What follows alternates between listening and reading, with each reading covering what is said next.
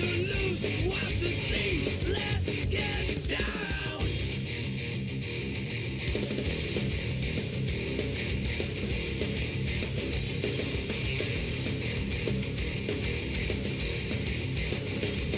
Behold, I'm a fast as wind. Who can I chase and overtake? Can't move, just a chicken that's yellow day. Back down, kiss up the rubber cigarette. You're the careless toe.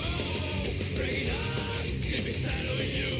Now it's tell me what to say, so King's chair, time to pull them down.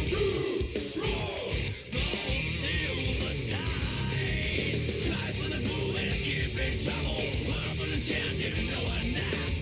Don't waste your time on trying pills. You wanna be crazy, you wanna freak out. You don't wanna break down in a rusty heart. Let the bodies to turn around. Dig out again what you lost. Let's get down.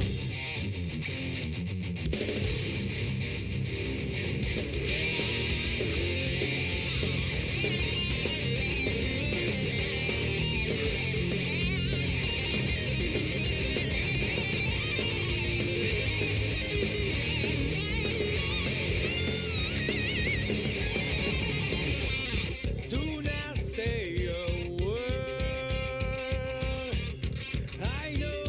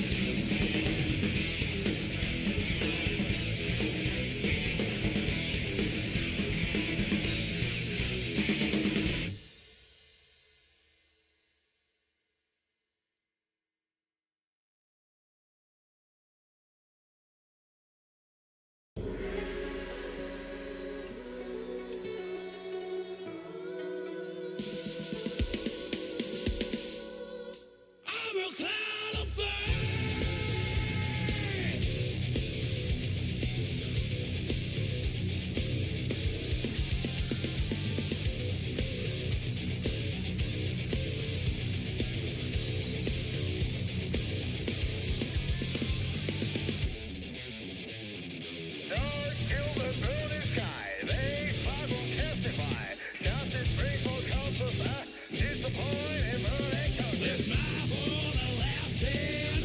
It got so something so bad. Everything her breath you take is a countdown to your death.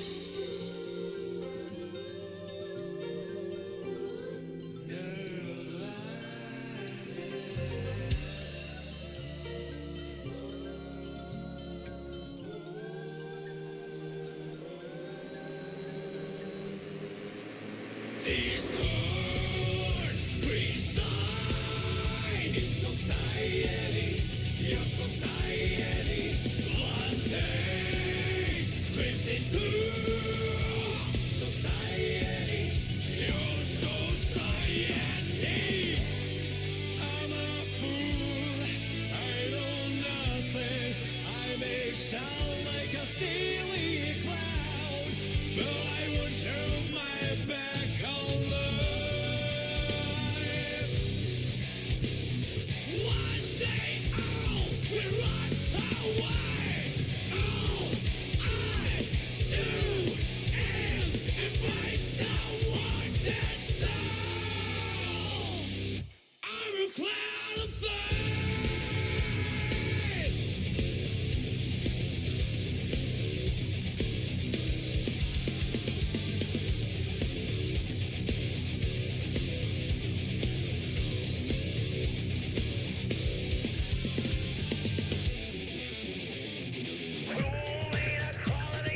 This is for the future.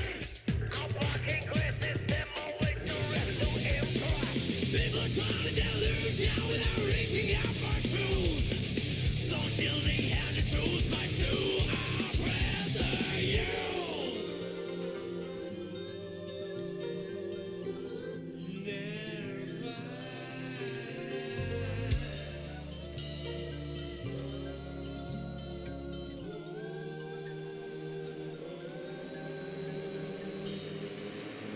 Discord preside in society, your society. One day creeps into society, your society. I'm a fool, I know nothing. I take the role of a silly clown, but I won't turn my back on life. One day all will run away. All I do is embrace the one that's found.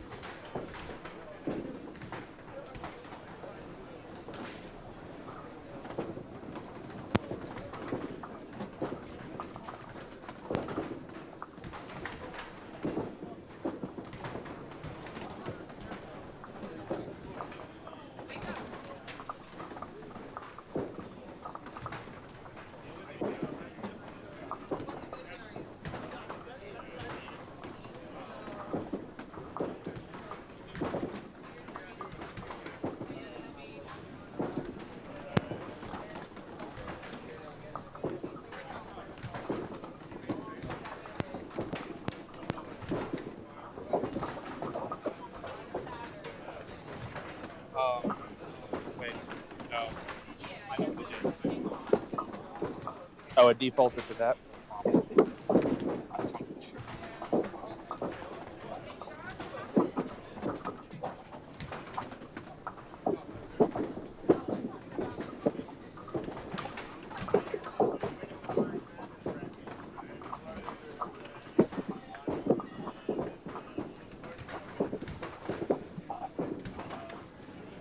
Okay.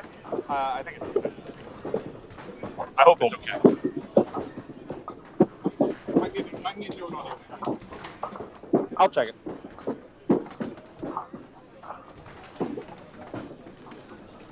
All right. For those of you that are coming into the beginning of the pregame show here, we'll do our morning sound check. Let me know if anything sounds bad or sounds weird. If you just don't like the sound of my voice, that's too bad. But if anything sounds off, let me know.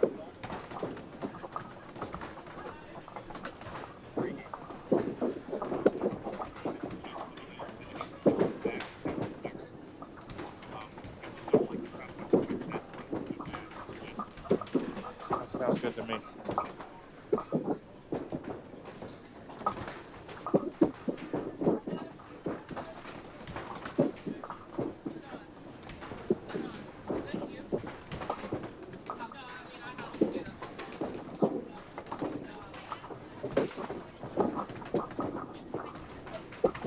Haley checking in on YouTube. Good morning, Haley. Welcome to the show.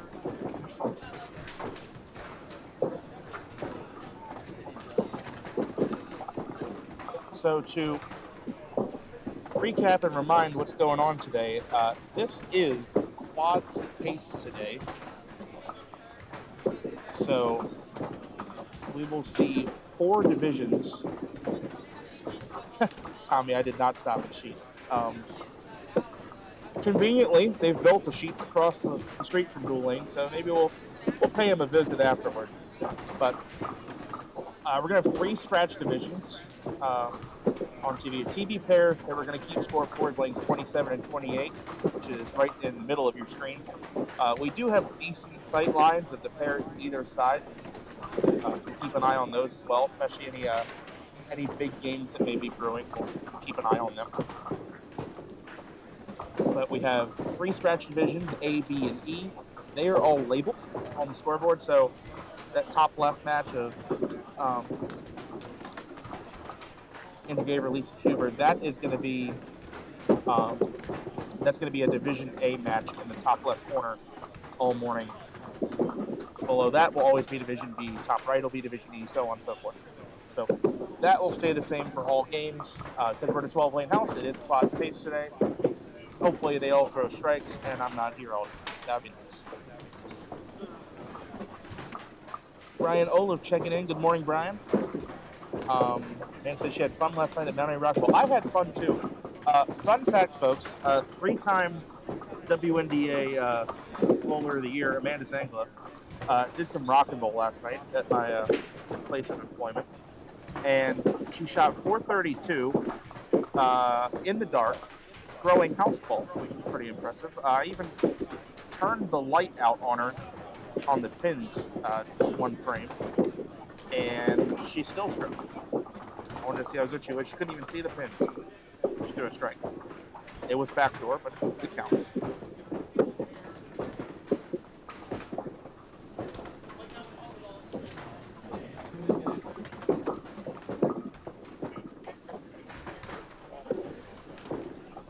And there will be just a lot of, I guess, time, if you will, to fill here between matches, between frames, whatnot. These quads games do take a little longer, but there's a lot of sports to track throughout the day. So if you got any questions or anything, related to the game that you want to discuss, keep the chat active, because that across all the platforms is what helps boost our standing in the algorithm.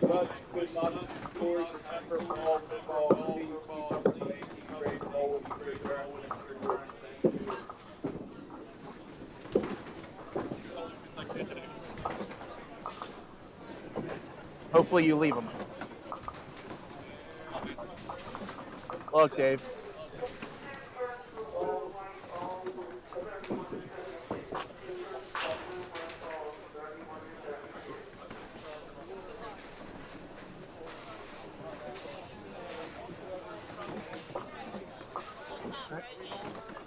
It's going to be Andrew on the left, Lisa on the right.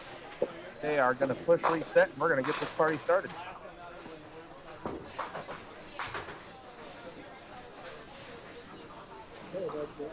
Huh? You're going to be fine.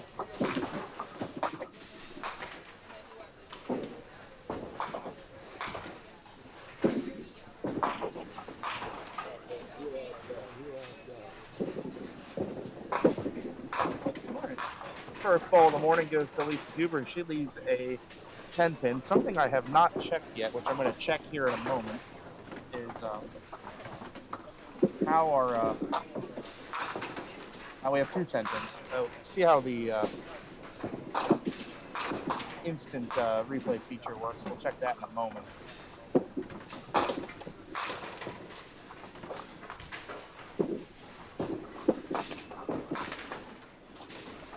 Lisa sliding by.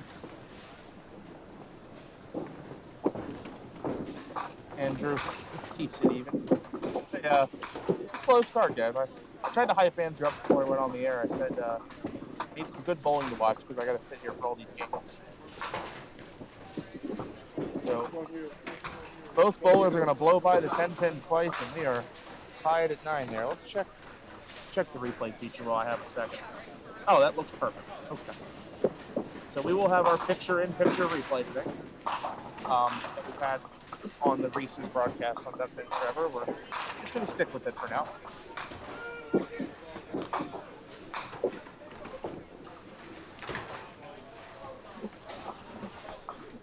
So Jeremy Wood going against Mark Klingelhofer in your Division B match. Jeremy, local bowler from the Hagerstown area. Mark, Baltimore area, Parkville/Dundalk bowler.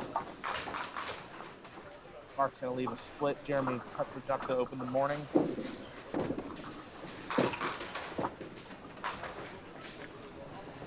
Let's check out how that replay looks. Yeah, I like that. It looks all right.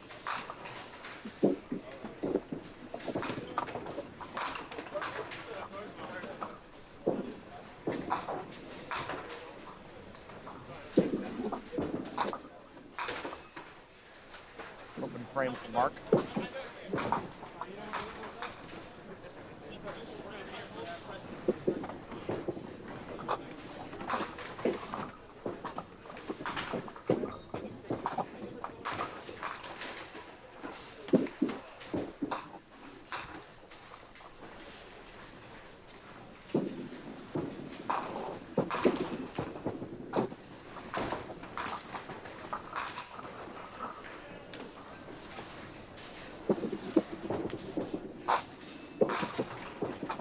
Five pin for David.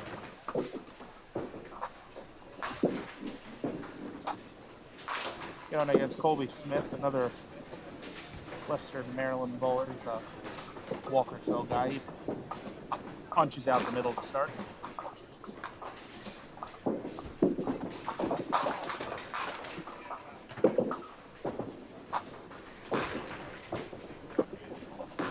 David blows by the 5 pin. That's a early open. Colby off the mark on the middle rib.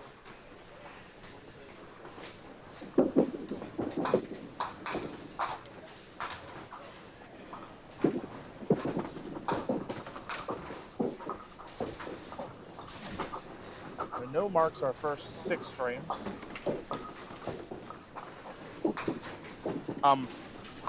The replay screen looked good, but I think it's it showed up a little different. Yeah, it's like Let's go. graying outside of the screen.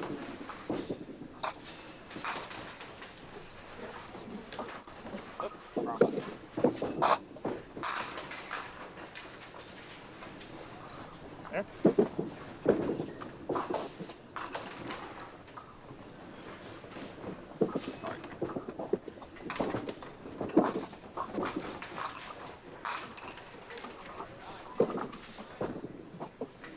You're gonna have to play with me.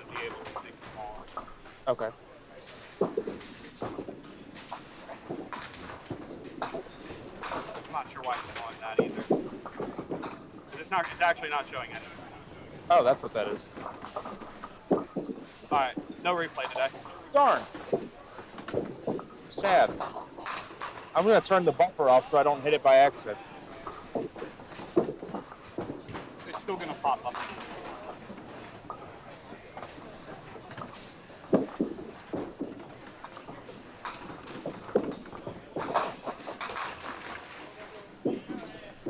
That's a first frame of all opens. Very exciting.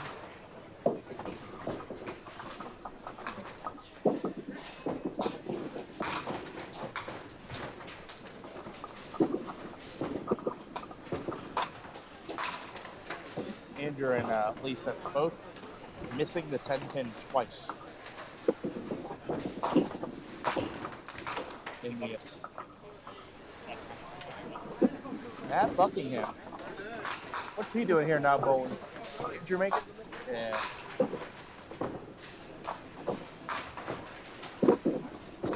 All right, we got a mark.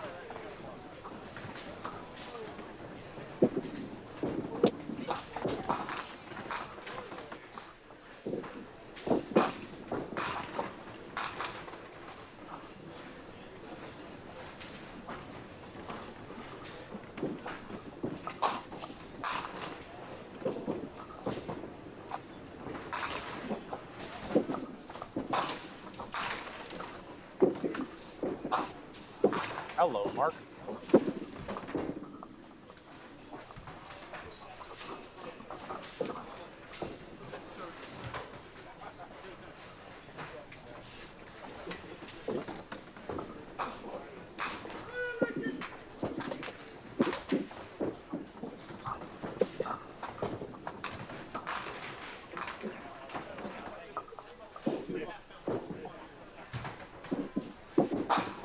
That's solid five. Jeez.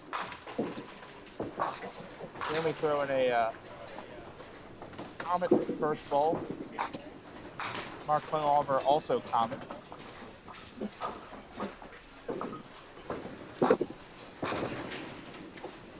Unsure of the weight of Mark's Comet. I know Jeremy's a 311. Talking to him before we went on. He's got the spare. It's a 3.9 he's throwing on his second ball.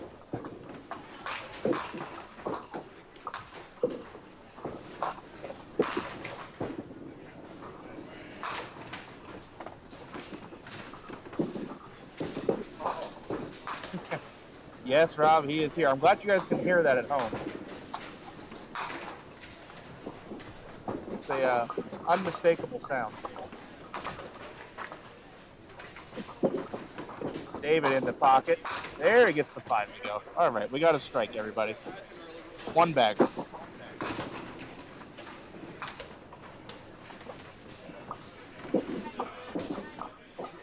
Open frame for Colby. Nice count, sir. Reading the rules of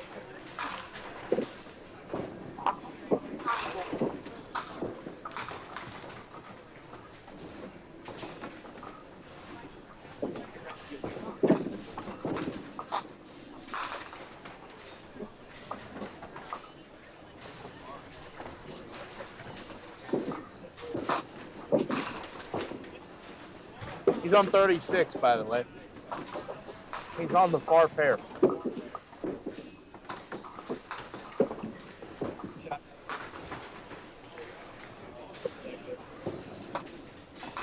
No, actually, it's not.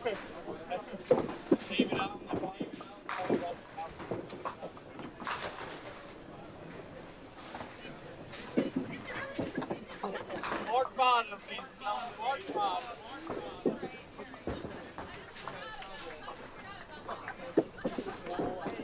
Oh, head. Get that ball out in front. Don blows past the 5.9 twice.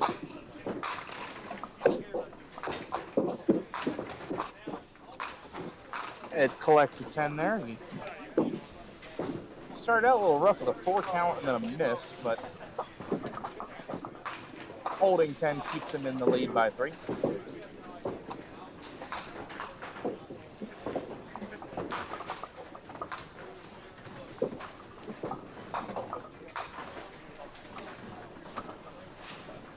Andrew Gaber working on a spare.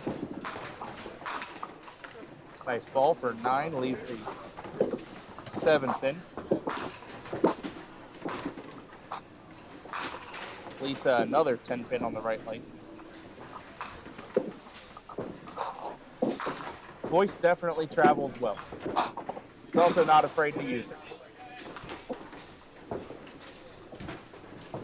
Andrew with the cover of the 7 pin. That's 2 marks in a row.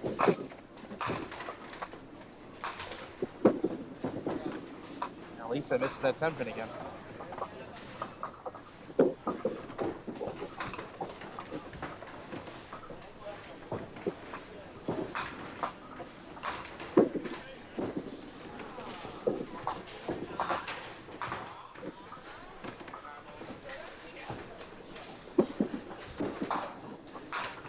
Look out, Mark.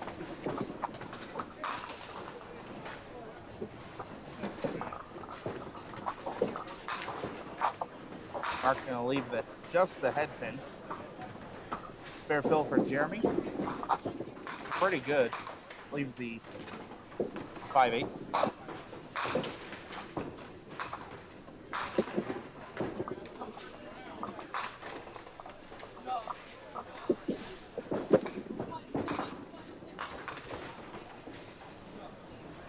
Mark with the spare. Jeremy just off the 5 pin. Off to my right, it's 29 and 30. We have Kevin Fogel opening with a triple against John D'Antonis, who has 31 in the 30. So that is a quick 30 pin lead for Devin.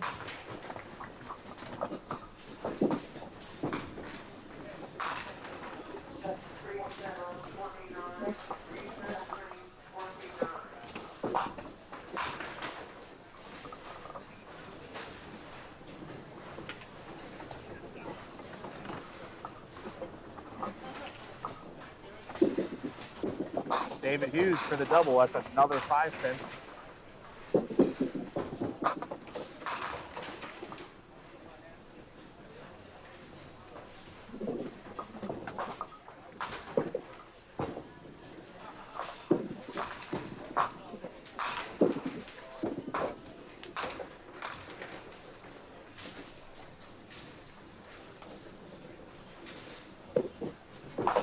Waiting on a little bit of housekeeping. Nice kick into the gutter.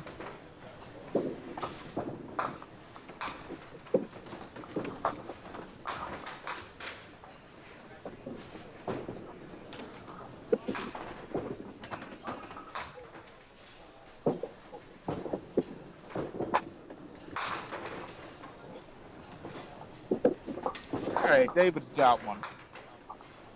Can't miss it every time, but he does.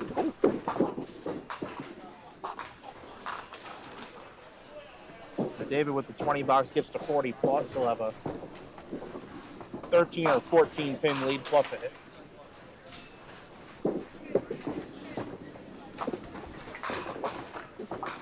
Dave Bernie's already plugging over there. He should be worried. If we did, I missed it. Was it Rob Hanley? It was probably Rob. If it was Rob, let's just guess it was Rob Hanley. It was Rob Hanley. Yeah, Rob, yeah.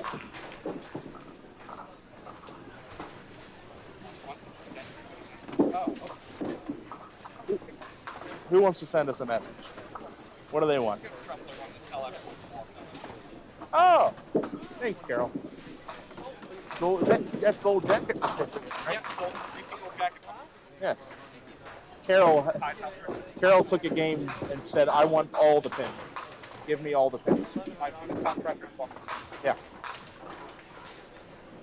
We had a name drop. Yeah. We had senior men's synthetic game and set broken Friday morning. Guy Mel Szymanski went Friday morning 196 485. that was pretty tough to hit culture too. Yeah.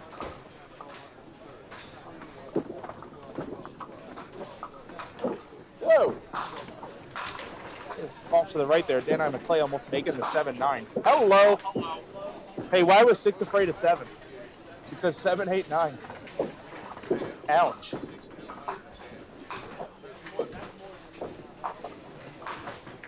That is a pocket 7, 8, 9 for Andrew Gaver.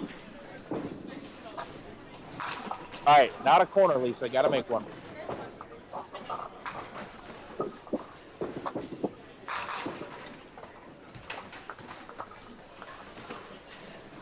Gavin, open triple. Open four-bagger yesterday. Oh, okay. And I told you, Bernie, that's my horse. He's plugging 4 singles. Oh, Lisa. Lisa, what are you doing? I don't think so. Andrew, a hard-fought 8.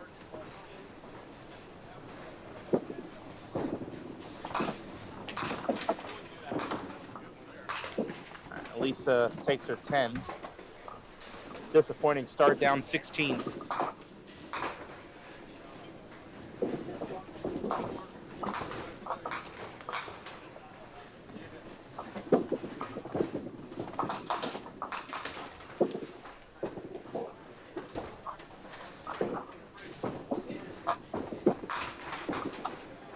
Mark, high and tight, leaves the split. 3, 4, 7. Jeremy on a splash hit. Mixes them out and just leaves a single 7.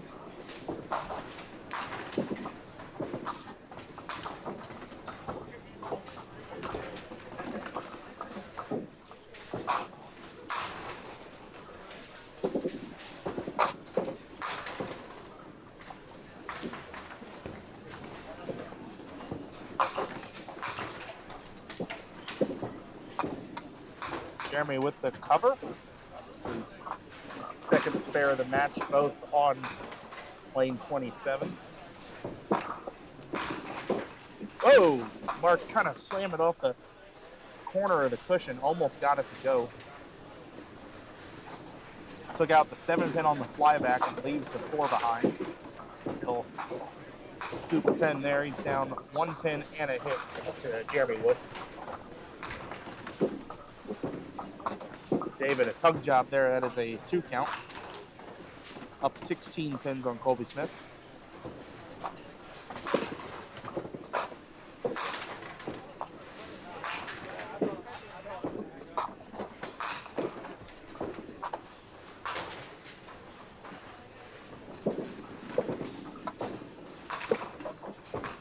Lisa, Maurice Barnes sends his encouragement. Yeah. Not sure who that is, but should I? Mabel's at Parkville, I'm guessing. Oh.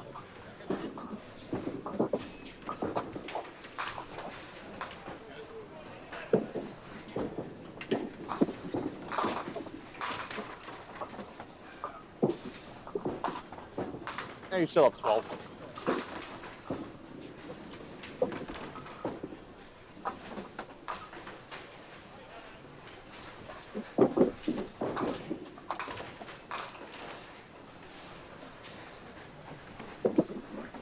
Shot a little wide on his first ball.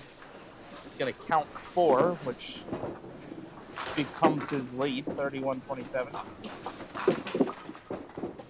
Probably that's his best first ball of the game so far. Leads the 7.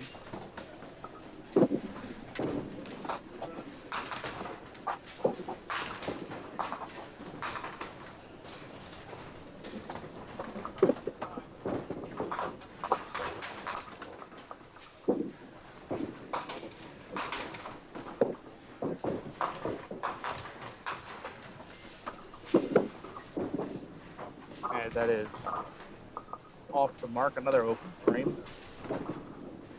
Corner row to start the game, but only trailing by a few. As Sean takes 9, that's 40 score through 4. 9 out for Eds. He's only down 4 pins. Basically just down the count ball that Sean had.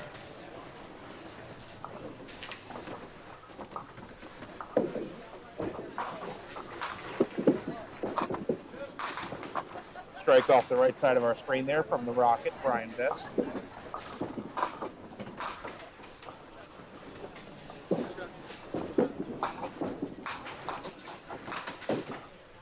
Lisa off the side on her first ball in the 5th.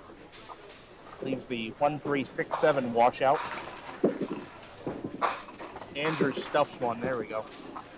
5 off the wall for Andrew. 3rd mark of the game.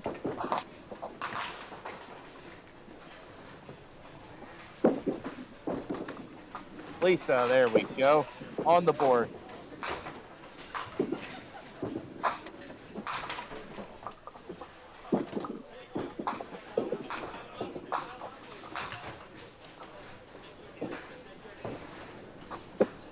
Well, Maurice, after I passed on that message, Lisa is 1 for 1. You can take credit for that.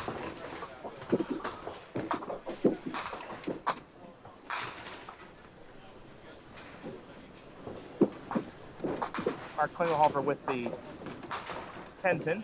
First ball of the 5th frame. He is trailing after I put that 7th count in. Trailing by 8 pins, but he gets the spare here in the 5th, 56 plus. Jeremy looking to cover, and he does on the squeeze play. We're actually, look at that. We're 4 out of 4 to start the 5th frame. That's nice, 4 marks. Strike from Andrew and spares from Lisa, Mark, and Jeremy. Quad star frame isn't something that we see pretty often. Star frame in our context being everyone on the pair gets a mark. You can have where a whole lane will get a mark, which we'll see if that happens. Huh. David probably thinks he's in Southwest right now. He's just leaving 5 pins. That's all he does in Southwest. Leave 5 and leave 5 and leave 5. It's a pick for Colby. Picks the head pin off the 2.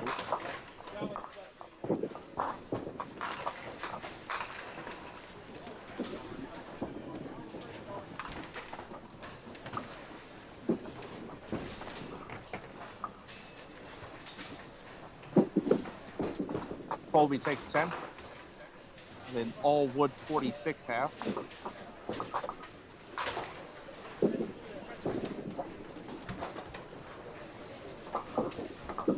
David, yep.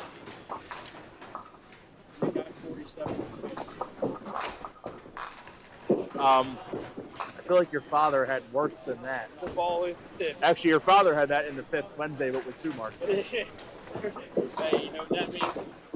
It's tip. There you are. Running for your life. Yeah.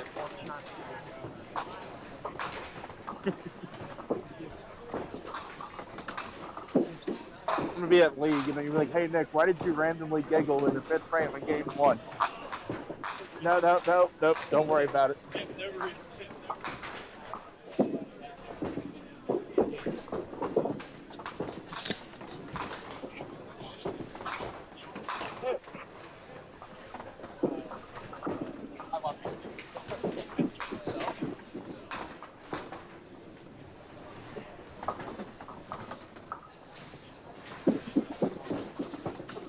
Alright, Ed sweeps some across the back there. He's going to save a 6 box. Sean, I believe that was 10, and it was. So Sean's lead now grows to 8.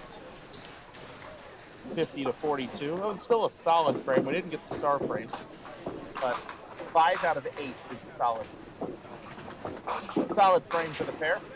Definitely the best frame yet, and the you'll see now the boys are starting to get warmed up. They're going to start to get into a rhythm. You're going to see Lisa's going to get into a rhythm. This is not going to be standard for the whole day. Gets a break there. Off the side for 7.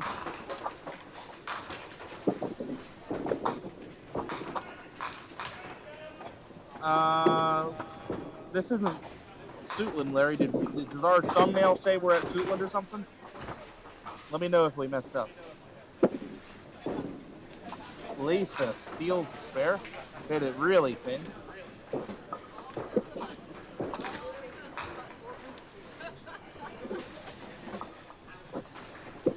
Andrew to finish out the strike count.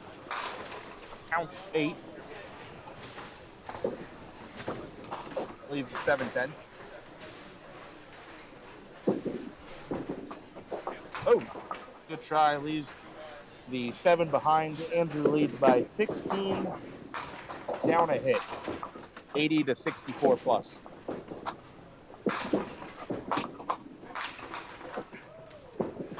Jeremy off left a little on that first ball. This is an awkward 5 count to shoot because you kind of are almost forced to rely on the wall to make this. Some kind of squeeze shot. There's almost no way to make this clean. Not impossible, but it's a pretty tough one.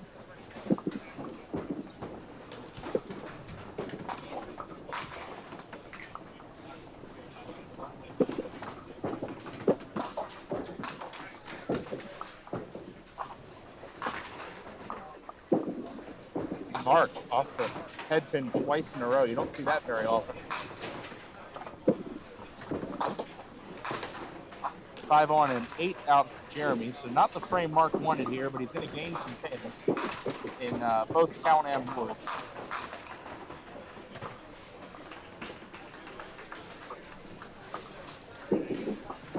He'll gain 3 in count and 1 in wood.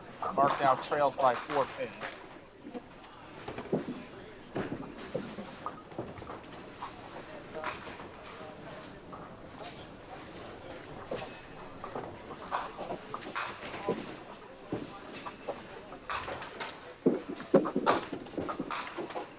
David punching through. Only a 3 count. He's at back-to-back low spare counts. Up 15 pins at the half. And Colby steps right through that open door. Striking the 6th frame, his first mark.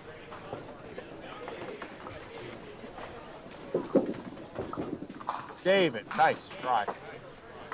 Tried to cut it over. Didn't quite get the mix on the right side. Leaves the 3-9.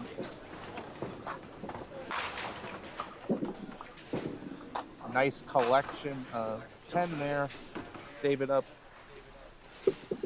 15 pins down a hit.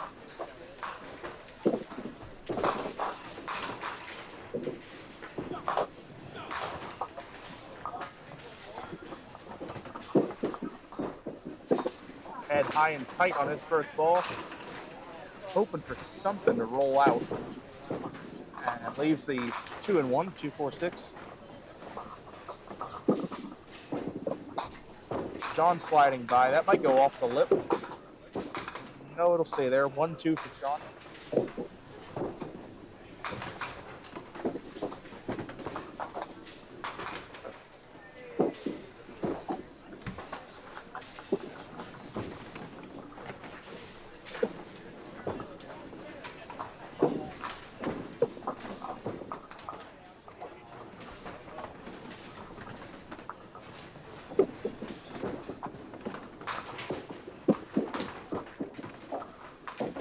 Open frame for Sean. Slices the 1-2.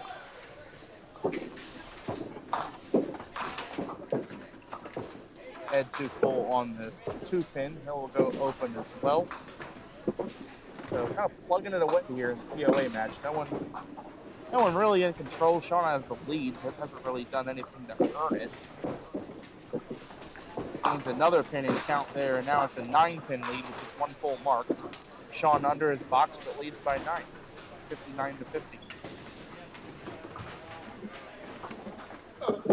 Just 2 marks for the pair of that frame. We had a spare by Lisa Huber, her 2nd in a row, and then a strike for Colby Smith. That was his first mark of the game. Andrew off the side for 8. Leaves the 1-2. Andrew gave her a Pro League captain in the Baltimore Men's Pro League.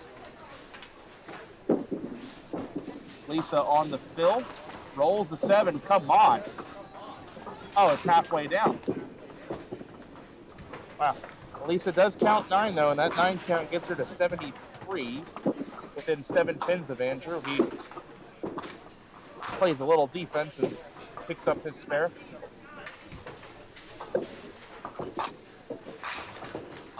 See if Lisa can make a single.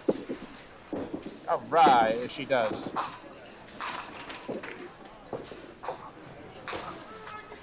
One in a row.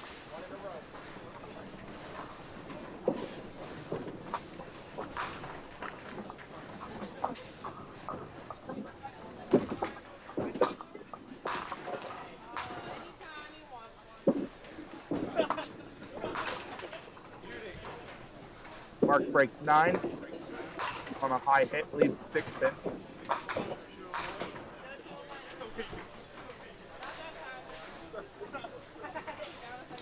Oh well.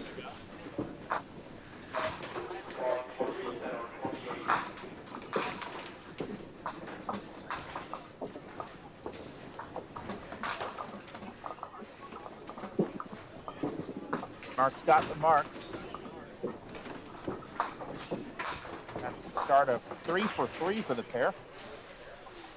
Mark trailing by 4 pins after 6. Needs to start stringing some marks together and hope he gets a little bit of relief from Jeremy.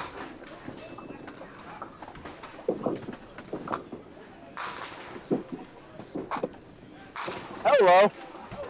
That is a smash. Smash pocket 7-9.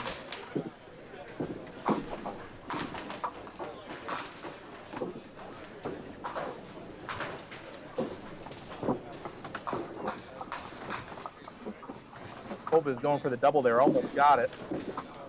Just left the single 6.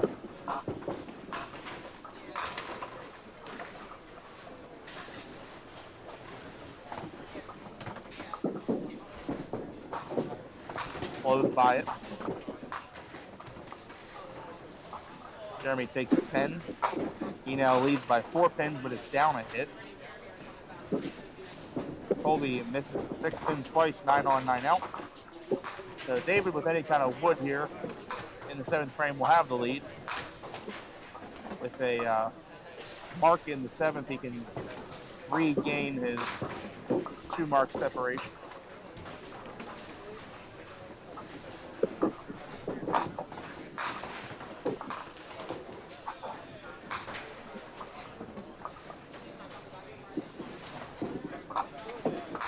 Whoa.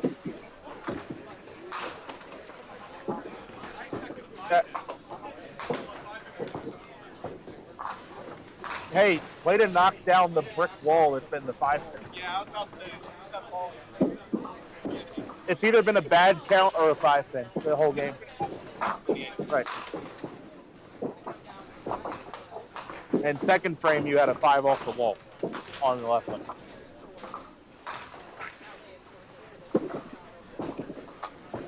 Sean, that was a nice ball there. Crush 9, leaves a 10. Let's see if Ed can get on the board, not quite.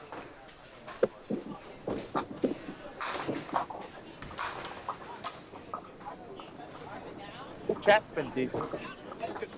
I told him, boost our algorithm, keep talking. Keep chat alive. Yeah. All right.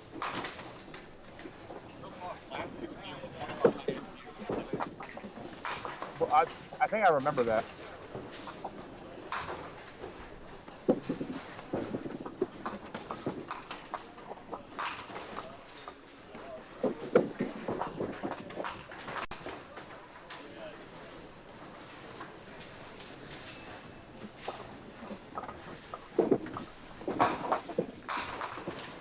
Andrew through the middle. Counts 5. See if Lisa can get a break. That's right in there. See if that pin might walk over. Looks like it's going to stay put in the middle, or it's going to walk to the right, actually. Andrew went for the wall shot, didn't get it to go. 8 count for Lisa, puts her 4 pins back. Andrew's going to be open in this frame, so Lisa can get another spare here. The 8 as Andrew goes 8 out. Another spare here, and Lisa can go in the lead. Gotta go. Oh, didn't bite. Gave it too much room. So Lisa's going to be down single digits.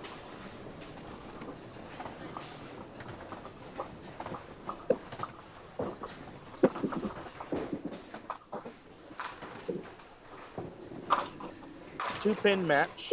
Lisa's got to be kicking herself because she's in the game, but she should probably be up about 25 pins now.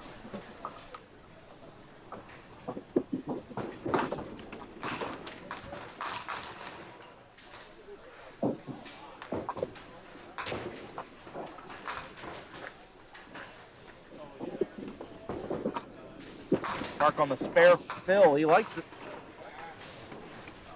Gets a full count there and takes a 6-pin lead. And all of a sudden, it's amazing in the ball-for-ball environment. You see, Mark gets up, drops the 20 box, and takes the lead. And all of a sudden, Jeremy just overthrows it a little bit. And goes 5 off the side and leaves a washout. Going for it. Good effort at it. Now Jeremy goes open, and Mark is in control of the game with 2 to go.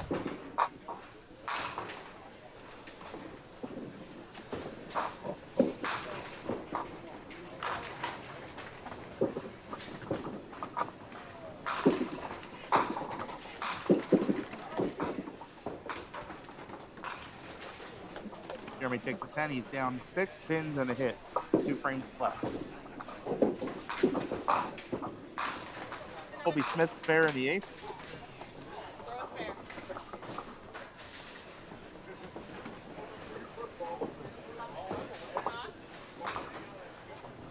Colton Goo off to my left, 91 through the 6th, and then has a triple strike. No! Damn it! Stop it. That's inappropriate, sir.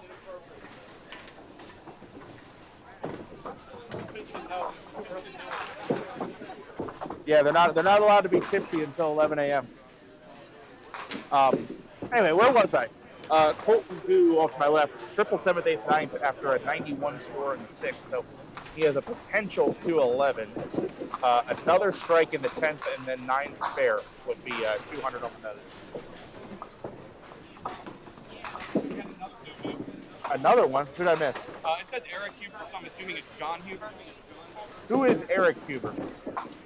Yeah. Okay. Well, Eric Huber, whoever they are, donated to Duck Pins Forever. They might have gone by a different name. Maybe it's their middle name.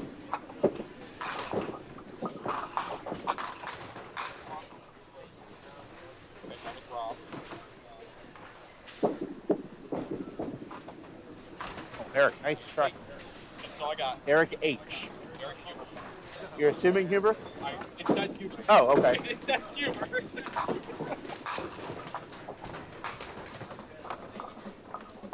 2 on and 10 out for Sean. 8 box for Ed Kelly. It is now a 14 pin lead for Sean with 2 to go. Ed is going to need to mark out. Speaking of which, Lisa needs to mark out. Down by 2. There it is. A little push and a squeeze and a shove. Reads the 2-pinner rule book. And it puts up a strike in the foundation 9th. Now it's on Andrew to act. See if he can play a little defensive bowling. Not a terrible shot. Off the side for 7. Maybe more. The pin's rolling around back there. It'll be 7. Leaves 1, 2, 4.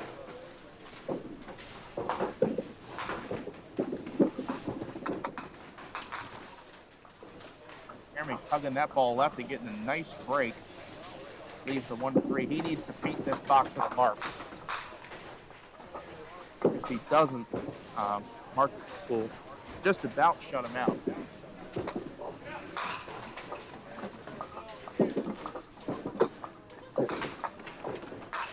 Andrew with 9. 1 pin lead for Andrew Gaber. He is down a hit. Jeremy, unfortunate, picks the 2-pinner.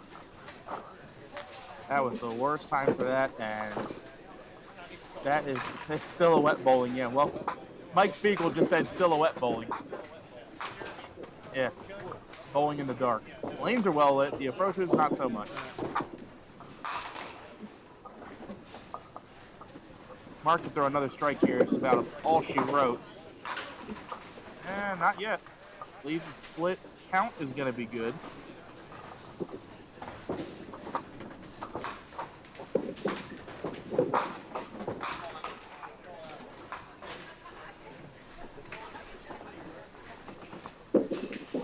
David for the triple. Come on, 5-pin. Yeah, why not? Get that 5 out of there, Dave. That is a triple strike. Getting all the freebies. All the freebies for David Hughes this morning.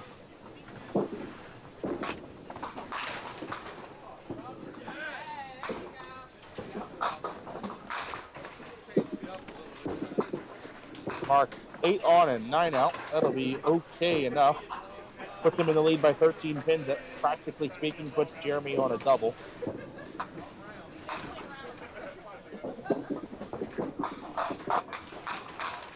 Sean off the side for 9, leaves 6 pin.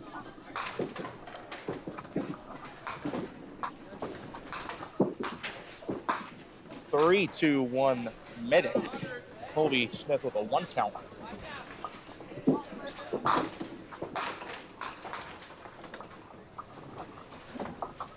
Colton Gu leaving a 7-pin first ball of the 10, so we will not have a chance at a 200 game over there on 25-26.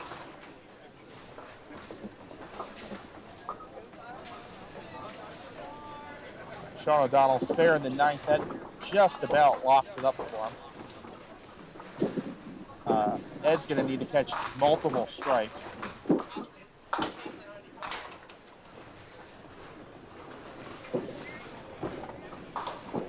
Right. There is genuinely someone here watching named Eric Hubert.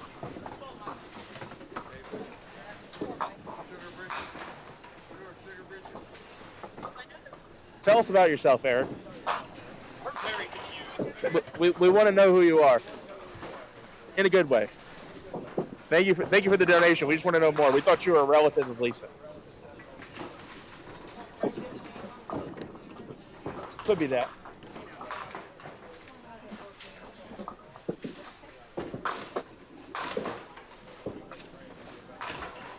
Should be like kid who smashed a light out, Hubert. Right. Which one?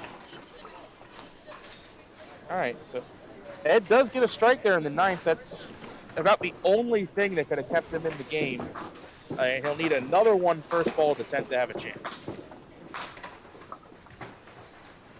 All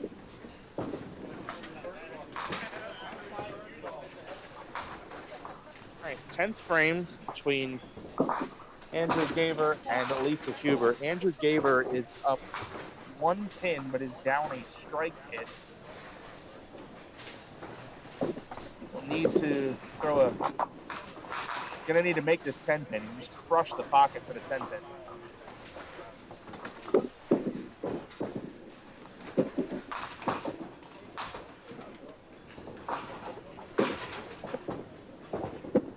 Lisa way off the side.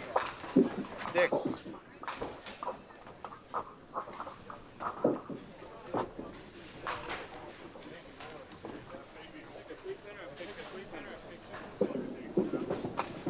Andrew gets the mark, which he had to have.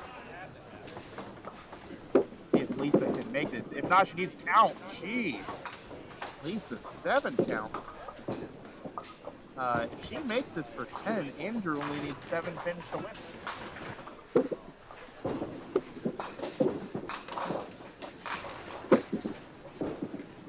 All right. She gets 10 out. 128. Andrew 6 to tie. 7 or more to win. Anything less than 6, he's a loser. Coming down to the final ball. Here we go. 9 will do it. Andrew takes the win. 131, 128.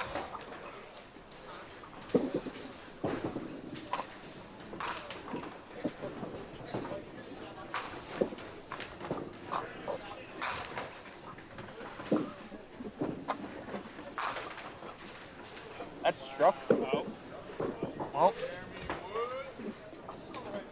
Not dead yet. He's going to need another strike to have any chance.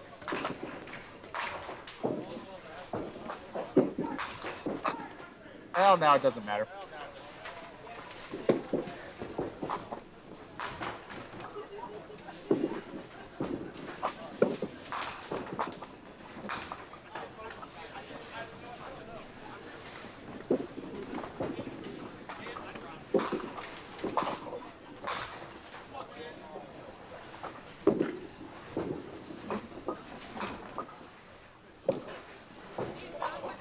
See if Jeremy can throw the 10 frame double, maybe.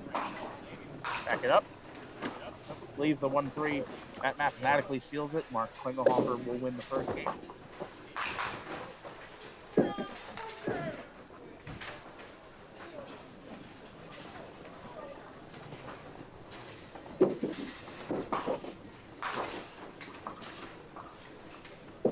Both bowlers off the side. Jeremy going to finish it 8 out for a 125 mark. Already at 137, possible 140.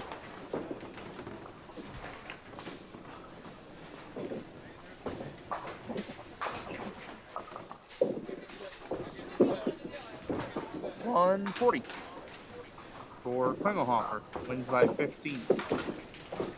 Now down to David Hughes. Just a question of what David's final score is going to be. He does already have the game locked up.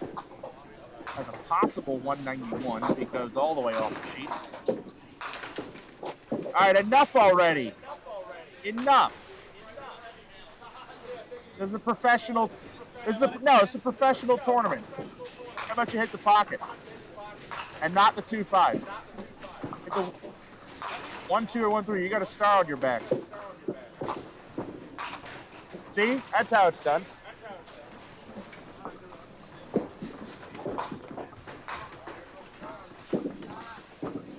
Oh, now he knows where the head pin is. Hey, look what you found. Way to fluke into a 168 game or whatever they're going to finish with.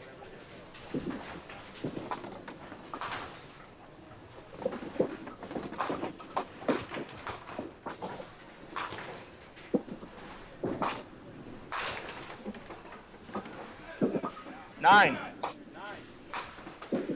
How is that ball only 2? David Hughes, a nice 162 game. Uh-oh.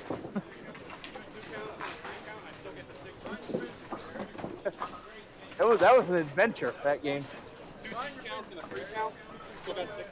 Backdoor double, spinner for a triple, off the side head pin on the triple. Yeah. Eventful game. Anyway, gets there. Yep. 162 the hard way.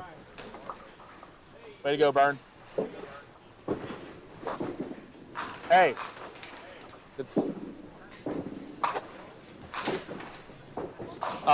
Part of the broadcast booth has a wager on you putting a star on your back today. Yeah.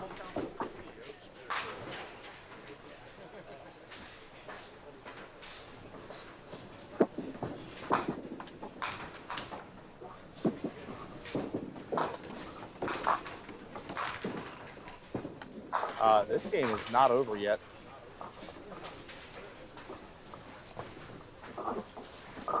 It is not over yet. Ed can make this spare and seal this game. Sean's 8 box. Ed's got to make it. Does he have it? He does. That is a spare, right? Yes, it is. How about this? Out of nowhere, Ed has a ball in hand to win the game. He needs 7. Ed was nowhere the first 8 frames. All opens had 67. Now has gone strike, spare in the 9th, 10th. He needs 6 to tie, 7 to win. How many? 8? How about that? Out of nowhere. 105, 103. That's how you steal a game if there's ever a way to steal a game. No kidding. Well, that is the end of game one. We'll have a very brief pause, and we're going to come back for game number 2 of 5 games of match play right after this. Looking for something fun to do? How about bowling? Bowl at Thunderhead Bowling for the best in duck pin and 10-pin bowling at 2 locations, both Westminster and Tawnytown. You can enjoy the league opportunities, which are always available for all ages at Thunderhead Bowl. And both locations are open 7 days a week with a snack bar and restaurant specials to ease the hunger as you have fun. The Pro Shop has a complete line of bowling equipment and accessories designed to improve your game. If you'd like information on open bowling, adult and youth leagues, contact Thunderhead Bowl, the family fun place. It's exciting, it's entertaining, it's challenging, it's fun. It's Duck Pin Magic. Duck pin bowling is lots of fun for the whole family. There's no need to be an expert. Duck pin bowling is easy to learn, but it's the challenge that'll keep you coming back. Even little hands can control the ball in duck pin bowling. Join a league or we'll help you start one. And with duck pin bowling, there's more bowling for your buck. Discover duck pin bowling and you'll discover duck pin magic at any of these locations. It's exciting, it's entertaining, it's challenging, it's fun. It's Duck Pin Magic. Duck pin bowling is lots of fun for the whole family. There's no need to be an expert. Duck pin bowling is easy to learn, but it's the challenge that'll keep you coming back. Even little hands can control the ball in duck pin bowling. Join a league or we'll help you start one. And with duck pin bowling, there's more bowling for your buck. Discover duck pin bowling and you'll discover duck pin magic at any of these locations. It's exciting, it's entertaining, it's challenging, it's fun. It's Duck Pin Magic. Duck pin bowling is lots of fun for the whole family. There's no need to be an expert. Duck pin bowling is easy to learn, but it's the challenge that'll keep you coming back. Even little hands can control the ball in duck pin bowling. Join a league or we'll help you start one. And with duck pin bowling, there's more bowling for your buck. Discover duck pin bowling and you'll discover duck pin magic at any of these locations. Break the cycle of boredom at Highland Bowl. Duck pin bowling at its best. Highland Bowl features disco ducklo bowling, bumper bowling, leagues, and more. Plus, Highland Bowl can host your next birthday party or corporate event for even more fun. While you're there, enjoy delicious food and drinks from our snack bar, or have fun with your friends at the arcade. Highland Bowl in Hartford offers unlimited games up to 2 hours, just $7.99 per person, including shoe rental. For family fun, it's Highland Bowl on the Hartford-West Hartford line. Updated hours and more info at cthighlandbowl.com. Duck pin bowling, reach for the sky. The ball's in your lane, make the ducks fly. Keep the ball rolling out, give it a try. Little ball, big ball, reach for the sky. 3 balls to play, make the ducks fly. Keep hitting them like that and you'll be eligible for NDBC awards, like these. The Congress recognizes many accomplishments. Sanctioned bowlers at all skill levels earn these awards on a regular basis, and this national trophy travels throughout duck pin territory with the names of the #1 ranked male and female bowler for each year.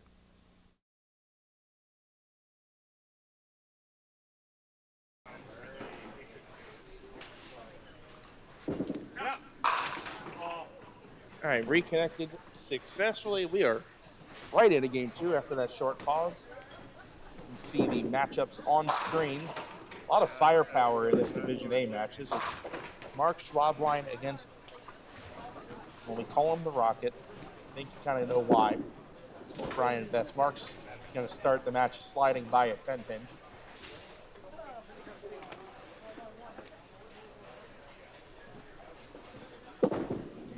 Brian starting at the 4-7, and he'll get it. Early advantage there. After this game, I'll start collecting score sheets, and we'll put in records, pinfall, stuff like that, because that is nice to see now, but it becomes more important as the day goes on.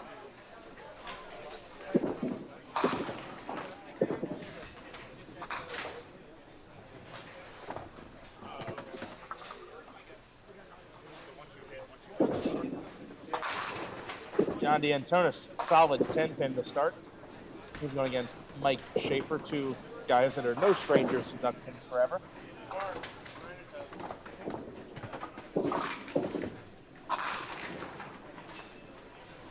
John, of course, on the short list of winningest bowlers all time on the Pop Whitten Tour.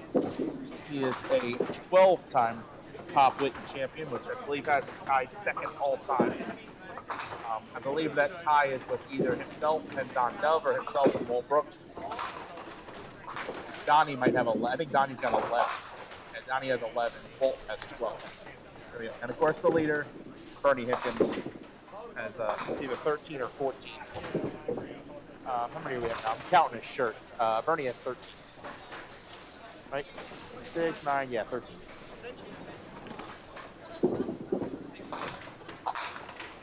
Strike to start the match for Anthony Howell on that right lane.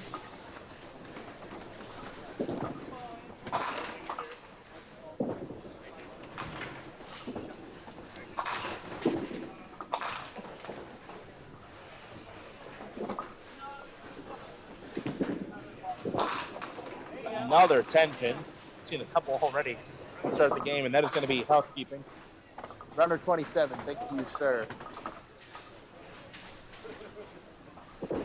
Thank you. How we doing? We're going to be teammates? We're going to be teammates? We are? In the summer, Oh, somebody sent back to me about what it's a good thing it's not a prize money league. I'd feel bad. You'd be wasting your money. Yeah. they sent it back through the, like a drop sent. Yep. Oh, Yeah. I'm nobody. Here's somebody. It's funny. There'll be teams in that league that they'll be like, oh, we're scared to bowl you guys. You guys are so good. And then it's 100% handicap and you get smoked. But guess what? You're bowling for crabs. You're not bowling for money. You don't care. It's great. It's actually the only league, I can say this, but it's the only league I bowl and drink while I bowl. I normally don't anyway. That's the only league I'll do it because it doesn't matter. Yeah. Well, you replaced Joe Rainier. Joe Rainier was going to be on my team, but he went to a different league. Yeah.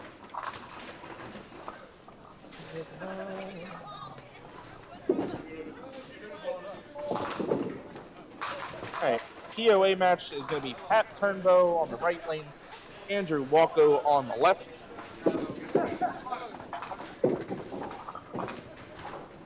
Andrew, if I saw correctly, I believe was victorious in his first game. Not sure about Pat.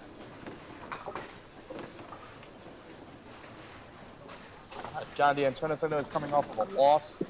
He got steamrolled by Devin Fogel in the first game as Andrew starts out with a solid hit for the strike.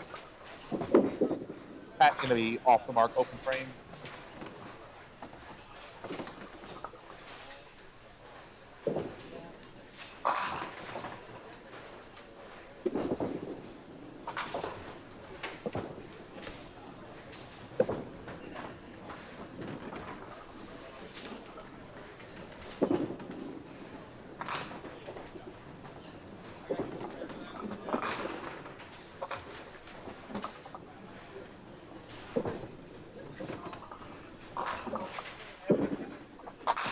Oh! That ball ended up in the woods behind the building. It hit so hard.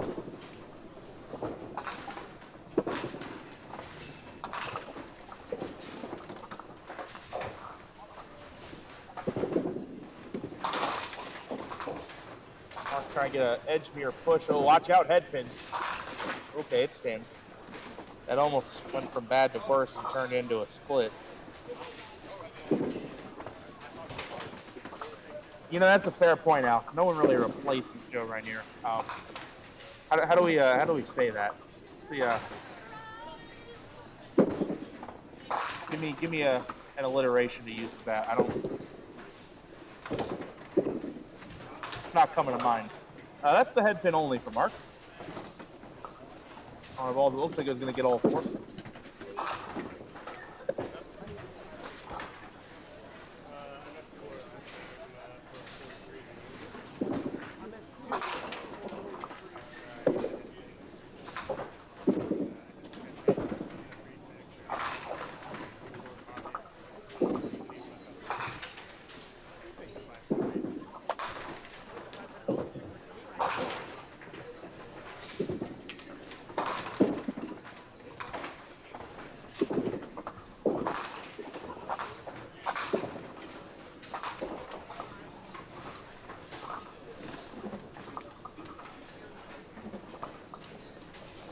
John with the 8 on 9 out. Here's Mike Schaefer crunching the pocket. Another 10 pin. She's a handful of those already in this game.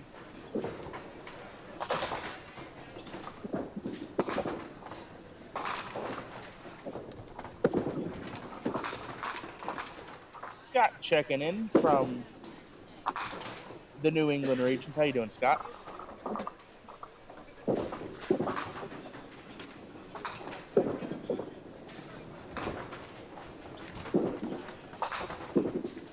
Mike Schaefer with the spare in the second frame. He gets to 20 plus. Anthony Powell on his strike, going for the coveted opening double lead, the 7 pin. He will bang that down to the 20 bucks. I thought it was. I wasn't sure if it was that or mass.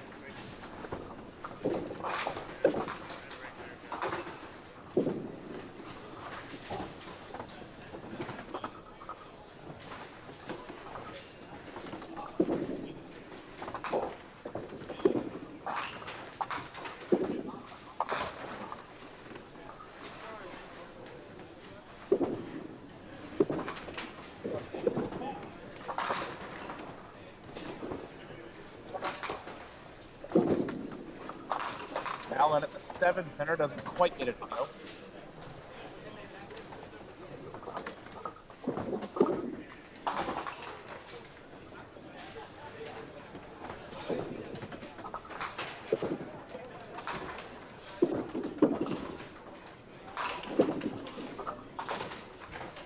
All right, Allen takes 10, 19 in the second.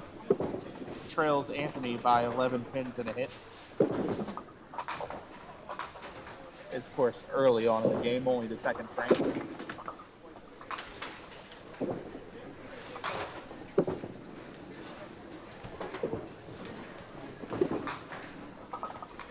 Pat light hit, decent break, leaves 10. See if Andrew can catch a double. We haven't had anyone really get out the gate strong yet. There were some good scores last game, but no one really starting out hot.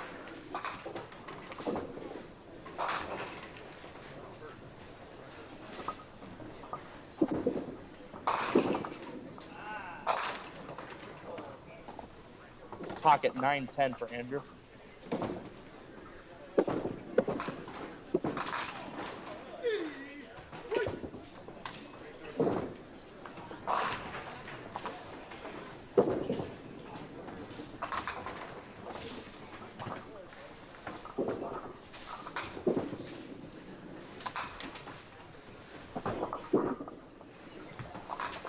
Andrew through the hole on the count ball. 18 in the first. Pat missing the 10.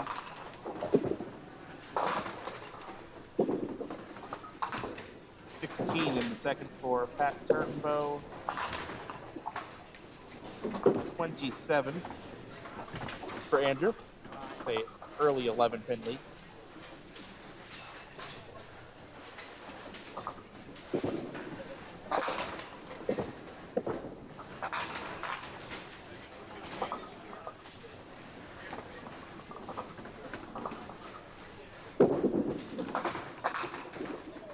Hello. Off the side for the 9 pin from our Schwab line. Brian Best going for the double. Absolutely nailed 10 pins last frame. This time he pitches the side for 9. All is fair. Both Mark and Brian off the side for a single.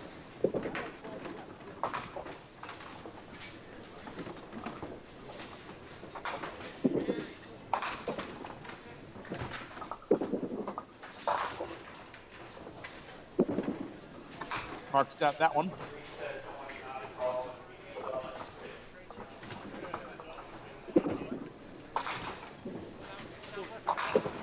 Brian bangs down his single pin. All marks start for Brian Best, 3 in a row. 50 plus through the third frame.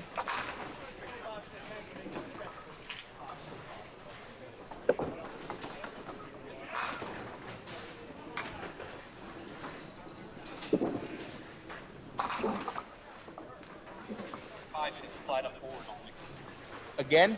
Did you make it? Yep. Darn.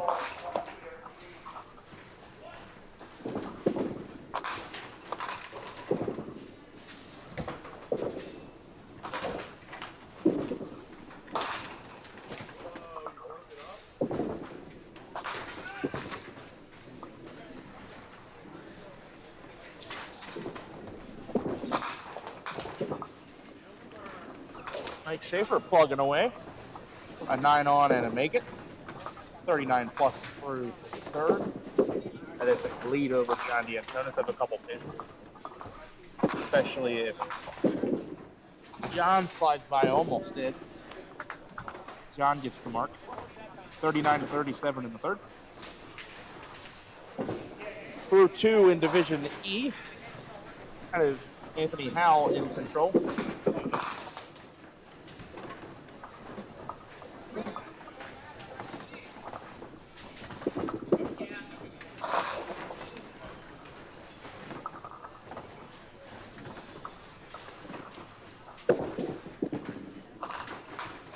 Allen way off target there on that first ball.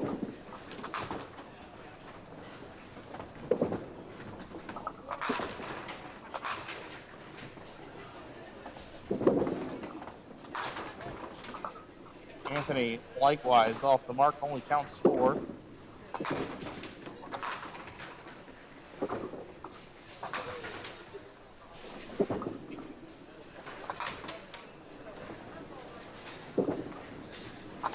Nice 6-spinner conversion there for Anthony. 3 marks in a row to start the game, 44 plus. Allen sliding by, that's 8 box. Tough start, 27 in the third, no marks.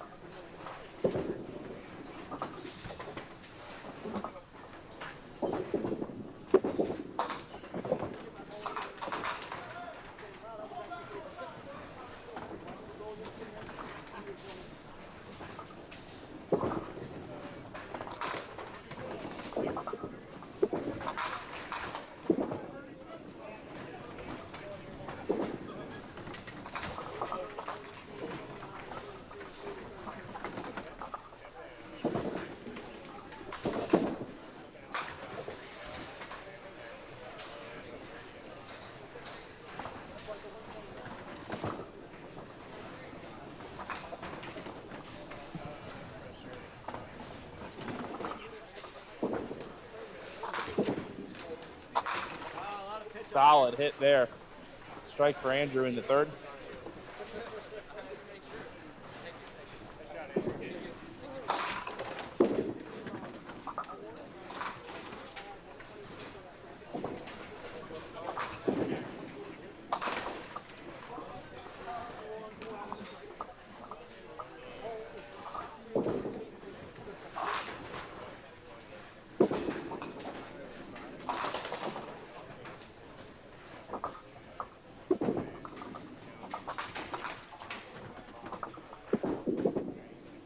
Not get that 10 to go. It's going to be a 9 box.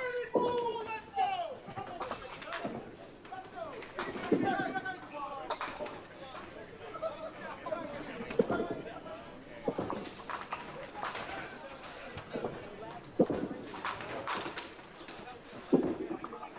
right, Brian, way to steal 9 there.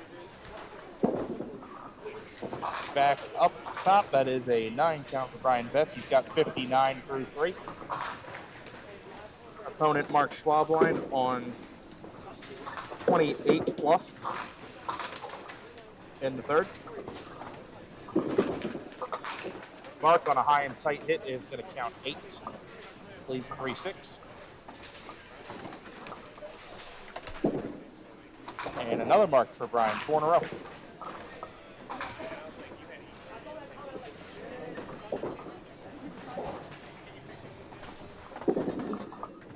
Mark will cover. So Mark only loses a pin there. It is a 23 pin lead for Brian, 69 to 46. A decent pace of marks here in game 2. I'd say a little more than game 1. Guess all the bowlers are warmed up now.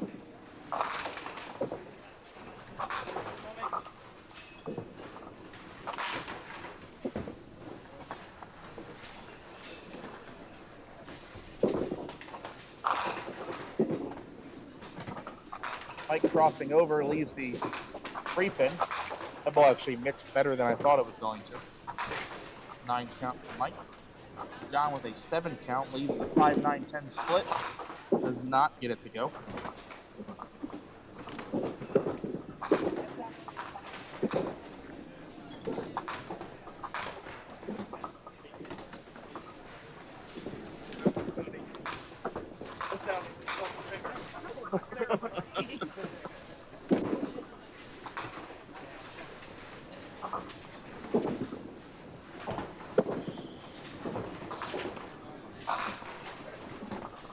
Oh, you're no problem, Travis.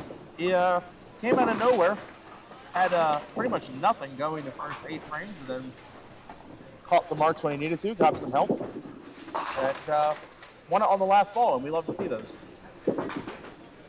I like when games come down to the very end, even if it's 105, 103. Sometimes it's, 169, 168, or whatever it is, but a close game is a close game. Mark to win is a mark to win.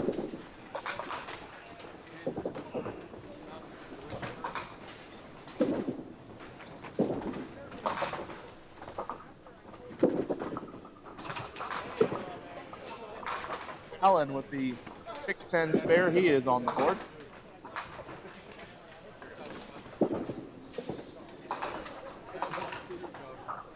Kill ball coming for Anthony Howe. Oh, Mark Halford off to the side. That was a pretty shot, everyone. If you saw that on the right side of your screen, lane 29, that was a flawless conversion of the 2-5-7-10.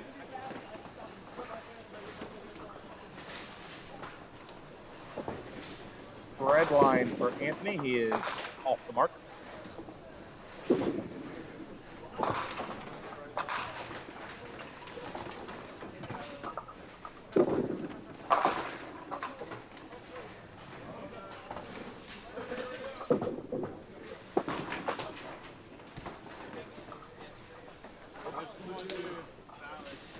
That's okay, the machine will get it.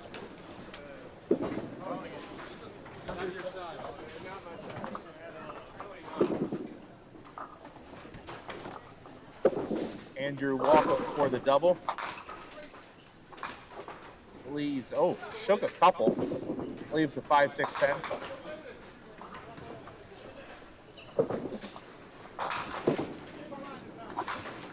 Pat off the side for 7 on his first ball. Hasn't marked yet in the game. This is a spare break.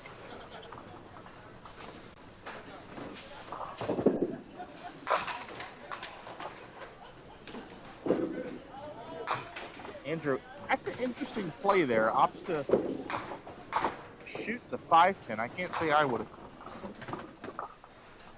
Then again, I'm not bowling on Sunday, so who am I to say?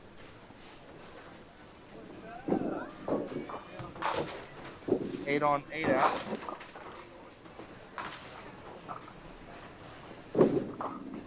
Pat Turnbow with a 9. The 19-pin lead for Andrew now, 53-34.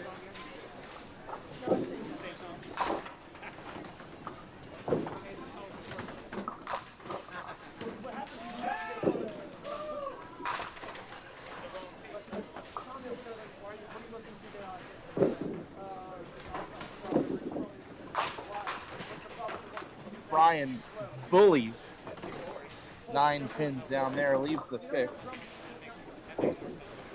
Crazy thing with his ball is obviously it's very fast. That's no mistaking that, but it's on top of the fact that it's fast. He does it in a way that it looks so controlled when he's letting it go. Like, it doesn't look like he's forcing anything. But the result at the end of the lane can just be devastating. There's the mark. Brian, 88 plus at the half, all marks. Look at this double duty runner. Oh.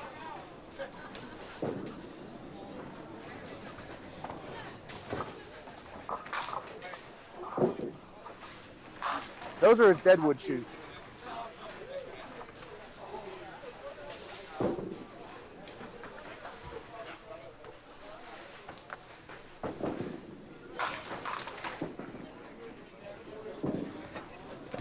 Oh, worth the wait. You know what it is? They're not in sport mode. Way over here.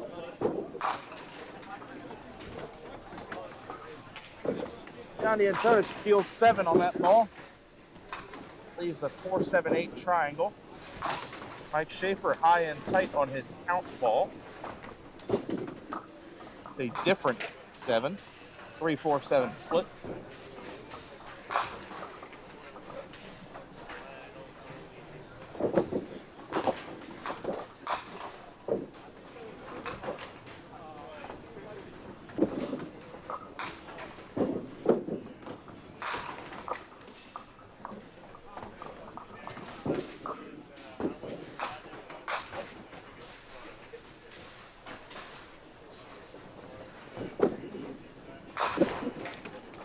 Oh, John, miss and pick for the 9 box. 10 for Mike Schaefer. John Antonis trails by 12 pins at the half.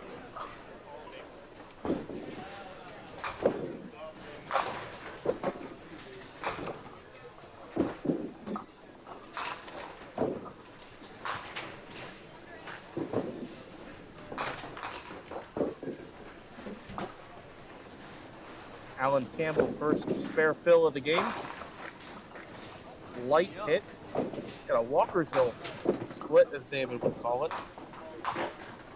5 count on the spare gives him 42 in the 4th. He trails by 17.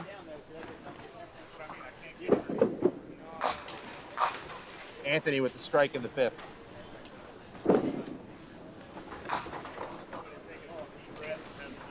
See if Allen slides this or plays a squeeze shot. It went pretty safe with the placement there. Colton Gu with the backdoor strike off to our right there on 29.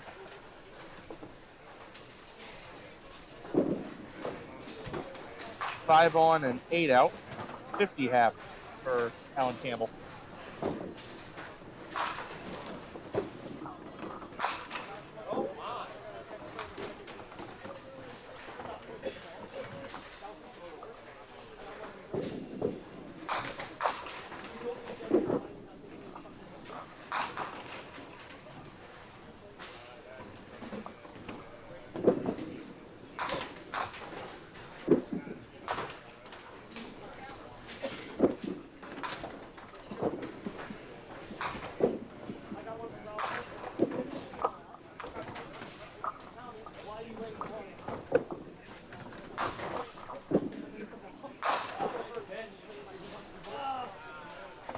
Nine and a half for Andrew on that first ball.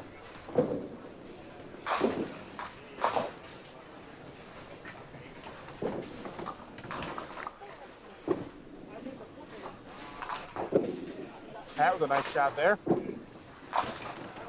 Touches the one into ball off the one into the 6. That is his first mark of the game. Andrew with 10. Andrew leads by 19 pins, now down a mark.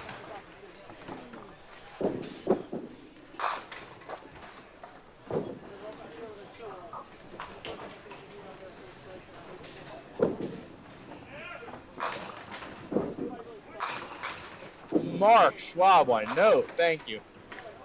Crushing the pocket for the pocket 7-8. Almost pocket 7-8-9. Which we have already seen on that lane today.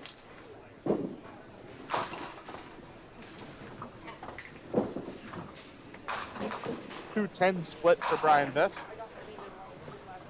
Matching 8 count splits. Brian arguably with the easier of the two. Although Mark could pop this out of the back. Nice try.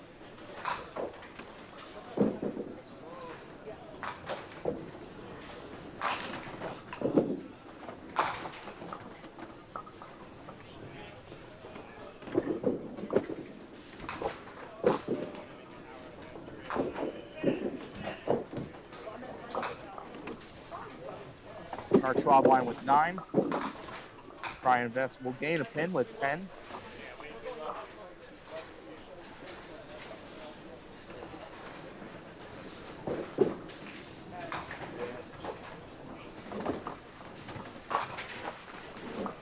You're on the left, right?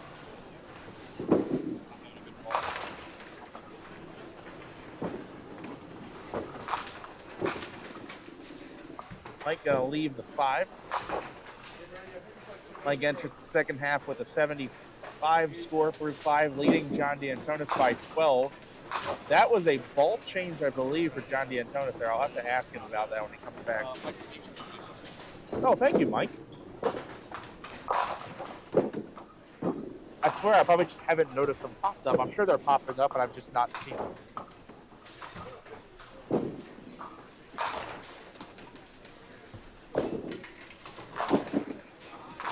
Wow. 1, 5, 6, 9, 10 for John D'Antonis.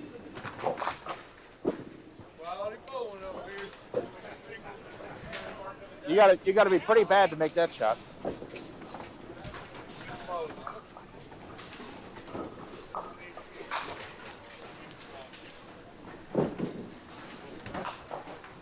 Hey, I've already gotten a request for the Gator Chomp, so you're next mark. Next mark. I didn't realize she had a whole compilation of you doing that.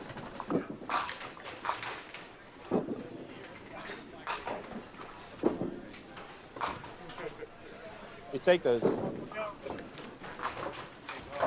Was that wasn't backdoor, was it? Okay.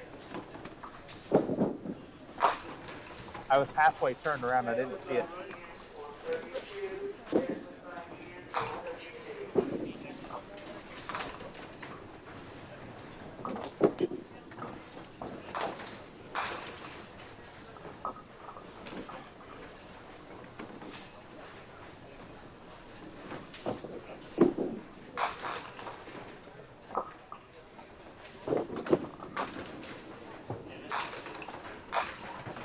Pat off the side for 7.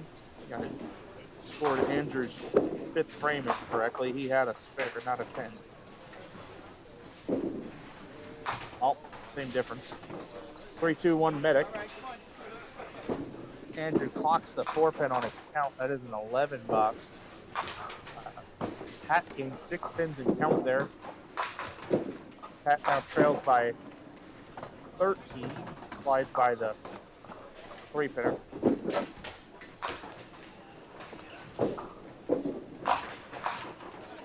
Oh, I mean, try. Do something. And it's amazing because we've already seen the first game there was a pocket 7, 8, 9 on that lane. That's in effect the second one we've seen.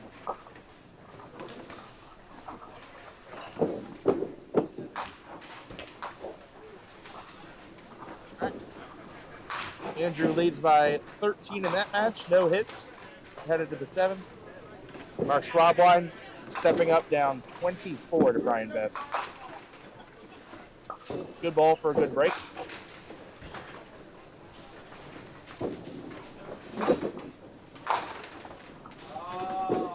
Strong man.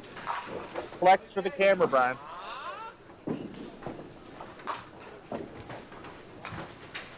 You mixing pins good tonight?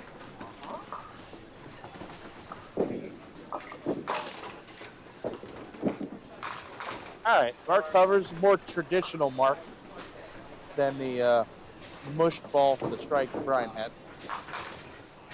They all count, though. They all count.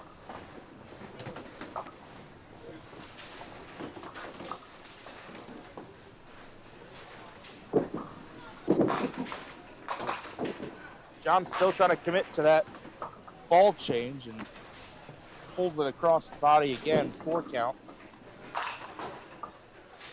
Mike Schaefer going to leave the 6.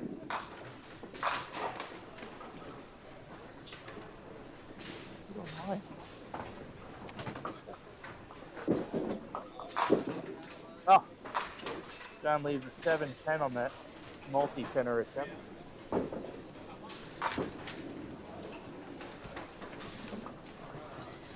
Mike Schaefer. Yes, felt sorry for John. Missed a single pin. Could have really could have stepped on him there. Been up 2 marks.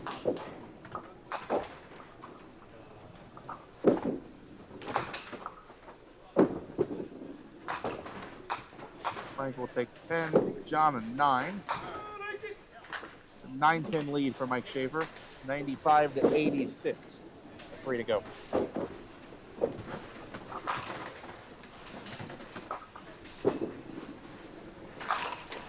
Oh my!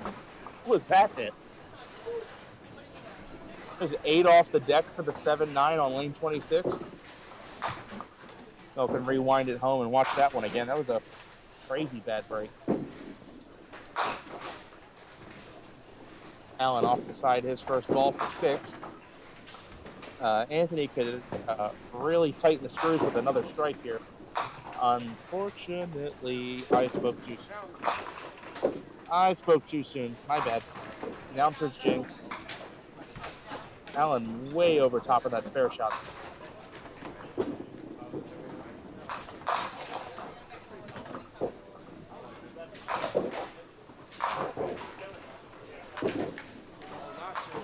Uh-oh. And now even more so, Allen's got to be kicking himself that he didn't make that mark, because this could be a very ugly third ball for Anthony. 2 count, 4 count. What does he have out? 9's pretty good on that. 9 is above par. I'd say par on that shot is like 7.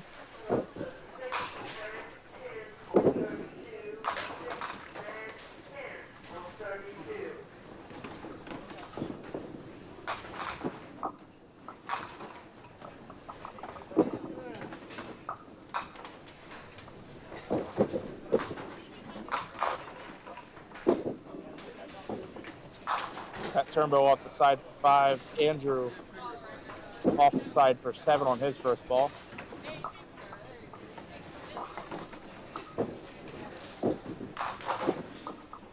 Andrew slides by open frame.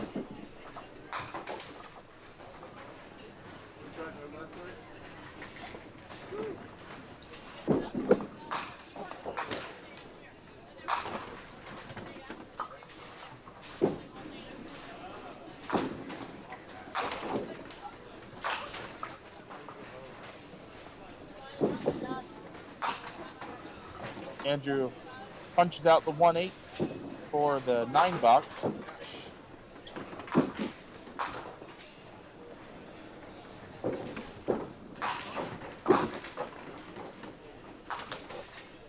At 9 as well, so nothing changes in that bottom match. Andrew still leads by 13. Back up top to the Division A match. Even hits, Brian Best leads by 24. Brian has a chance to go for a double here.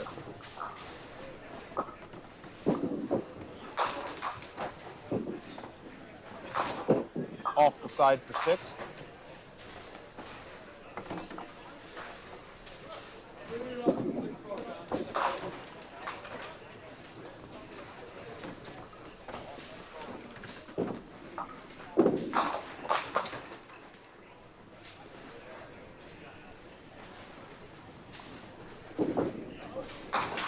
Mark off the corner for 3.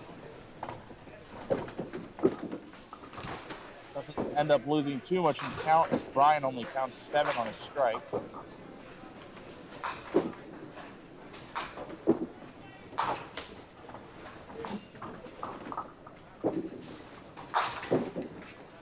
Mark does not get the 5 to go on the spare shot.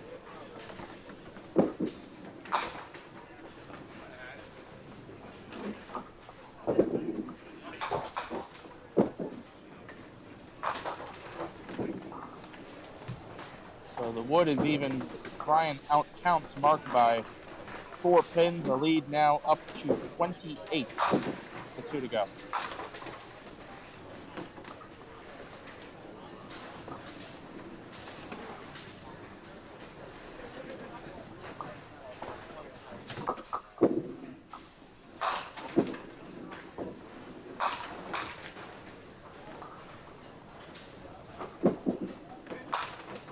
John D'Antonis with the strike.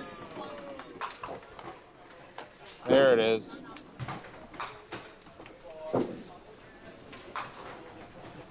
Yeah.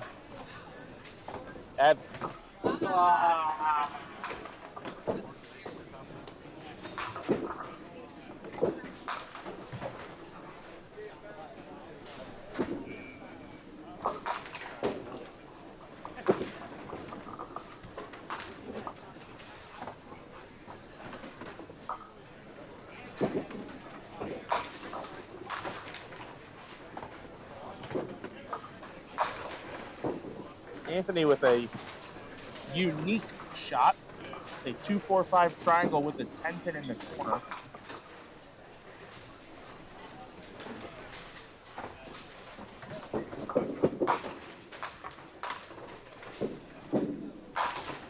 Went for it, didn't quite catch the 2 pin.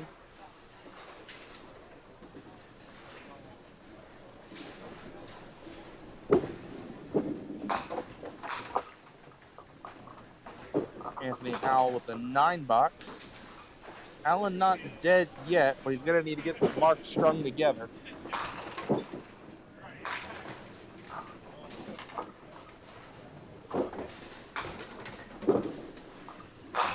There's one.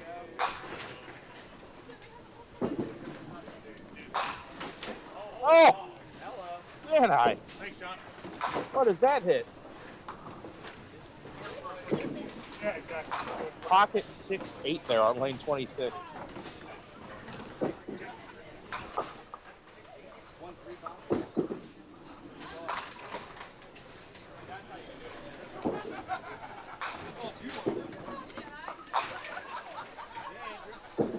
Strike for Andrew in the 8th frame, gets the 5 off the wall. Andrew in control of that game, up 13, and now puts a strike up in the 8th.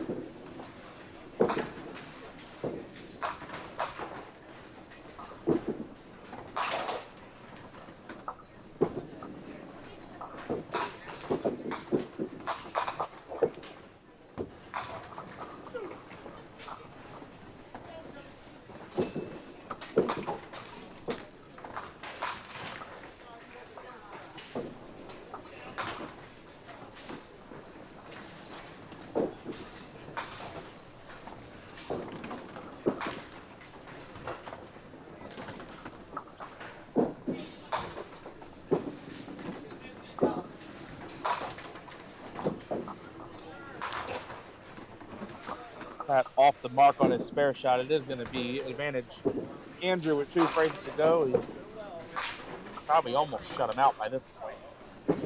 And Pat would have to string multiple strikes together in the last 2 frames. Andrew leads by 15 and a hit.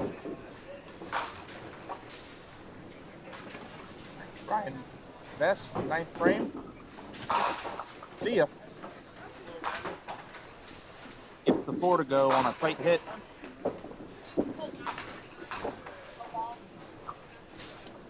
GH98. Welcome to the broadcast. Thanks for checking in. Mark Schwabline through the middle. And that is probably going to end his game. Actually, it almost mathematically does.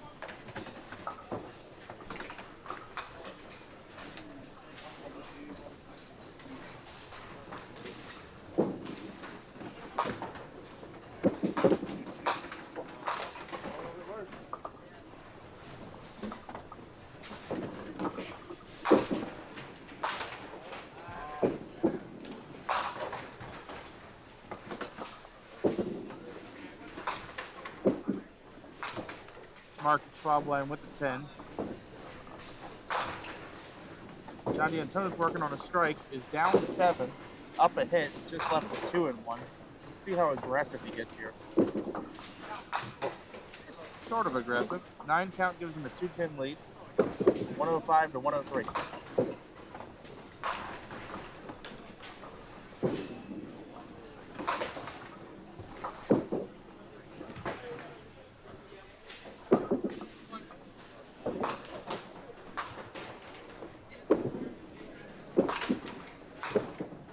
John takes 10. Mike can spare here. He's in control. Doesn't quite get to go, a little too thin.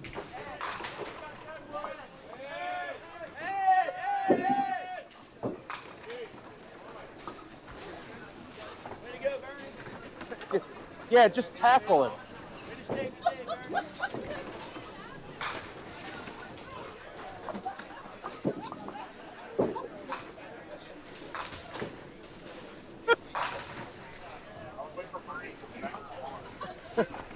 Fumble.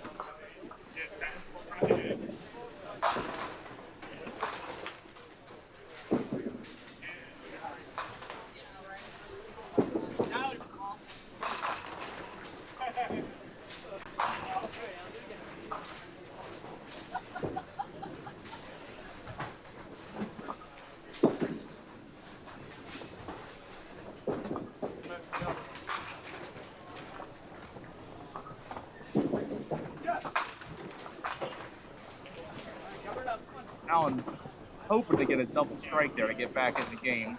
Just off the side leaves a washout. Andy D checking in from Florida. Thanks for checking in, Andy.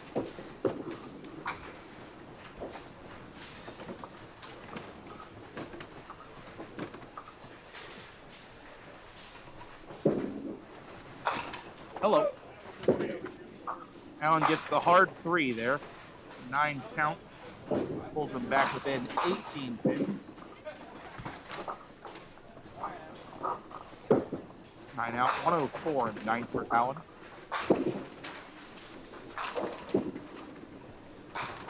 Anthony Howell off the mark, so the game is not over yet. Bonnie checking in. Good morning, Bonnie. All right, 10 there. That's a big pin, 19 pin lead for Anthony Howell. Any kind of mark, he shuts it out.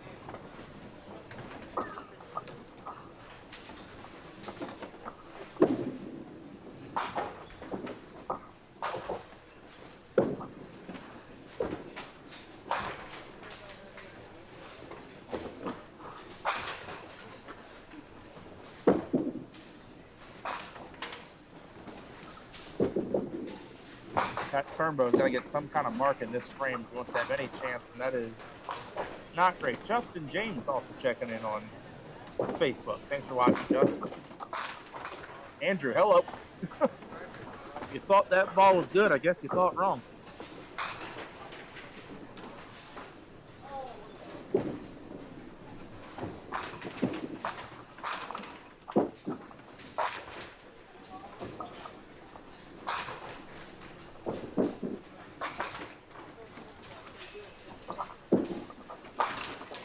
Count on the strike for Andrew will be more than enough. He's mathematically locked out Pat now and will improve to 2-0.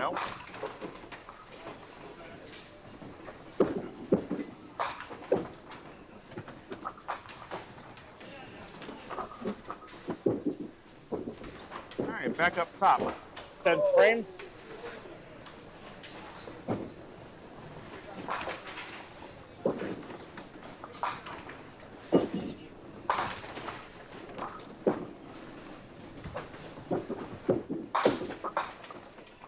Schwab line off the side. Brian Best has already locked it up, and that ball mathematically seals it. Just a question of what the final score is going to be for Brian. He is on a nice game to get a spare to have a ball in hand in a 170 game. Could throw another strike here, first ball of the 10th, to get close to the 180s. To max at 192. Oh, nails 9 pins there, leaves the 5.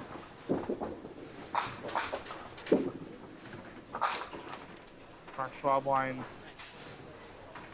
leaving 1 left, 123 games. Brian going to win comfortably. Sharon Shipley checking in. Good luck to Mike Mance. I'll pass that on. Let's see it.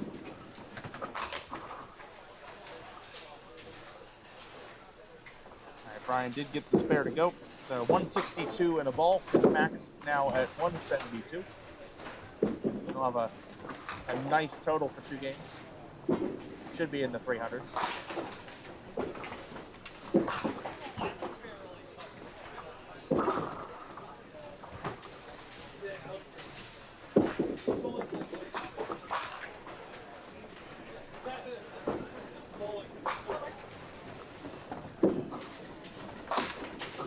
Mike Schaefer has broke 9. He's going to go ahead and shoot this 3-pin. Trails by 3, needs a mark and doesn't have it.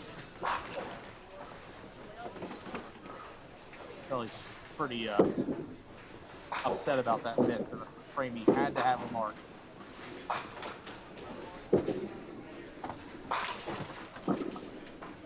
Slides by it on the other side, 121. John D'Antonis is just going to need a 7-box to win the game.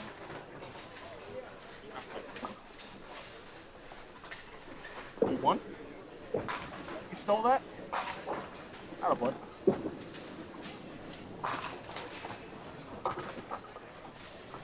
Brian for 172. You bet.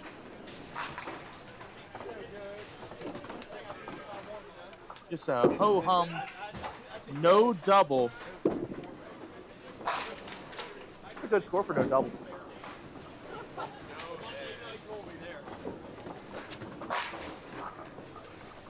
You win?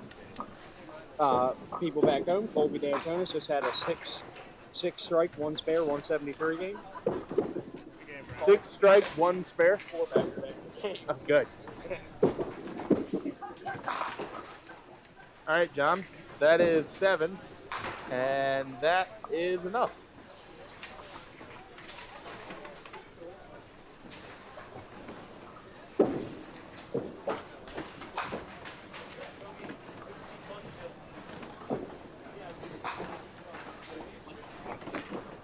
Really?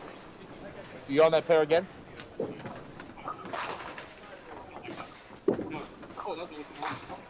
You're welcome. A little sunshine.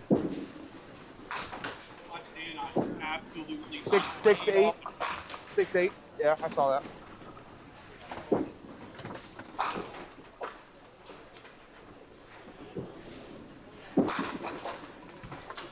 John knows what he needs. 9 box on the end for 124. Wins by 3. Allen, 8 box. He has lost to Anthony House. None of these games particularly close. Somebody needs to set a wake-up call if anybody watching that game. Cool. 242 for 2. Is that good? 242. We'll watch the conclusion of this game, but all the matches already decided.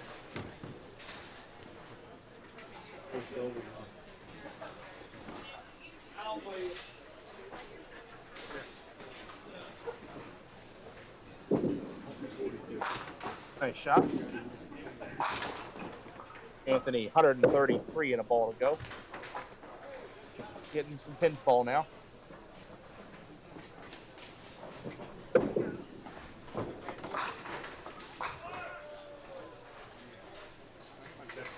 For a possible 143, about 139, Anthony Howell.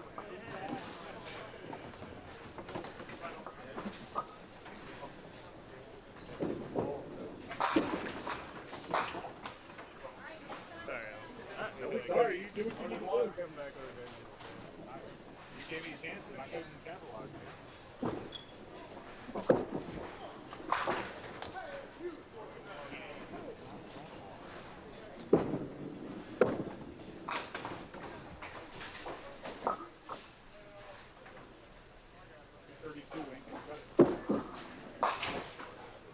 If you do it for one game, yeah.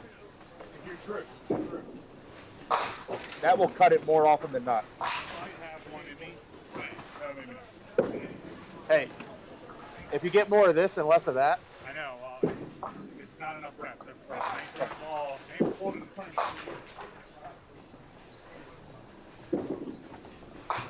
tournament. next season we'll tailgate at Southwest so you can get some reps in. Yeah.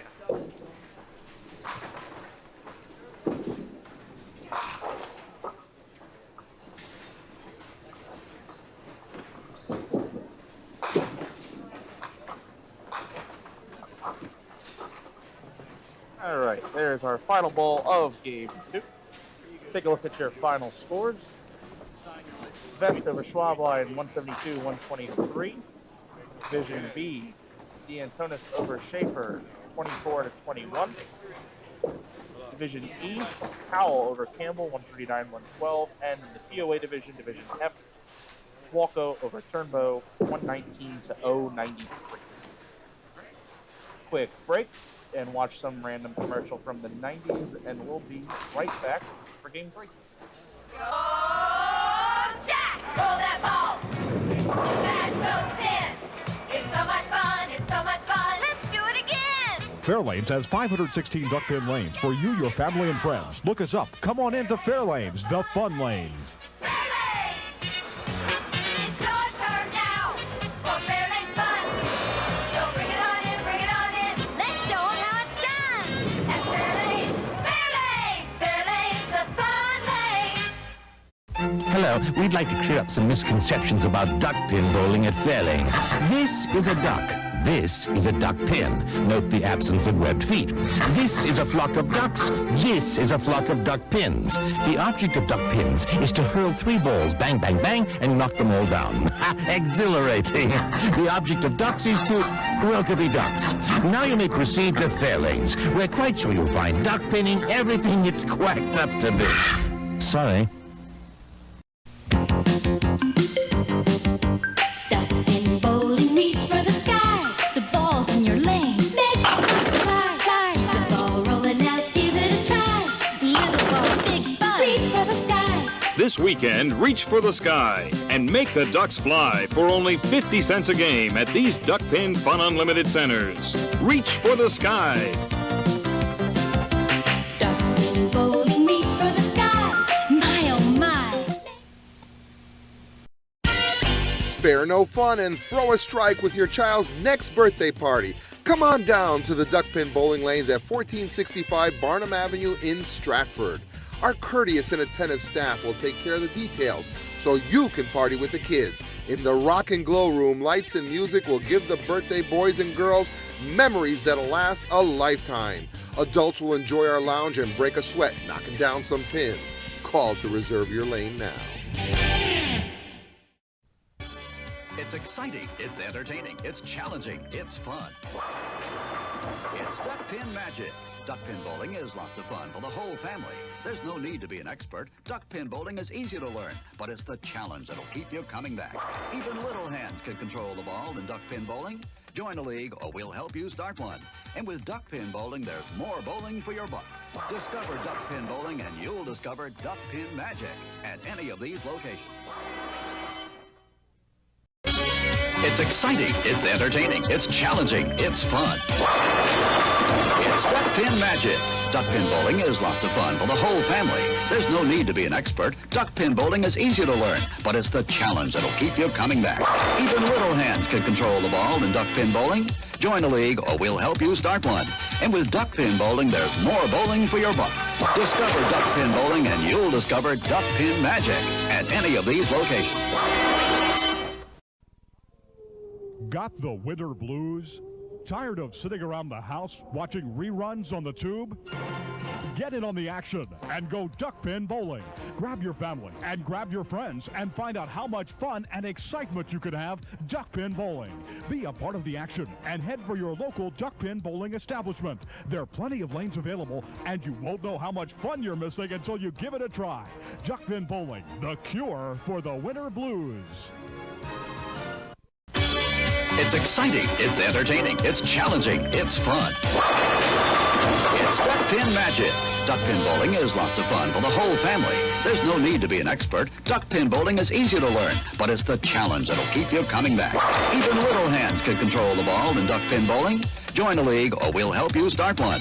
And with duck pin bowling, there's more bowling for your buck. Discover duck pin bowling and you'll discover duck pin magic at any of these locations.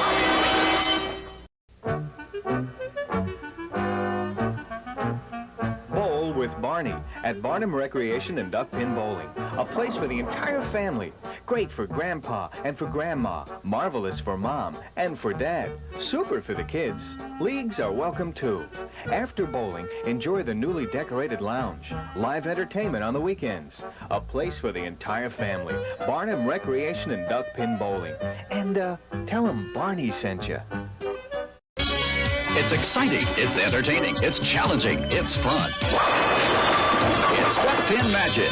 Duck pin bowling is lots of fun for the whole family.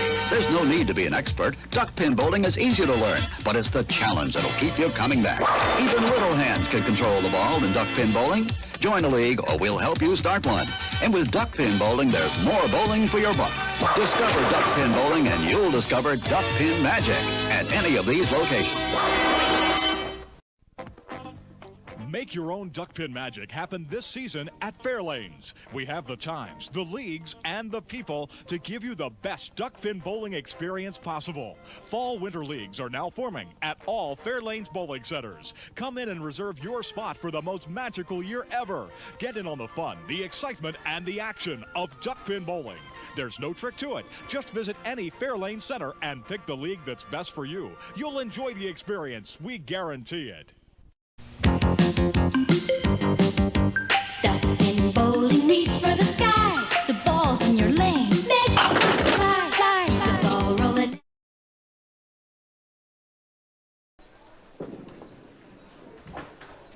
Alright. Action is going to resume in match play. We are now in game 3. Dan I. McClay, Andrew Gaber leading us off.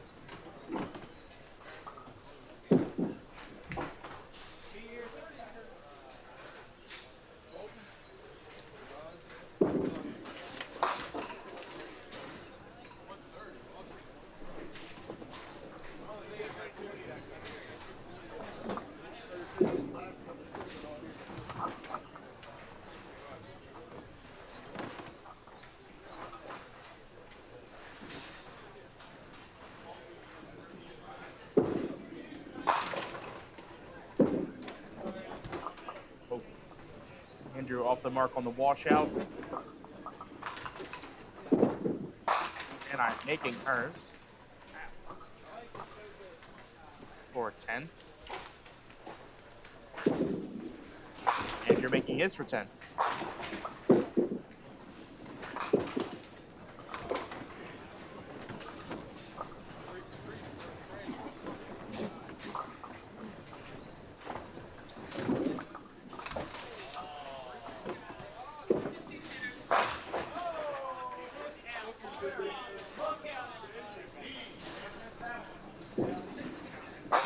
Oh, crunch.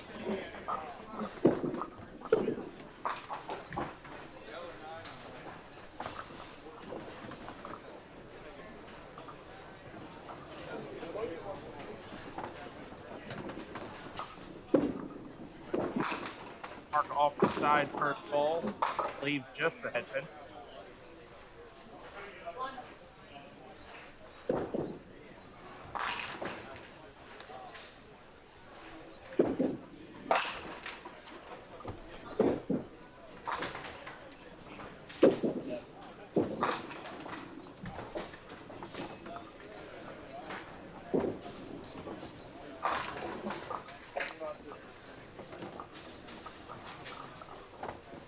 Kind of backing off there for a second. Worth the wait. Makes the head pin for the mark. Andy Huffman in Division E going against Colby Smith in his third game. Once division results are posted, I'll keep an eye on that. Once they are posted, I will fill in the scoreboard with records and pinfall. It starts to become a little more important as the morning goes on.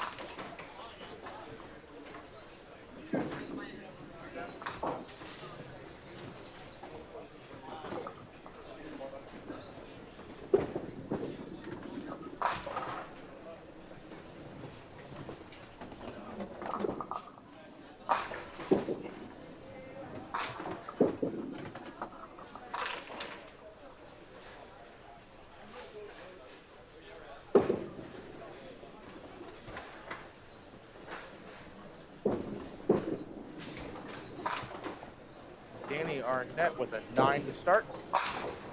Ed Kelly will know his second ever game on Duck Pins Forever.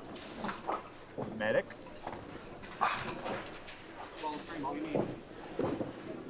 Was it the second ball? Yeah. Might be the most important ball.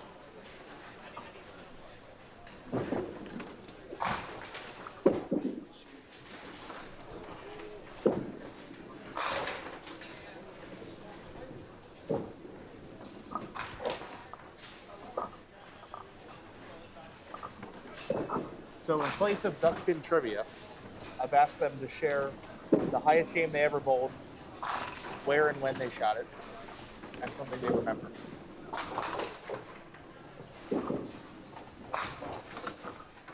For those of you that are just putting 2 and 2 together, there is no Duck Pin Trivia today. I'm really sorry. David Blazing. Happened. Just know that it wasn't my fault. This is what I get for being early. Yeah, we were too early today. That was easily the problem. Well, you're always early. I was. And that's what threw it all off.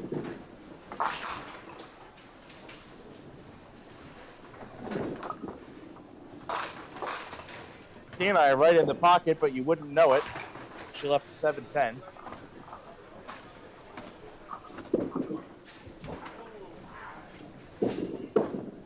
Andrew all over the 5-pin.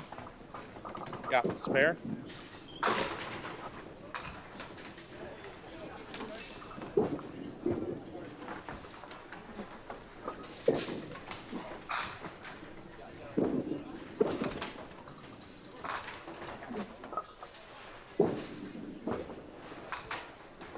Dan I takes a 9 box.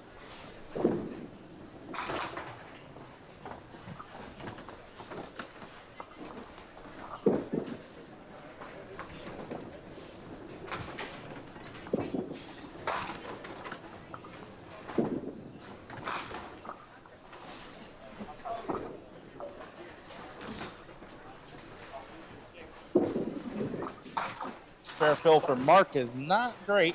That's a 2. Evan Fogel going for the opening double. Yes, sir. That is nailed in the pocket. Devin did start first game this morning with a triple.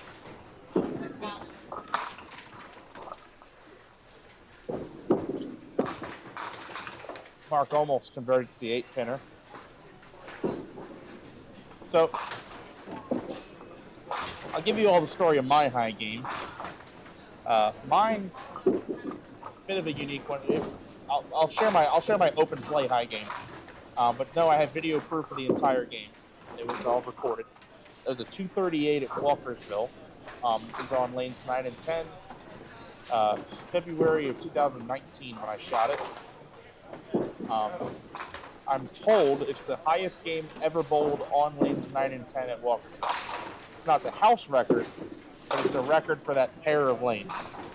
Started with a strike, missed a single pin in the second, made a 2-pinner in the third frame. Frames 4, 5, 6, 7, and 8 were all strikes. 9 spare in the 9th frame. I left a head pin, made that first spare, and then threw 3 strikes in the 10th. So, ended 8 out of my last 9, and my last 8 head pin hits of the game all struck.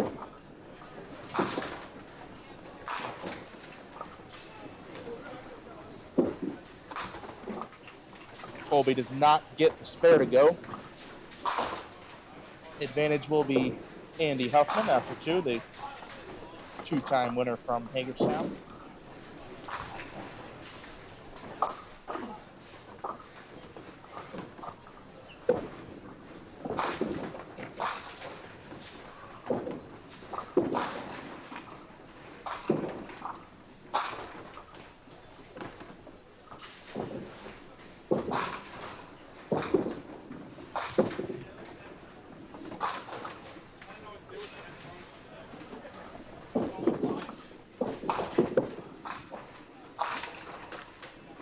Tough break there.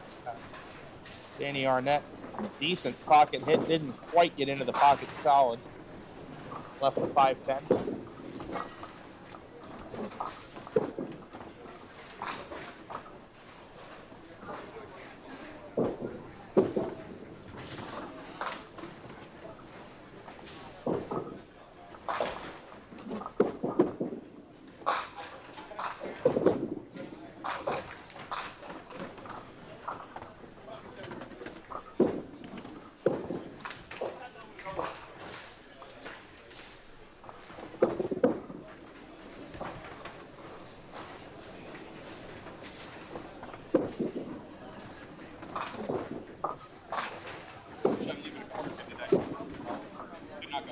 First time? Yeah.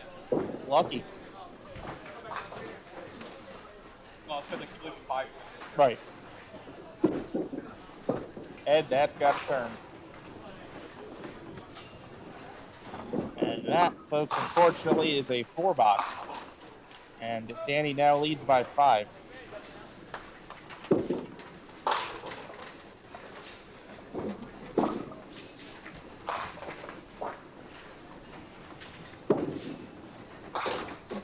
Yeah, Mike, you were the one that told me that was a record for the pair, but I do have the entire game recorded.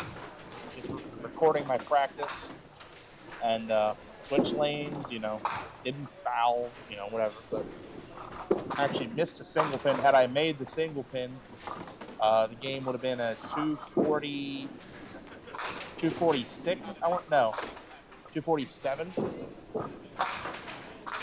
I lost a pin and count on the miss single on the strike fill, and then I counted 8 in the next frame. So that's a loss of 9 pins in count. Dan I gets her mark.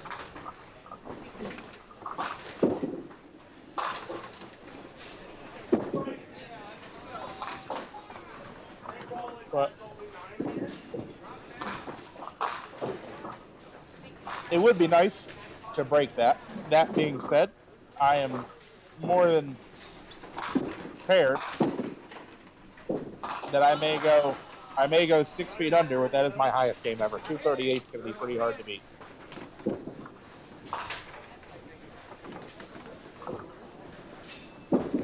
Mark's in the pocket. Actually, he's a little full, but gets the 4 pin. Be the only pin he's left with. Devin for the triple.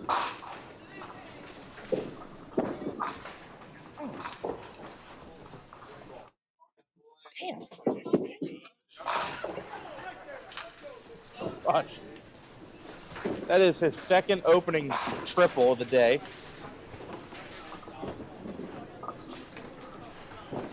Devin's decided that he just wants to win. You just try to win the game in the first 3 frames.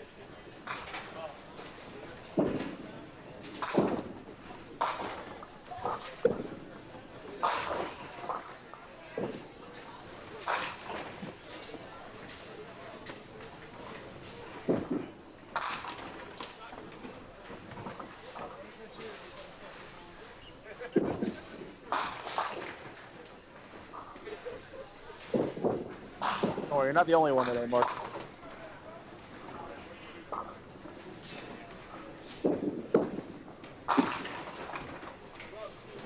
Well, walk back there.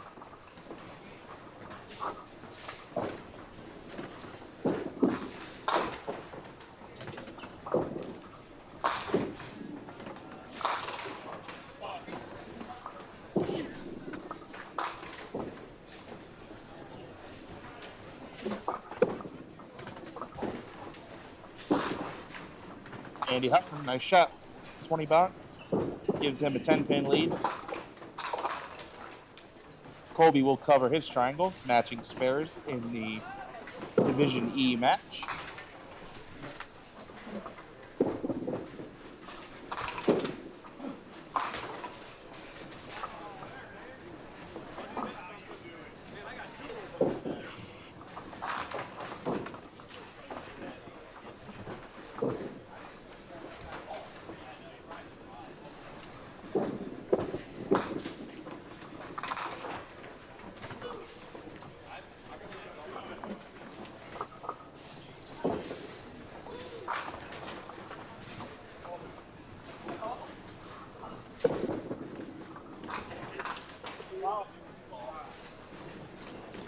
That one in there is good. Nice count. Almost my second one of it.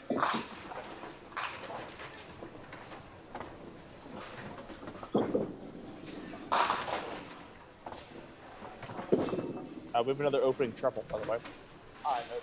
It's from someone. Same person.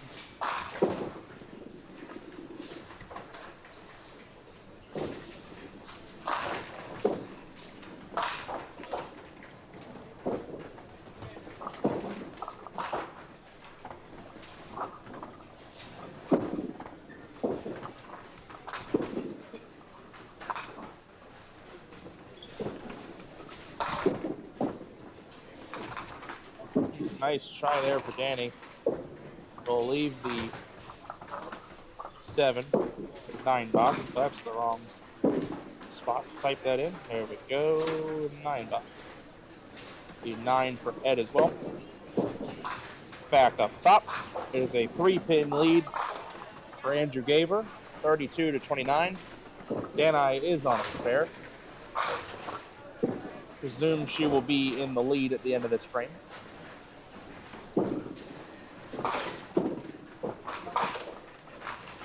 Andrew off the side for 6, leaves a washout. Count ball for Danai. High and tight. Gets them all to go. Gives Danai a 7-pin lead, 39-32. See if Andrew can cover. Nice shot. That's just about perfect on that washout. Sends the head pin right over into the 10. All right. Now the hot hand, Devin, stepping up, opening triple. It's the second time today he opened with a triple. I will say the last time he did it, the result in the 4th frame was less than stellar. He cut 2. So, see if he can make that better for the 4-bagger. Got to carry backdoor. All right. There's an 8 count. No bad 58s in the 2nd frame. Spare fill for Mark Klingelhofer. High and tight takes 8. Leaves 6-10.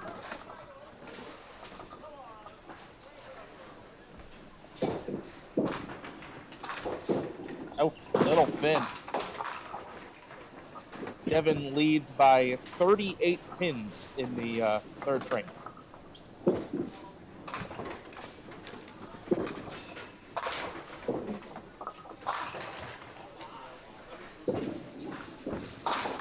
Speaking of, oh, that ball's got to get there. Okay, it got there. Speaking of opening triples, down to the right, off camera a little bit, lanes 31 and 32, Jordan Brightly, bowling in Division G, open with a triple.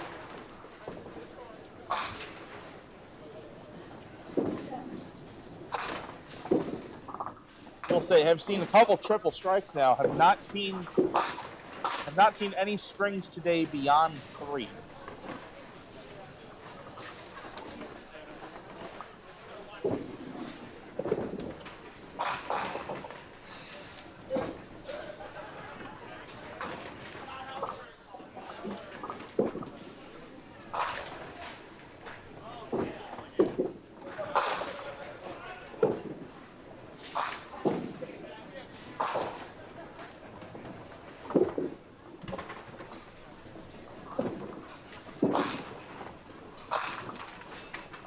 Strike there for Andy. That was on a spare.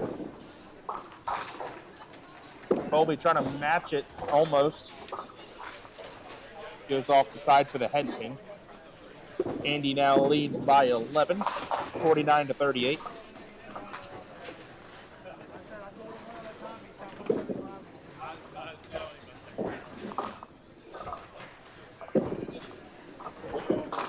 Colby's got the mark.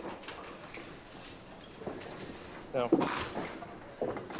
2 spares in a row for Colby Smith. Andy Huffman's last 3 frame strike, spare strike. Ball get a strike for the bomb. 7-10. And then make neither corner. Shot him.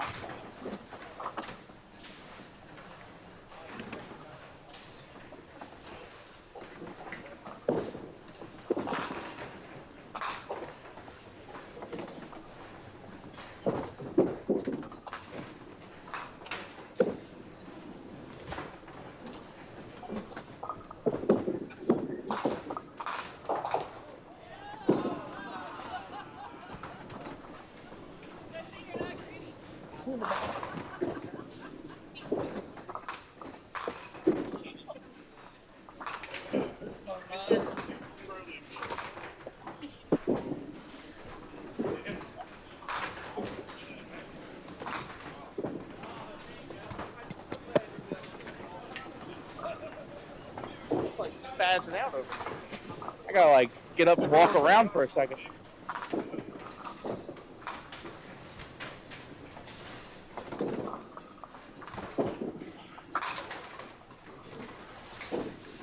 I swear these go faster when you're bowling in them. When you're sitting here and you gotta talk about 5 games of quads match play, it's snail's pace. Yeah.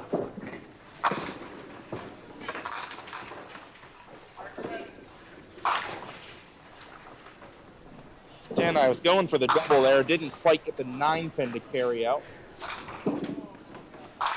Andrew through the middle on his spare fill. Counts 5.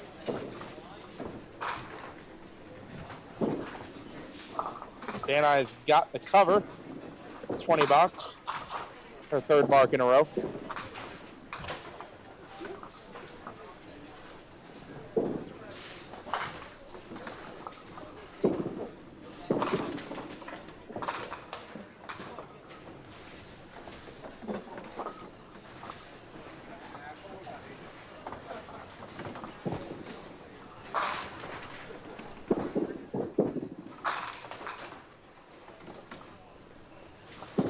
Andrew 5 on and 9 out.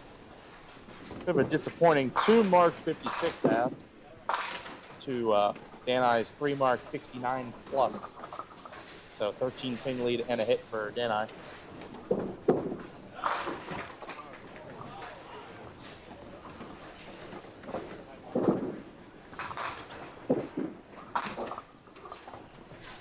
All right, 87 in the 4th for Devin Fogel against Mark Klingelhofer's 49 plus. See if Mark's going to try to plug his way back into the game, and I'll be surprised if he doesn't do it, actually. We might have a score fest on our hands. See if Devin can play a little defense here. Oh, that's all right. Off the side for the head pin.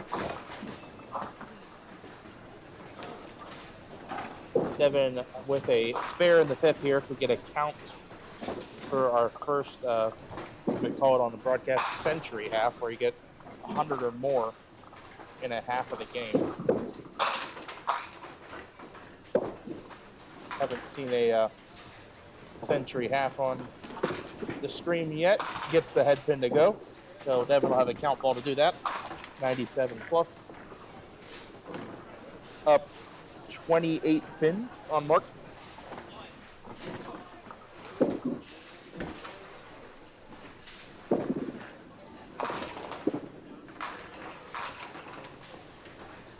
Baby split for Colby Smith.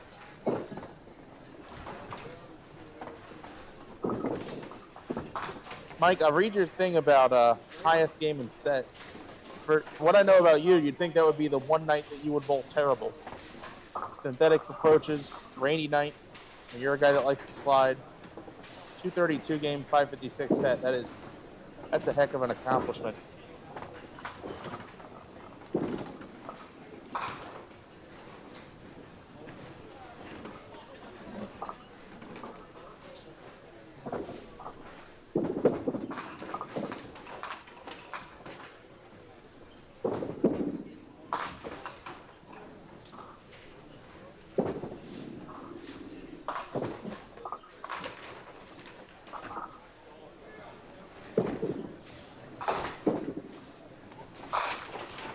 Andy with the strike. That's a double.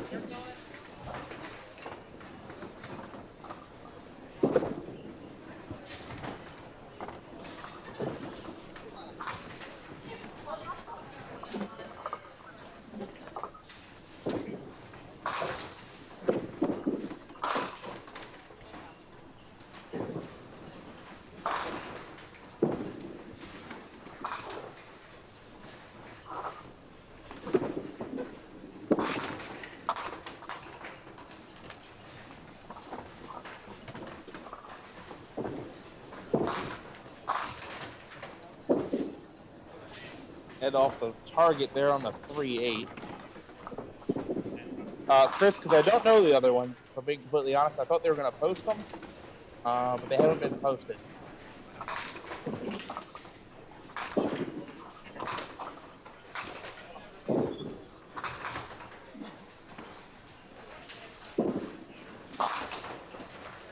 All right, back to the first position in Division A. Dani leads by 13 pins plus this ball. Make it a 22-pin lead as she drops 9, leaves a 10-pin.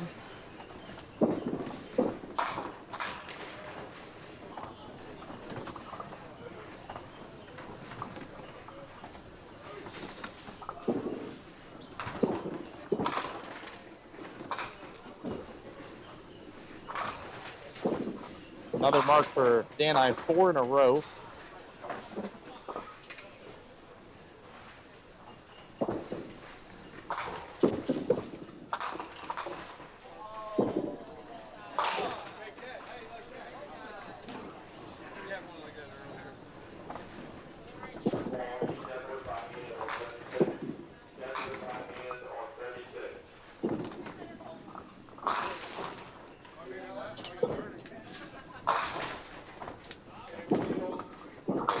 Andrew picks a 3-pin off. And that is a 7-box for Andrew. That is less than ideal. Dani now up 25 and a hit with 4 frames left.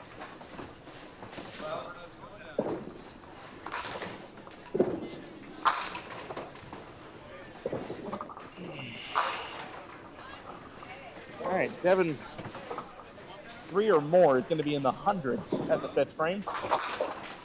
That's 9 more, 106 in the 5th frame. There's our first century half of the day.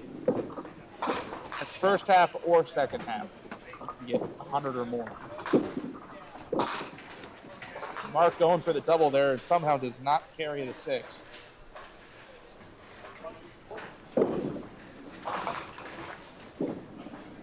Devin nails the single. 116 plus in the 6th frame. Mark sliding by the 6-pin open frame.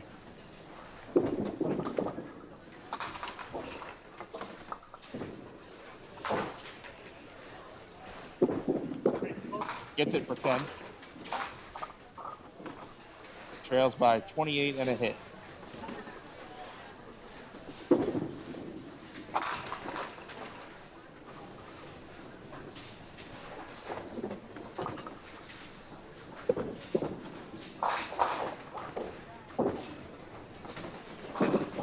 Andy Huffman. Hello.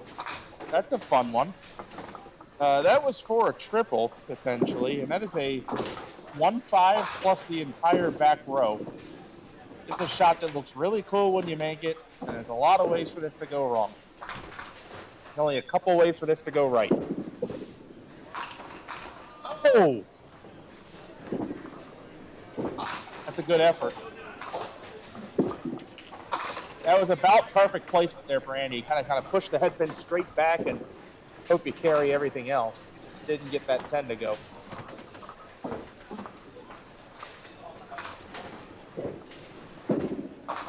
And gets it for 10.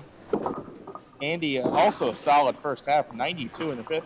Got 102 in the 6th frame. Colby Smith makes his mark. Down 27 pins, up a hit. Oh.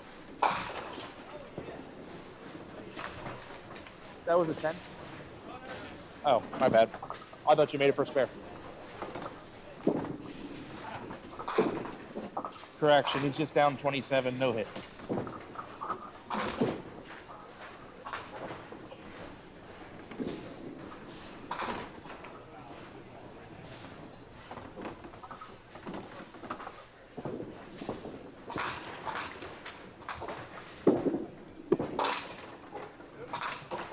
Hello.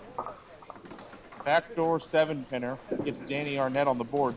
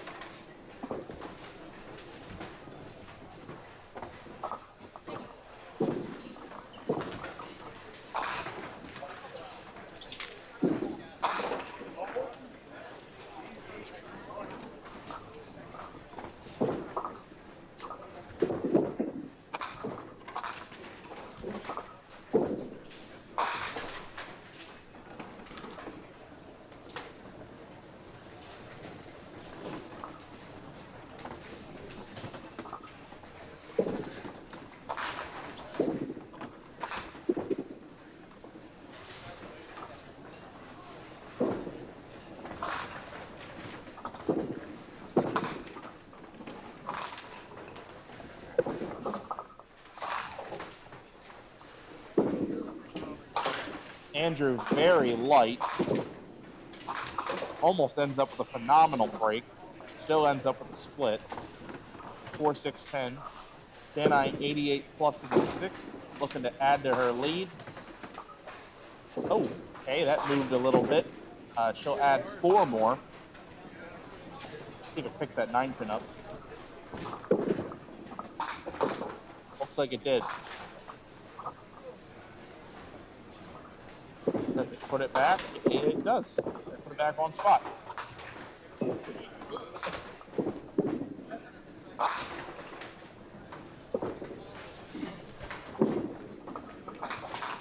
Nice shot. That was pretty much flawless there on the 6-pinner for Danai. That's 5 marks in a row.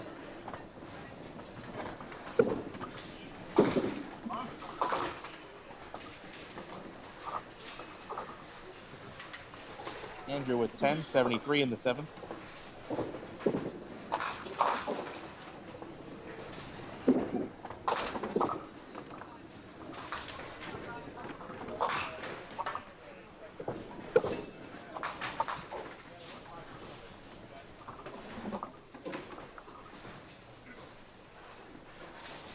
Spare bill for Devin. Oh. Only 8 on that ball, I guess. The ball was crunched in the pocket. 4-7 stands. Devin now leads by 36. 4-pin for Mark.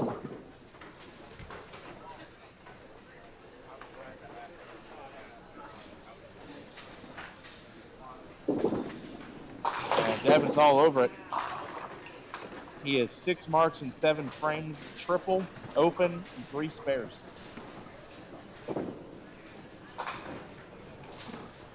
Mark to cover. He will.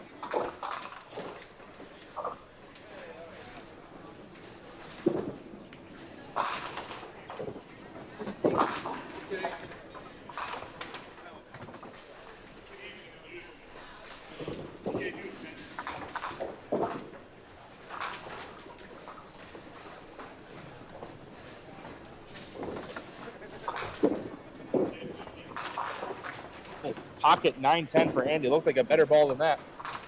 Didn't finish well. Or didn't mix well.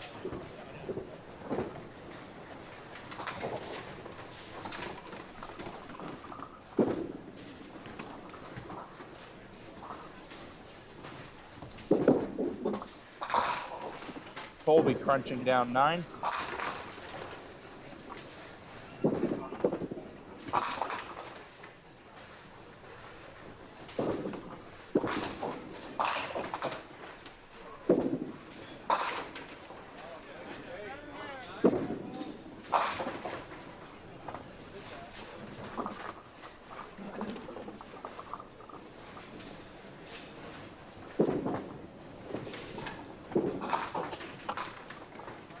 Colby with 9.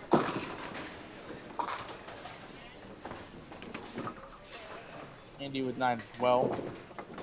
Nothing changes there. And Andy leads by 27. 3 frames to go.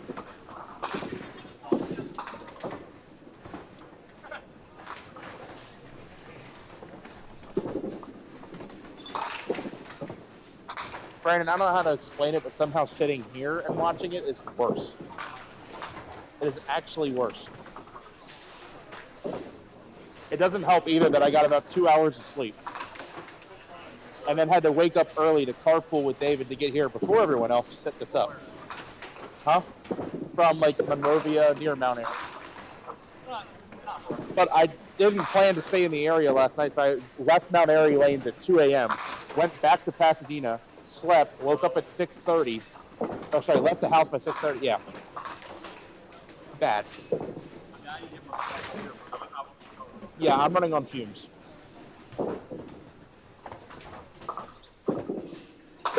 Why triples and doubles excite me. Like, let's keep this thing moving along. Yet, multiple triples today, various bowlers, nothing more than that. No four-baggers. All right, where was I? Scoreboard. I'll tell you what, David makes this whole scoreboard thing look easy. It's a pain in the butt. It's at least here it's easy to read. So it's all just coded Excel code, like formulas and stuff. How he does it, I don't know.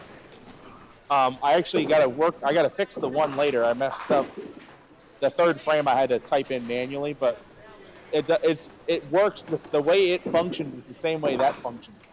That you tell it what you knock down, it does all the math. But like, spare fills go in the first box, strike fills go in the second box, and then double strikes, first ball fill, second ball fill.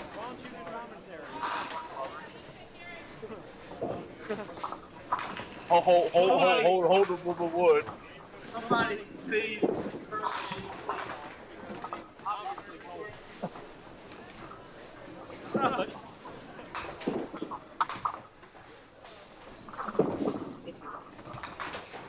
Unfortunately, Angie's having one of those games that it ain't going right for him. Hey, congrats on narrowly eclipsing 400 for a gold award. Nice job.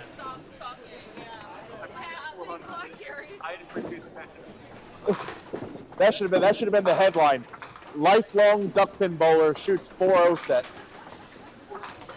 For gold, it gets gold award anyway.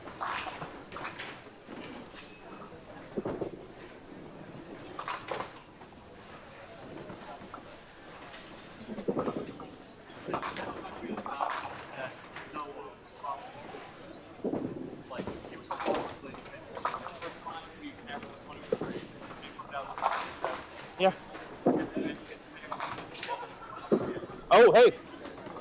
This will wake me up. This is exciting.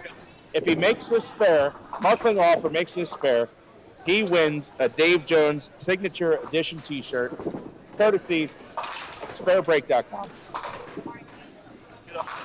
And another strike for Devin. Boring.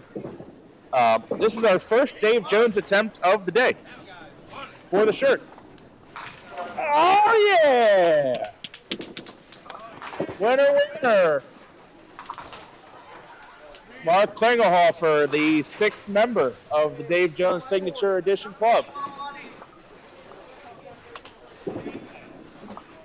It's broken. It's been broken for a while. So there you go. I led into that very well. Like if he makes it, he gets the shirt.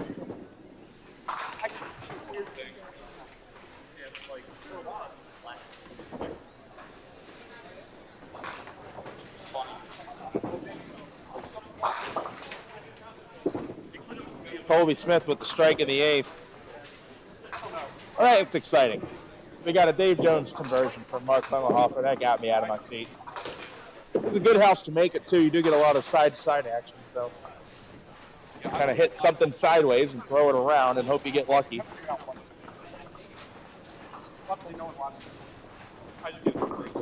You say that, and then some people will just go to Twitch just to say they watch it on Twitch.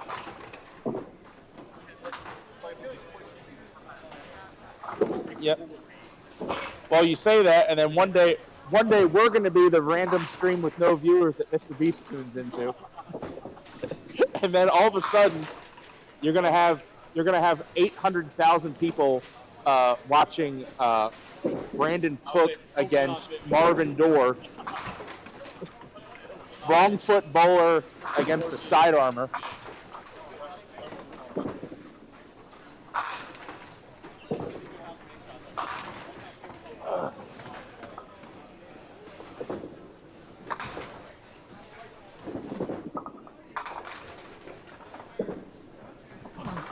Good ball, Brandon.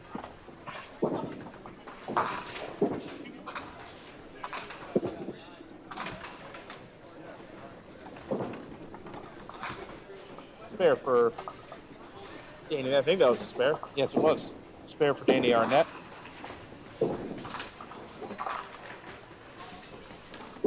Cleanup effort required here for Ed, not the. Oh, that was his. That was. I guess I lost count. That was his third ball.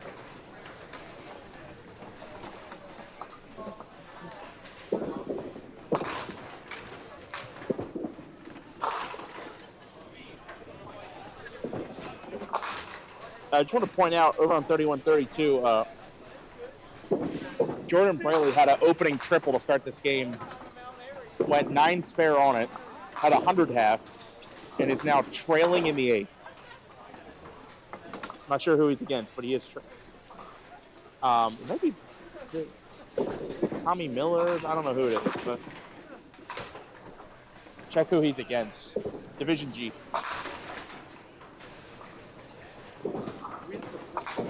No. Yeah, you're killing me. I was trying to pull the thing up to put this. Yeah, people are yelling at me like, why is Devin the only one with records in pinfall and it's on the scoreboard? I'm like, well, because it's right there. I just read it. Oh, Dan, I got another spare. How exciting.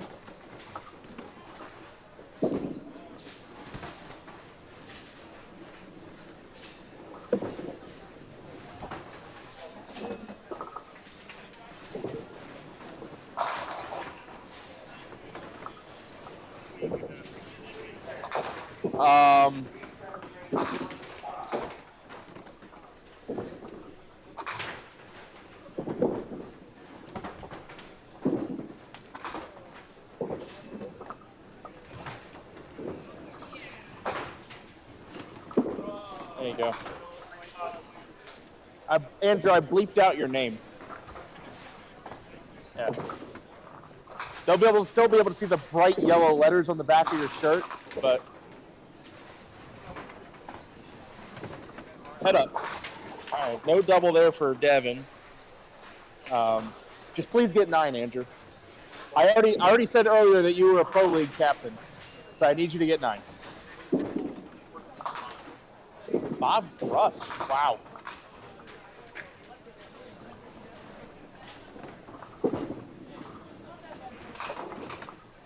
Gotta get a spare here. Okay. 200 still alive. 6 spare strike would do it. 302.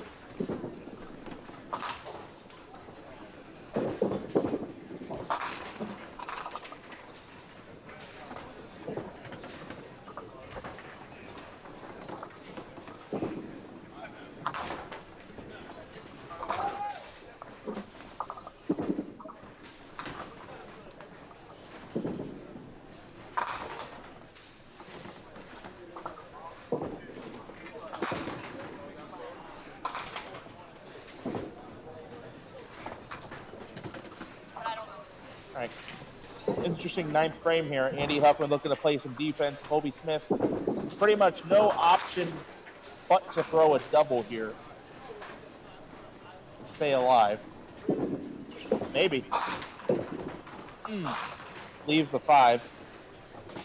Spare still gives him a chance, but that still requires help from Andy, not marking. Oh, there's a miss. Colby can spare the 5-pin here and have a shot headed to the 10th. There we go. Be a 1-mark game headed to the 10th frame.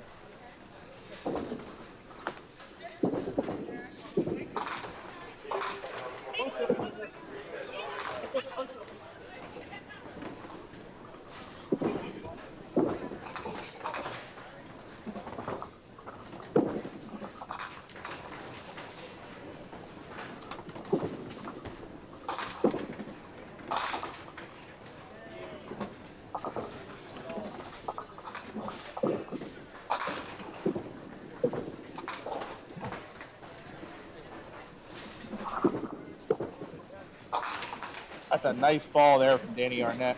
5 off the wall. Strike in the 9th, and that just about seals the game.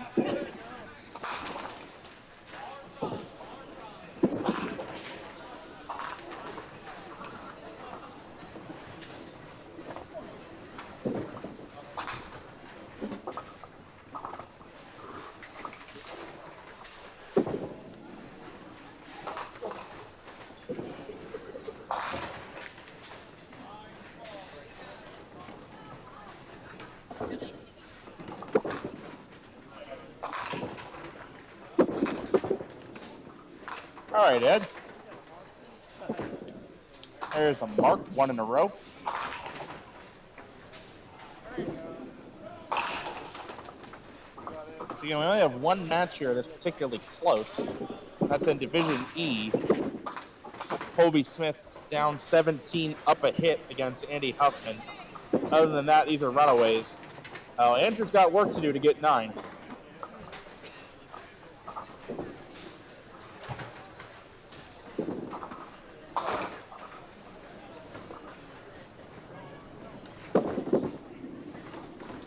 Danai all over the pocket, another mark. First strike since the 4th frame. She had spared ever since. That is 160 and 2 count balls.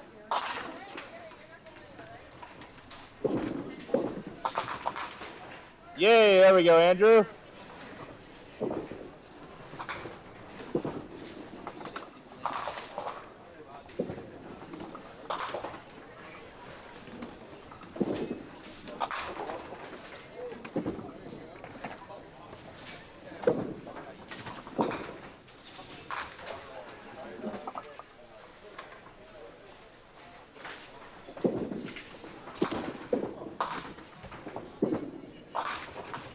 .101 for Andrew Gaber.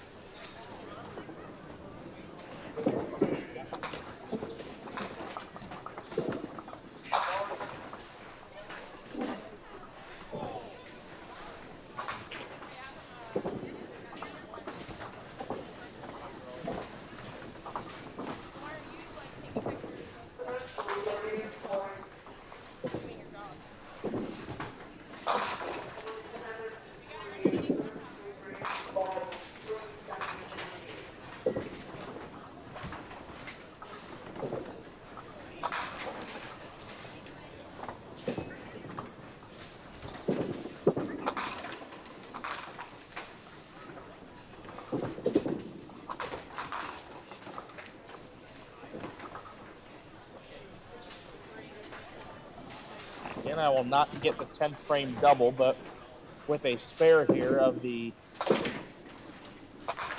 just the 3? Yeah, just the 3. 170 if she can make this single. All right, 169.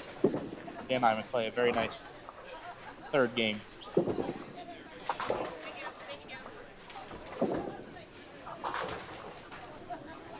Yes, Chris, we are on 200 alert. Devin needs to fill 16 in the 10th. 6 spare strike does it. 7 spare 9. 8 spare 8. All of those 9 spare 7, strike and a 6 count. Those are all ways to get to 200. A strike here would help quite a bit. Get out of there. All right. So the math is simple now that we know the count. The count is 9. Needs to make the 5 pin and count 7 or better for 200.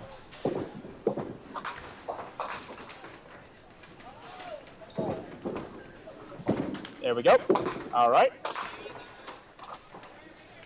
Now we just need 7 for a TV 200. Don't believe Devin thrown a TV 200 yet, if I'm not mistaken. He's had a couple big games on camera, but I don't think he's had 200. All right, here it is. Fill shot coming up. Devin needs 7 or better. for not only the first 200 on camera today, but the first 200 of the day period in the house.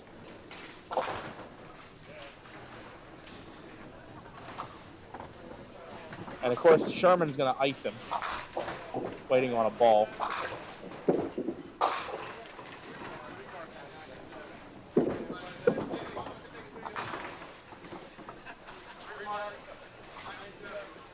You didn't shoot that, did you?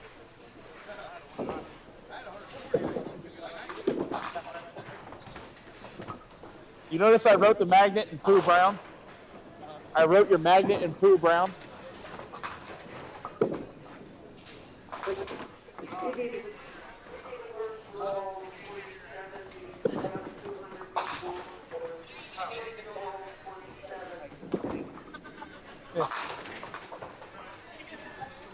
You trying to ice the guy?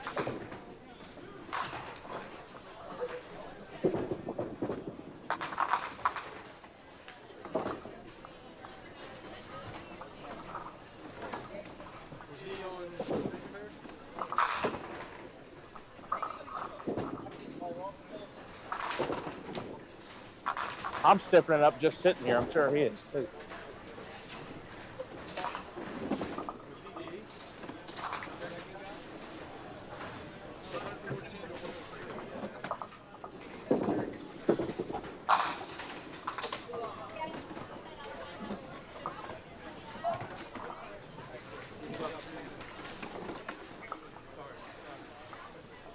Where's that at?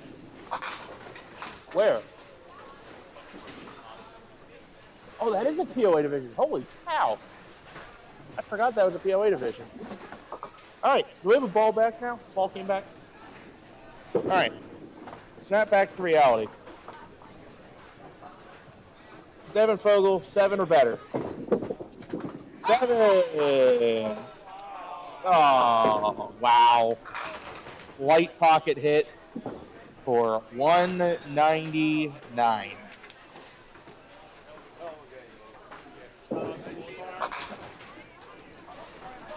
Just a pin short. That is 501 for 3.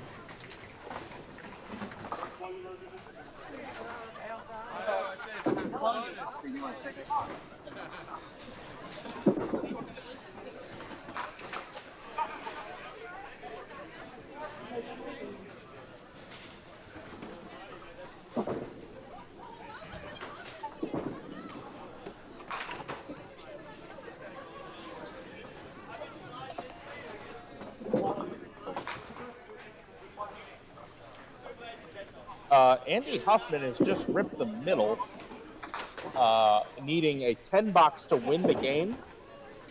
This is a little interesting. Look out. It could have gotten worse. He needs 2 to tie. 2 to tie. Tie, David. He could tie. 2 to tie. He's got to have 2, though. Look out. That's it. That's a loser. And Colby Smith marking out the last 3 frames to steal it. Wins at 140 to 138.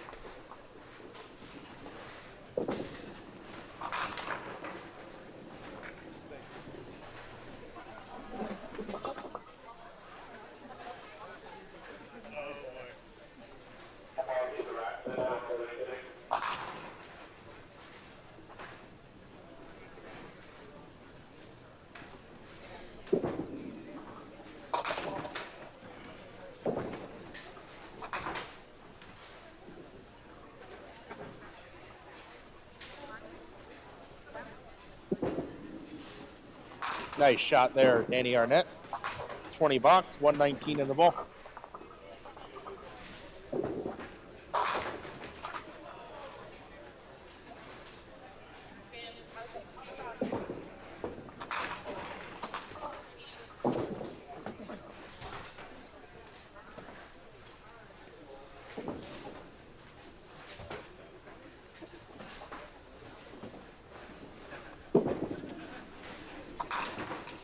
All right, Danny adds on 7 more. Wins the match 126 to 081. Quick pause. quick pause, and we'll be right back with game number 4. It's exciting, it's entertaining, it's challenging, it's fun. It's Duck Pin Magic. Duck pin bowling is lots of fun for the whole family. There's no need to be an expert. Duck pin bowling is easy to learn, but it's the challenge that'll keep you coming back. Even little hands can control the ball in duck pin bowling. Join a league or we'll help you start one. And with duck pin bowling, there's more bowling for your buck. Discover duck pin bowling and you'll discover duck pin magic at any of these locations. Duck pin excitement. Duck pin fun. Duck pin bowling at Johnson's Lanes in the Hamden Plaza. Discover enjoyable low-cost fun for the whole family. Whether you want to join in a league, play for fun, for exercise, or are planning a special birthday bowling party, Johnson's Lanes is your duck pin bowling center. Don't miss the fun. Fall and winter leagues now forming for teams or individuals. To join in, call us now. For the young and young at heart, it's Johnson's Duck Pin Lanes in the Hamden Plaza. Hello, we'd like to clear up some misconceptions about duck pin bowling at Fairlanes. This is a duck. This is a duck pin. Note the absence of webbed feet. This is a flock of ducks. This is a flock of duck pins. The object of duck pins is to hurl 3 balls, bang, bang, bang, and knock them all down. Exhilarating. The object of ducks is to, well, to be ducks. Now you may proceed to Fairlanes. We're quite sure you'll find duck pinning everything it's quacked up to be. Sorry. It's exciting, it's entertaining, it's challenging, it's fun. It's Duck Pin Magic. Duck pin bowling is lots of fun for the whole family. There's no need to be an expert. Duck pin bowling is easy to learn, but it's the challenge that'll keep you coming back. Even little hands can control the ball in duck pin bowling. Join a league or we'll help you start one. And with duck pin bowling, there's more bowling for your buck. Discover duck pin bowling and you'll discover duck pin magic at any of these locations. It's exciting, it's entertaining, it's challenging, it's fun. It's Duck Pin Magic. Duck pin bowling is lots of fun for the whole family. There's no need to be an expert. Duck pin bowling is easy to learn, but it's the challenge that'll keep.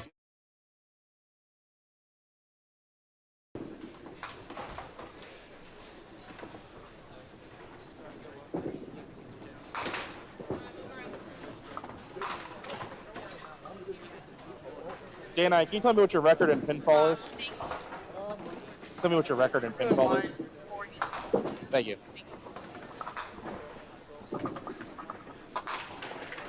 Ow. Boo.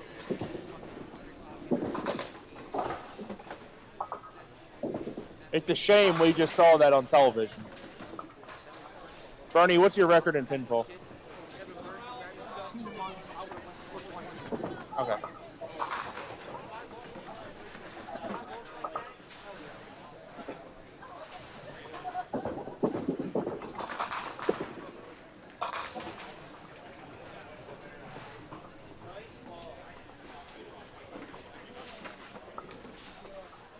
Kevin Fogel now has to go against Colton Goo. Devin has been near deadly in these first couple frames, so we'll see if he starts out with a strike again.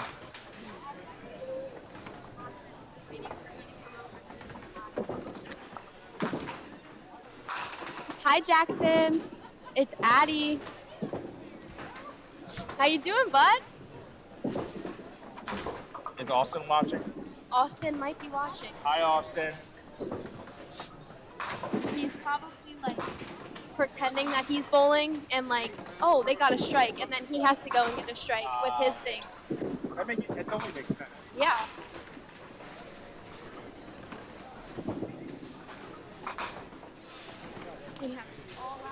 Cool.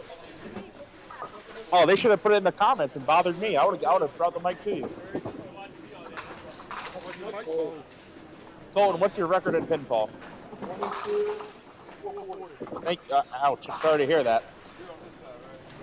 440, you've won one game.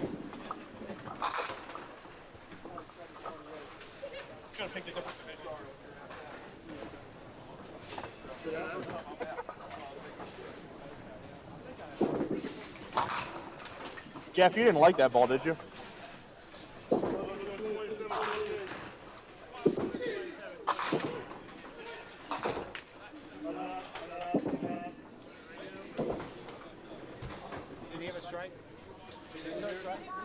No, it's good. I can always walk away from that pair during league because I know what he if he marks, I know about it before I get back.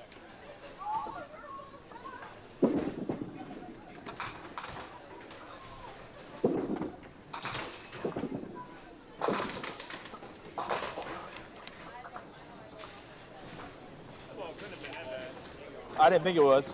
What's your record in pinball, Jeff?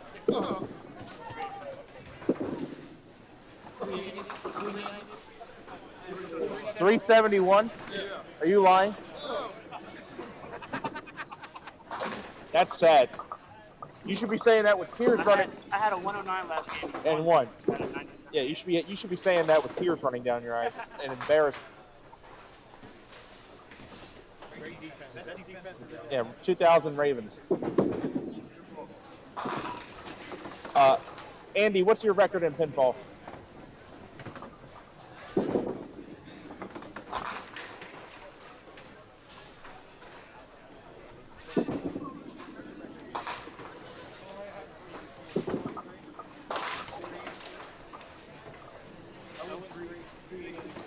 Thank you.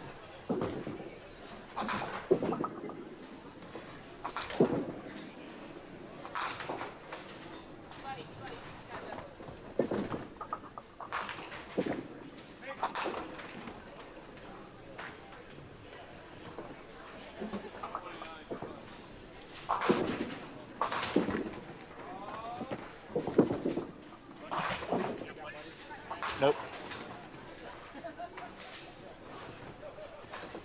I need Danny's too.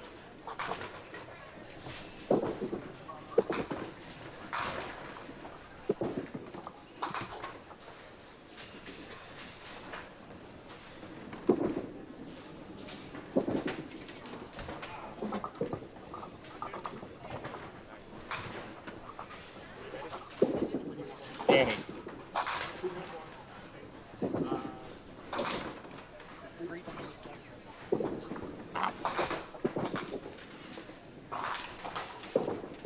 Go ahead.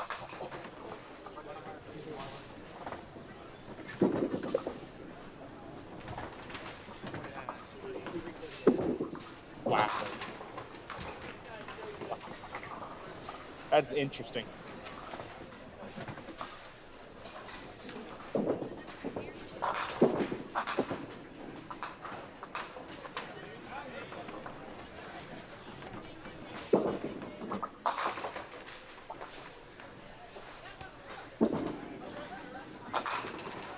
Dan, I almost got the opening double. Leaves the 10 pin. I've now got records in pinfall in there finally. Had to beg and plead for it, but I got it. Game 4. Now we're in game 4.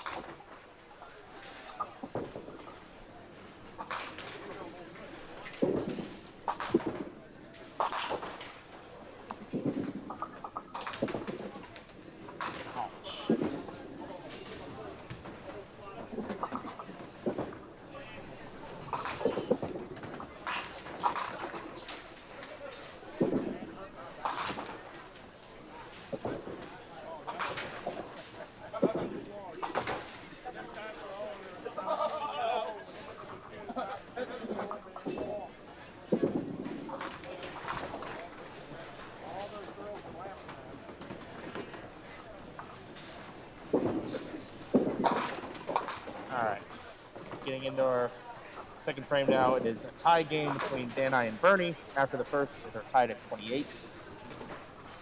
Second match in Division B is 10-10.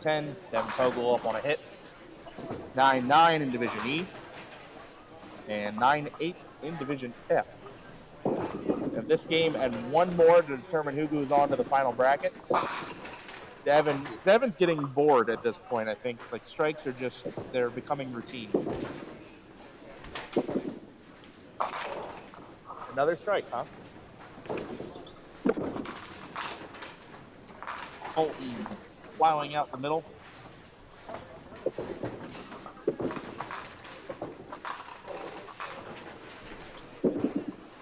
And in the whole second ball.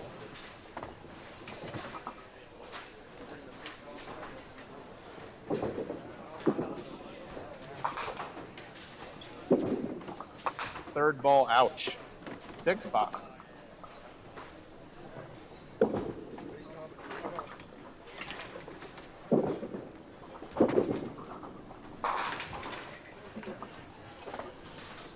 Andy Huffman solid in the pocket, leaves a 10 pin. Andy, unfortunately, his day already, or his chances for the day already over. It's 0-3. Jeff, meanwhile, the definition of clean living, 371, and he hasn't lost. That is ironclad defense.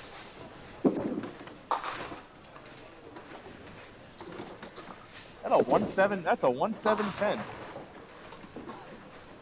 You got a tricky triangle XL. Hilo Jack, as the candle benders call it.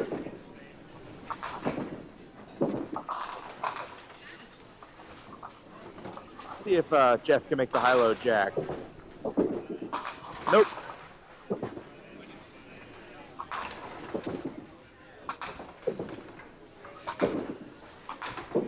Jeff 8 out.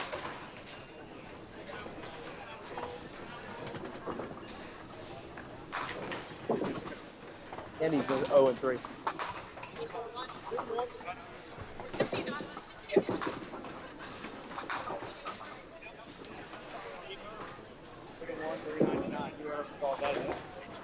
Jeff's 3-0, 371.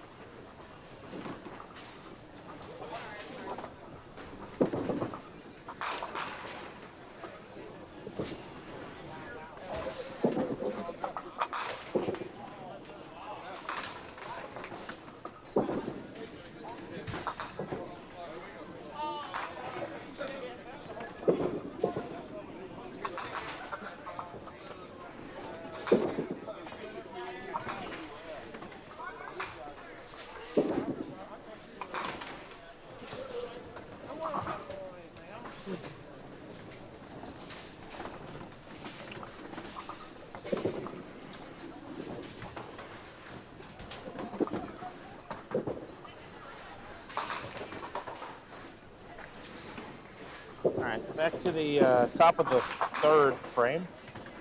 Bernie Hipkins tied with Danai at 28. Bernie leaves a 5 pin.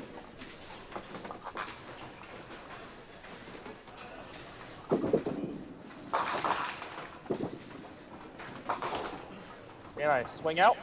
Nope, they'll leave the 6.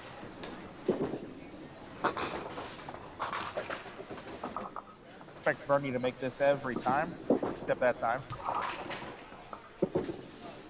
I love how I do that. I'm like, oh, Bernie never misses these, and then he misses it by a foot. Oh, Danai keeps it even. They both miss single pins. Bernie will make it for 10, right? Yeah, there it goes. Danai to keep it even. Nope. Be a 1-pin lead for Bernie.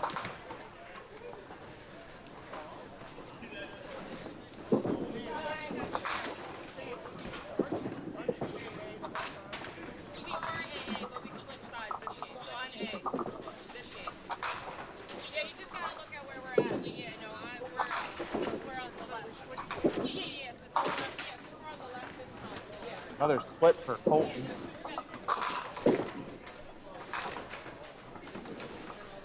Good burn? No. Oh.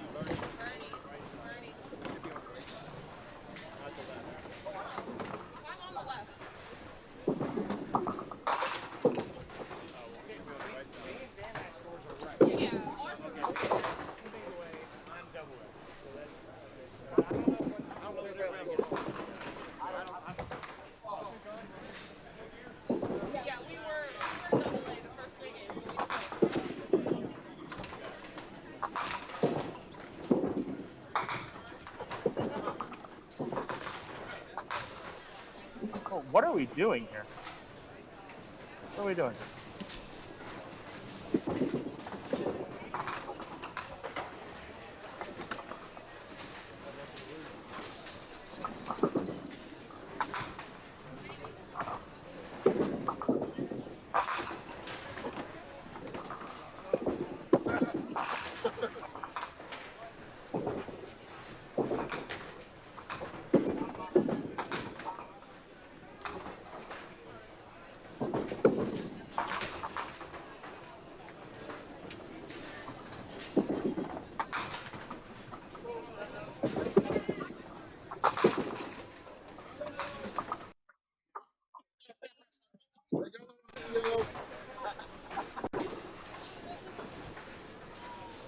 It's a good thing you pulled it enough that it wasn't one.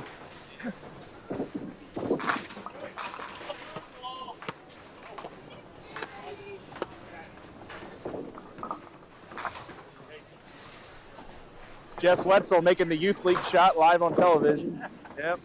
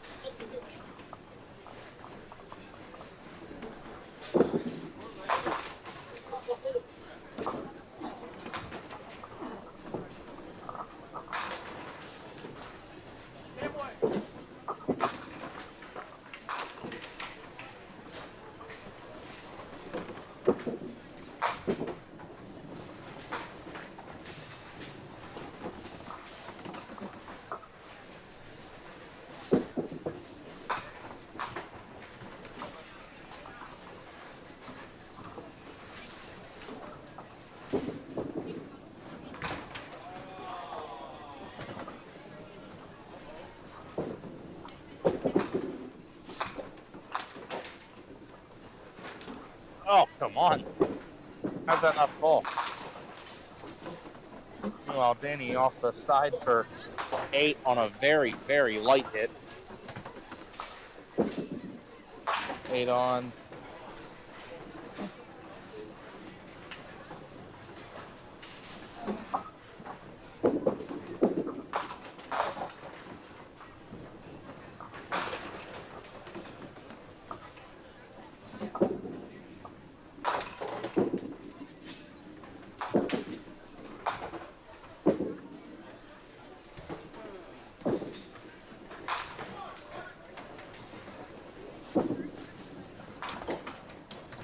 Be Danny Arnett in the lead after 3.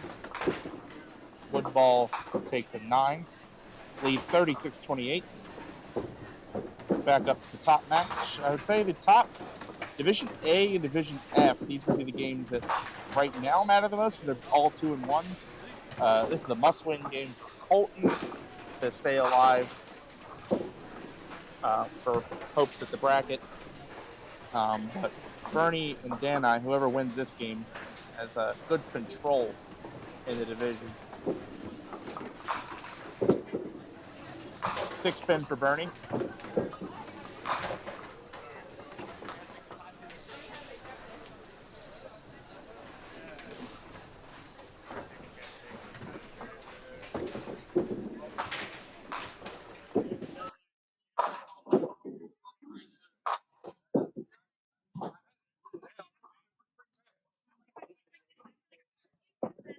Shit.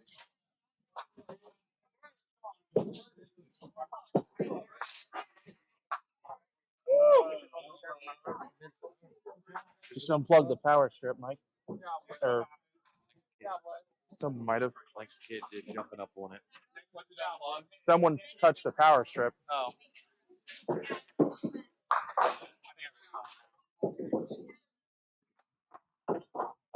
Luckily, we still have the live stream. That should come back on its own, right? There it goes. Okay. I know that wasn't me.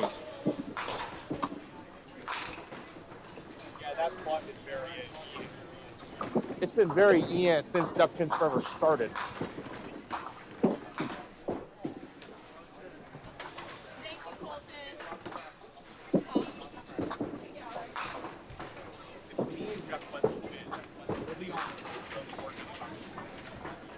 That's fun.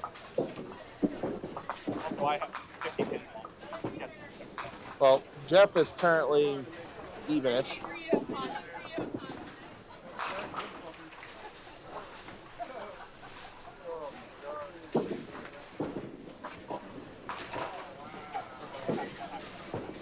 What does that mean?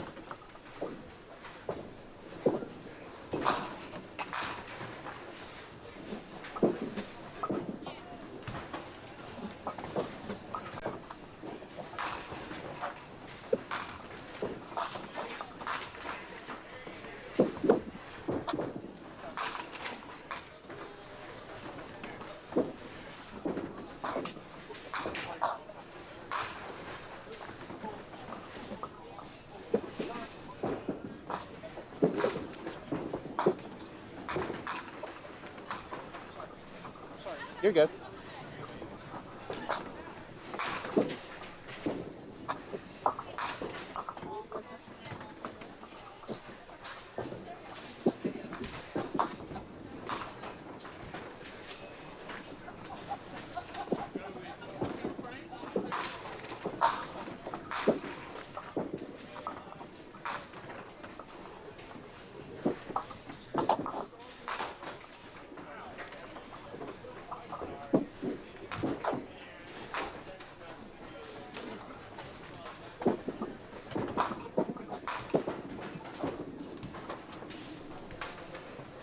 Open frame for Buddy Hartman. Yet to mark in the game.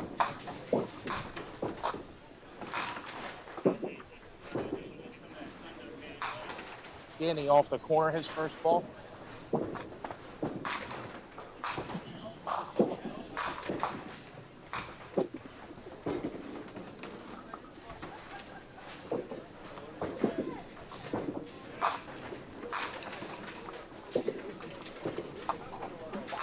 Nine box for Buddy.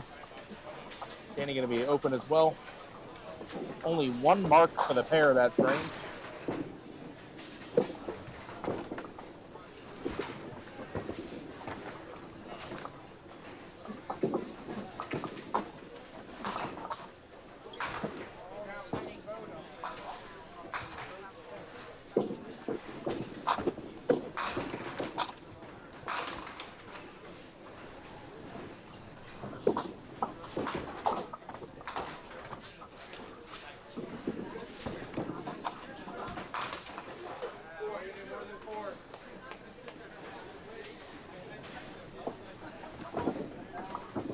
Throw for Bernie.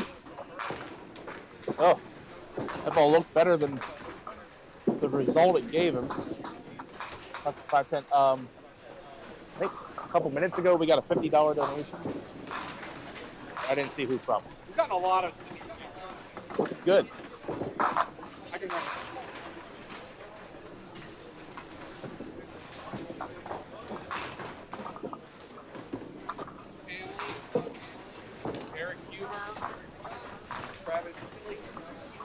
Kelly.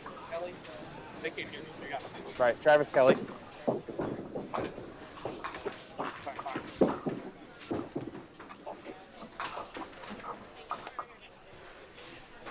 Justin Steve.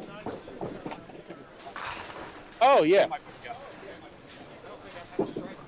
Thank you, Mr. Spiegel family, for your donation.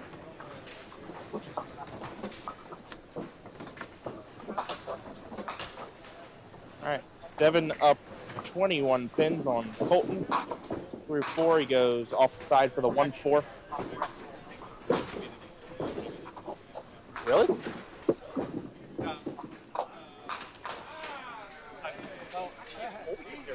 Because Jeff's pinfall is trash, too. So if anything comes down to a pinfall tiebreaker.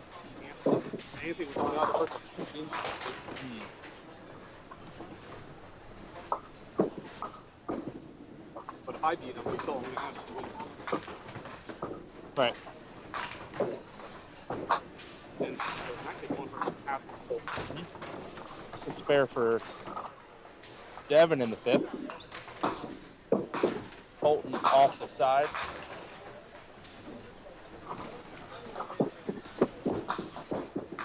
Colton just not been able to get decent breaks this game. This isn't an impossible shot, but it's not a gimme. 1-2, 7-10. Got it. Nice shot.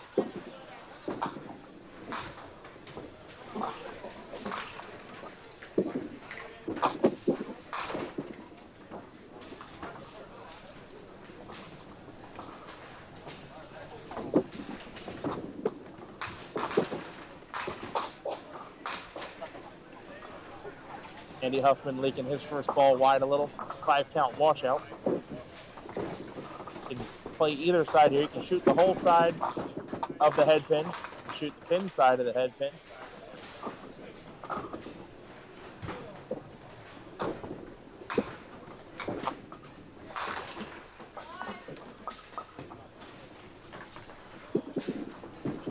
And that's the side I prefer. I prefer shooting the whole side. Jeff spraying and praying. Off the side for the head pin.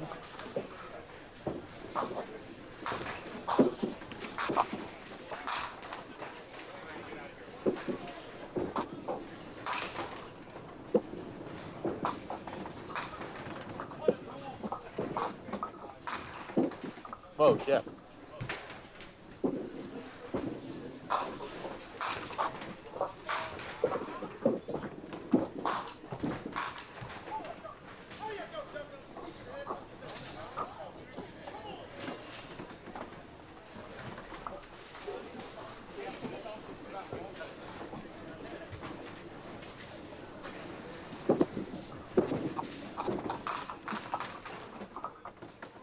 Strike for Danny Arnett.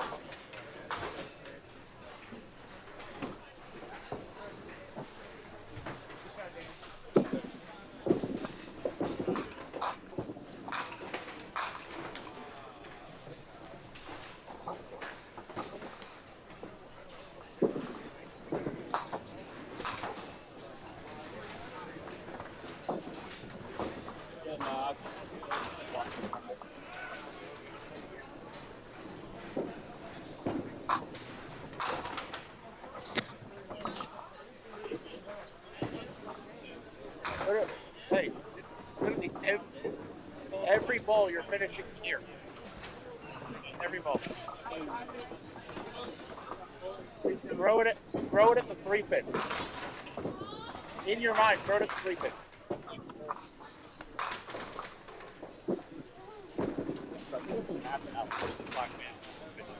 Really? How about that?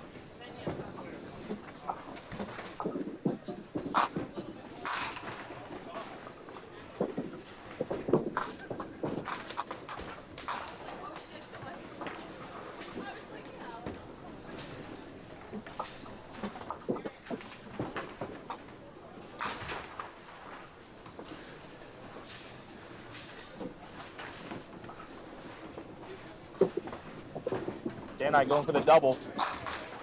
Get out of there. Wow.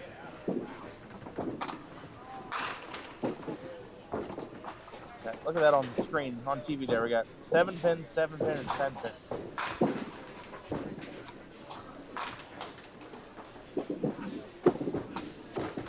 Bernie, as you'd expect, brings it in.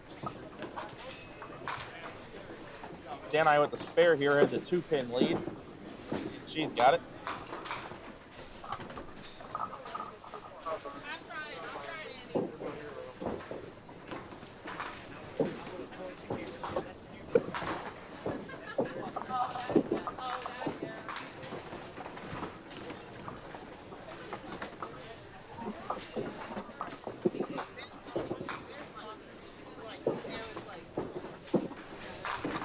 There it is.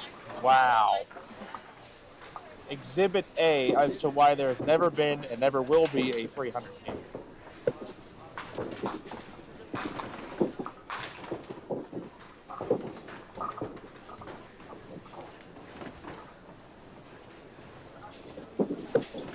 Colton's got the 7-pin. It's 2 marks in a row.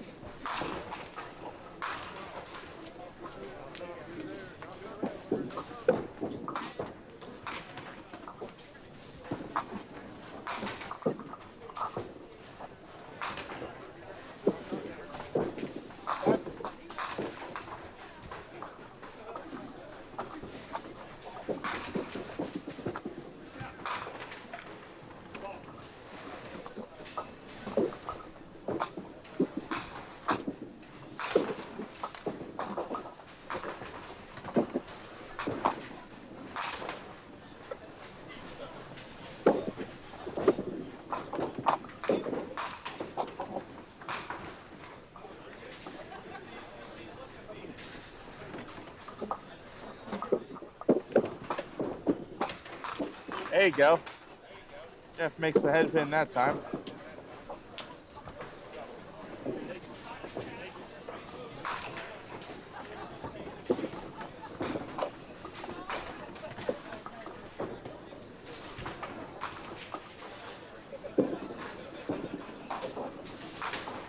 Andy off the side, 4 count on the spare.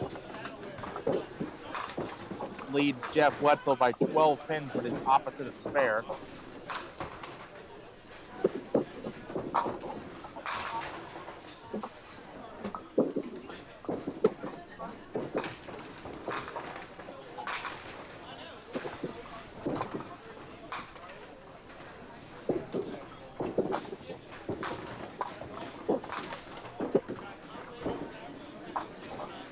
Open frame, Buddy Hartman. Only 4 down through 2 balls. 4 on and 8 out. Andy's up 10 pins down a hit, headed to the 7th.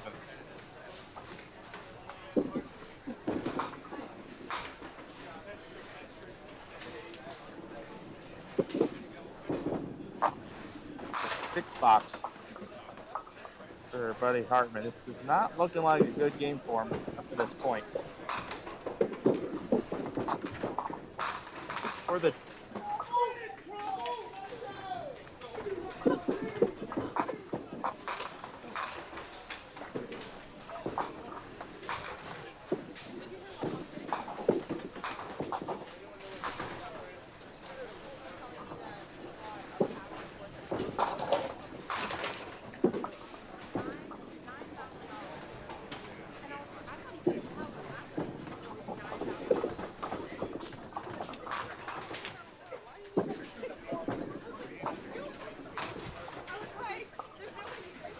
trying to congratulate you on a job well done.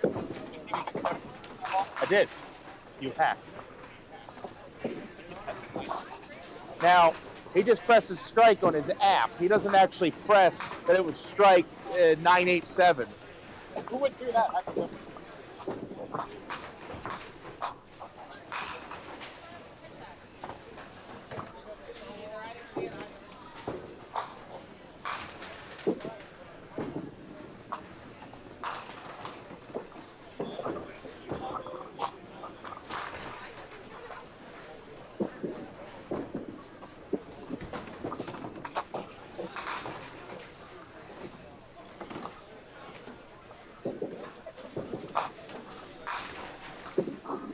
Danai light hit, 257. 7 count gives her 84 through 6. If Bernie were to break a single here, we'd have a tie game. strike, he'd be in the lead.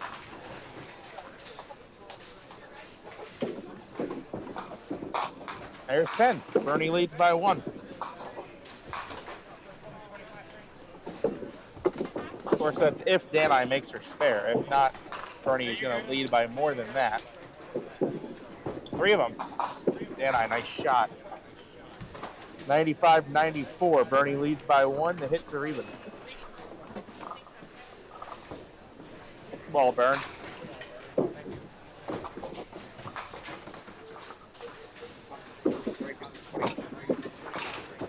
Well, it's a good time for it.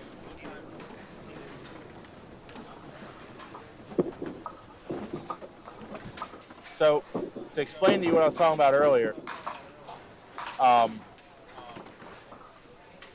if Colby wins the star today, I owe David $20.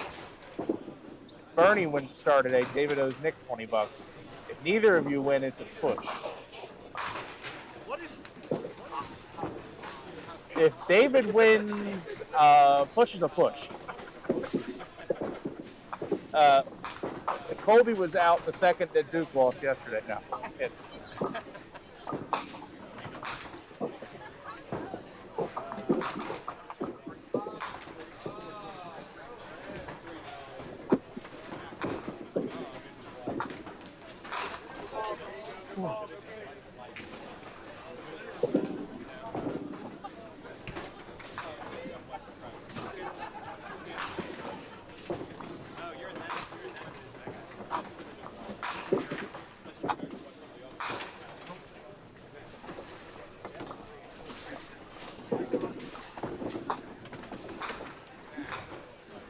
Insane. It might be the lowest 3-0 I've ever seen in a scratch division, at least on camera. It might be the lowest. And think, we've seen like 0-3, 4-60. We've seen that.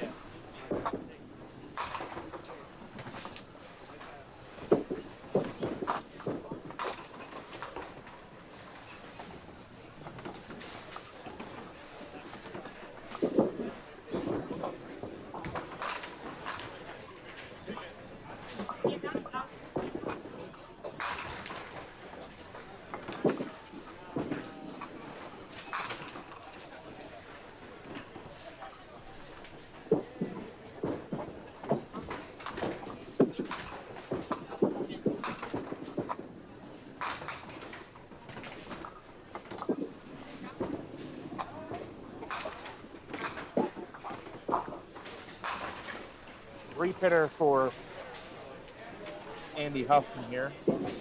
That is good looking. Is that a spare? It is. 3-pin lead over Jeff Wetzel with 3 to go.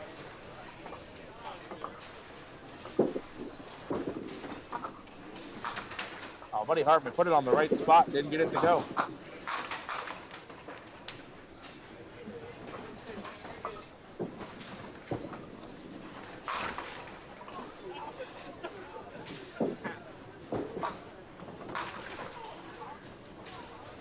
No snide remarks about that strike?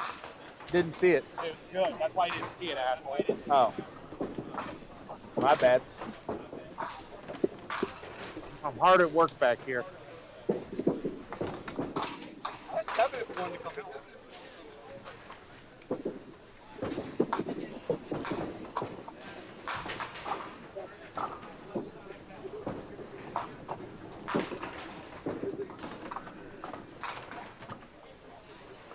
$10 for Buddy.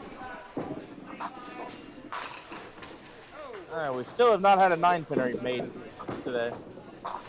Had a couple close calls.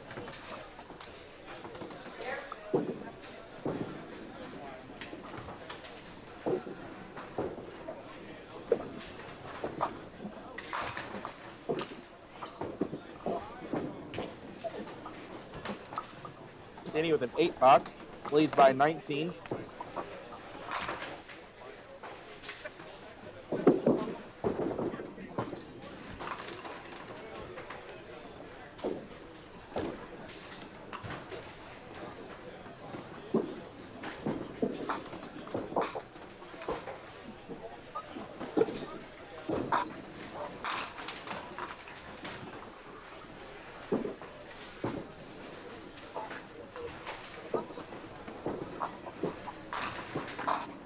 Bernie leaves at 10. Dana, a rough washout. It's almost a chop. Just a 4 count on the spare. She's going to fall behind. Spare would help as we get it to go open frame. Bernie with the 20 box here. Have control of the game, and he's got it. Bernie going to be up single digits. Okay. Yana goes around the world for that. Bernie up 7 pins and a hit, headed to the 9th frame.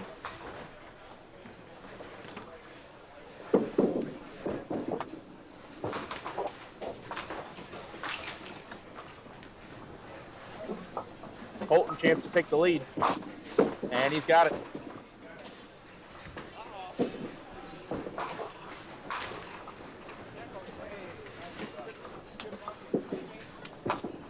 Colton started out 35 in the 4th, has gone 4 marks in a row, putting that first strike right there. He's taking the lead. Devin trying to respond, comes up a little light, leaves at 278.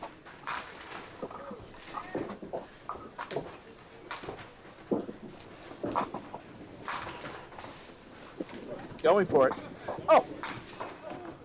Did that go around the 7? That's painful. You would have made it. There it is, Jeff. I just had to coach him up a little bit. Tell him to throw it at the 3-pin. There you go. Hey, you hit the front one.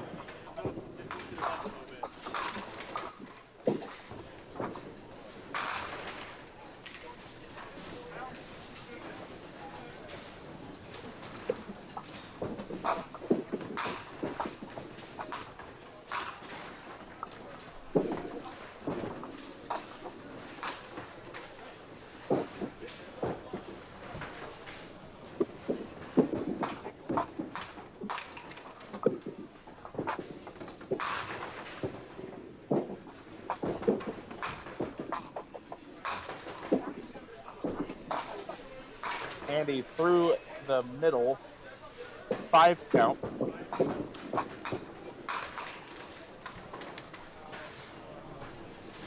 Trails by 2 pins, almost makes it.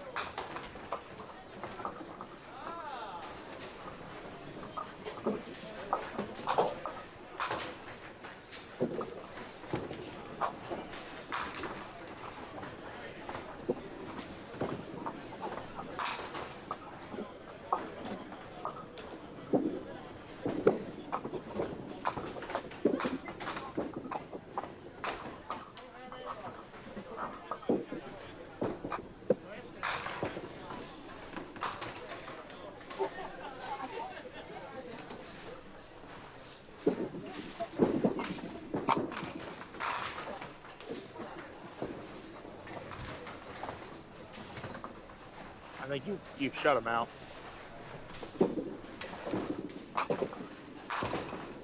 Okay, got a break.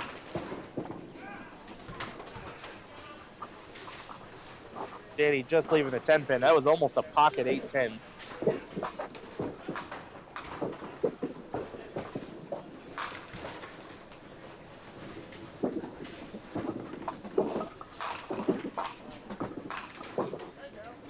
Got the mark.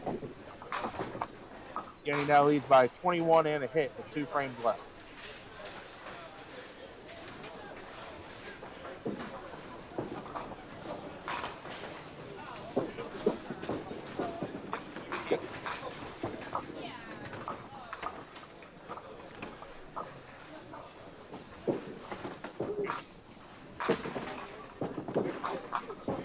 Dana in the 9th, solid 10. It might roll out. And then it might roll out the other way. No. 10 pin.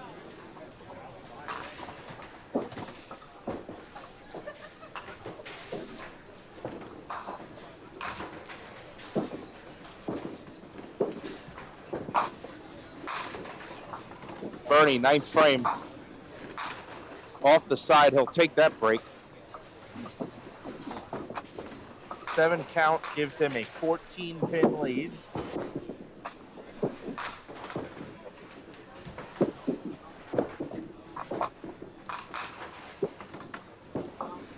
Oh, barely.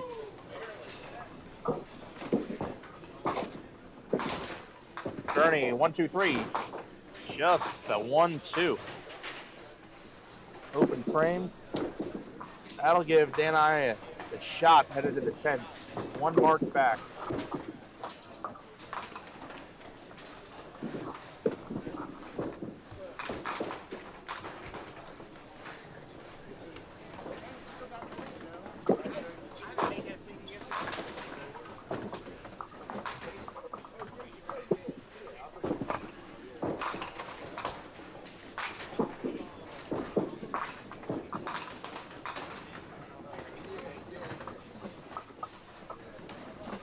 Colton in the 9th going for the double.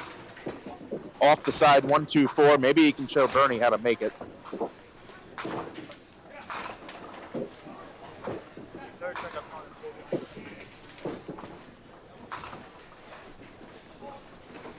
going to find a commentary about it. Dang it. Oh, that 1, 2, 4 is impossible on lane 28. That's 2 in a row that have been picked. Devin in the 9th. Deuce.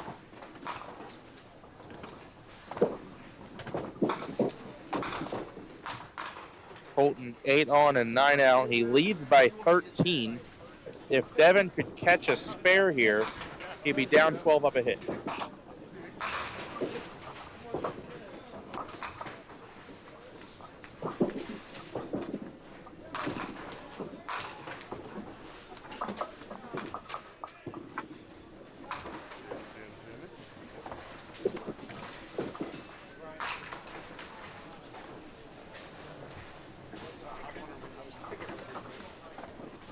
Jeff for the double, way left.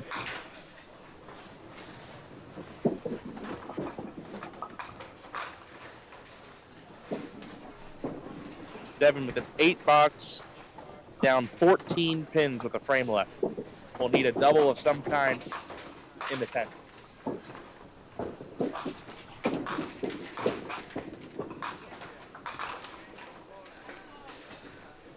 Nine count on the strike for Jeff. He does have a double-digit lead now. It's 11 pins.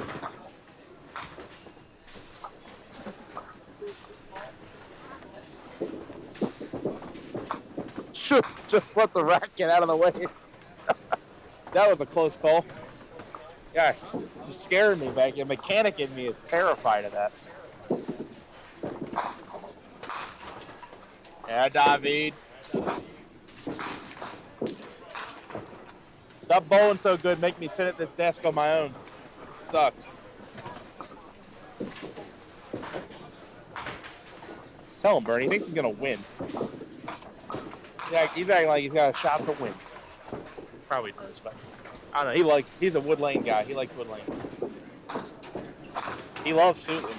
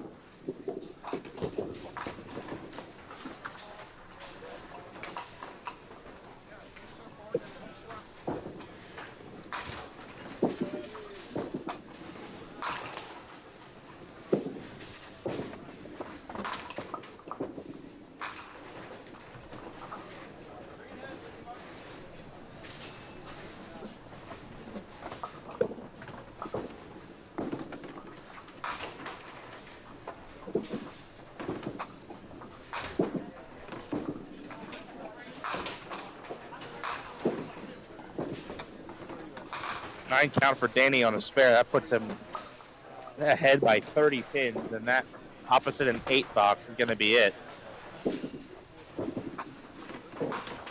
He's already locked the game up, even if he misses this and throws it all in the gutter in the 10th. He's already got the game won. So Danny will go to 3-1. Buddy Hartman to 2-2. I'm not sure how that division's playing out, whether he has a chance or not.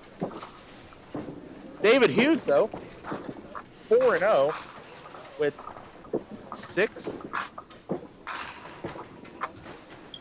426? 590. And David Hughes is a lock for the bracket.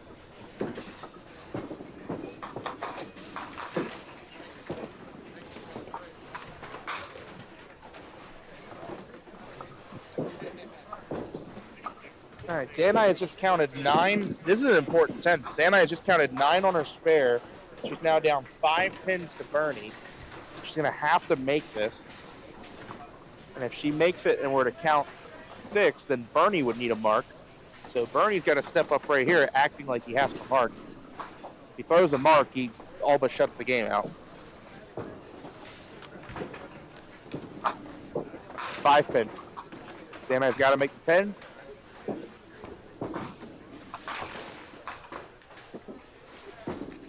She does. 137 and a ball.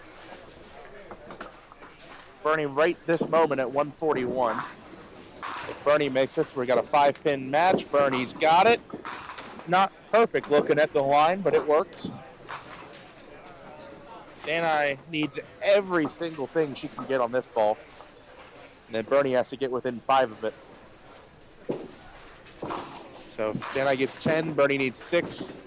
Then I hated it right away. She counts 6. Bernie needs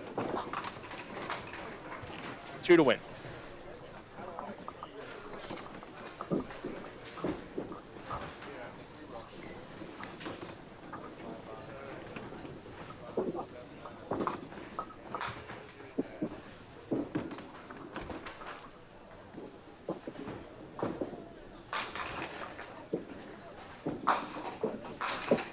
Bernie 5-pin again. At 9 count, wins the game, 151-143. Devin stepping up in the 10th frame, trailing by 14. He'll need a strike on the first ball to have a chance.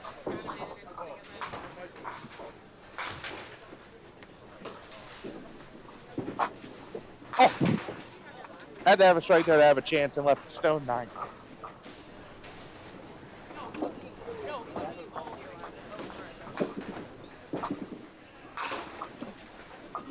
And Colton puts it on the side for enough pin count to lock up the game. Devin makes a spare. I got a funny feeling this fill shot of his is going to strike.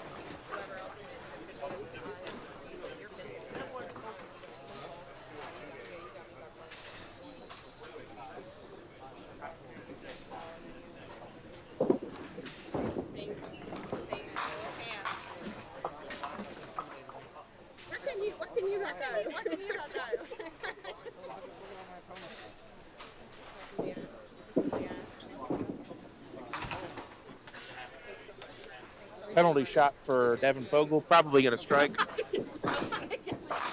Never mind. 123 for Devin. Goes to 2-2 with 624.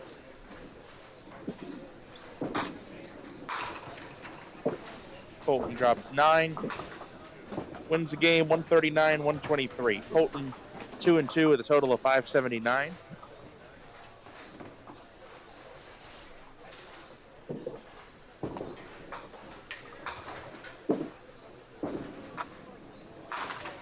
Oh, he got 1.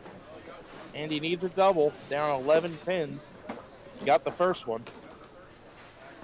Let's see if Jeff can cover that up.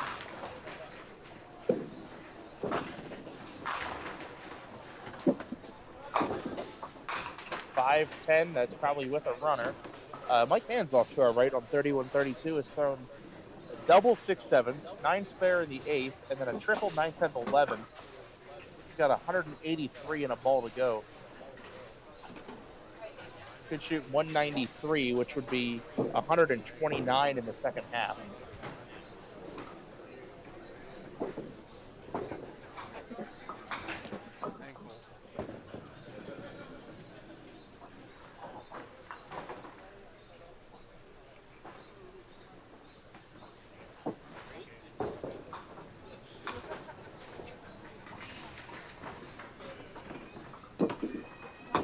Jeff takes one.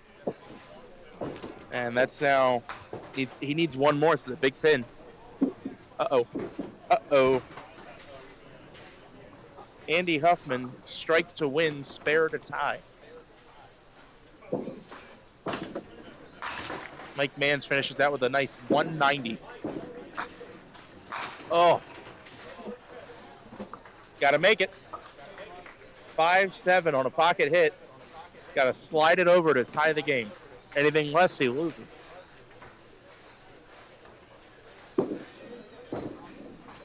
Oh! Wow, Jeff survives again. Got 9 lives, this guy. Jeff has 493 for 4 and is 4-0, and the division's locked. David is almost at 600. David has 590. Jeff has 493. They're both 4-0. Clean living. That is. There is a lot of defense going around in our division. I tell you what, you can't let them get away with murder every game. You gotta someone throw a good game against him, please. Oh, so you're no better.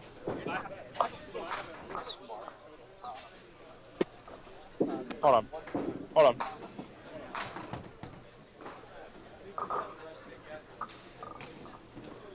493, that right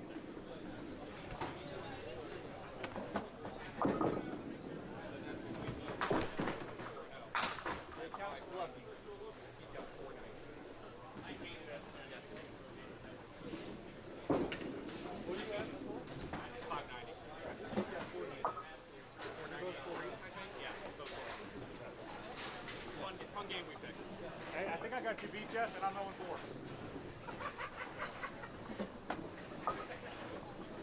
So you had 4 what? 493. 448. Okay. Oh, no, that's not.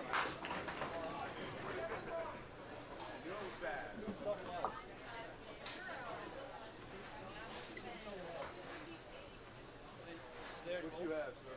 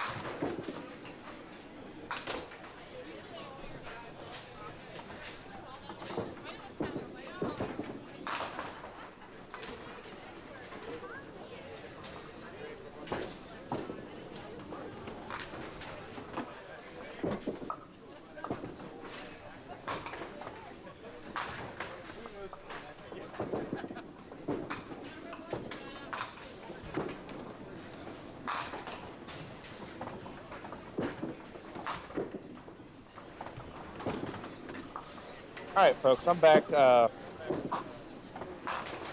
to go place my lunch order.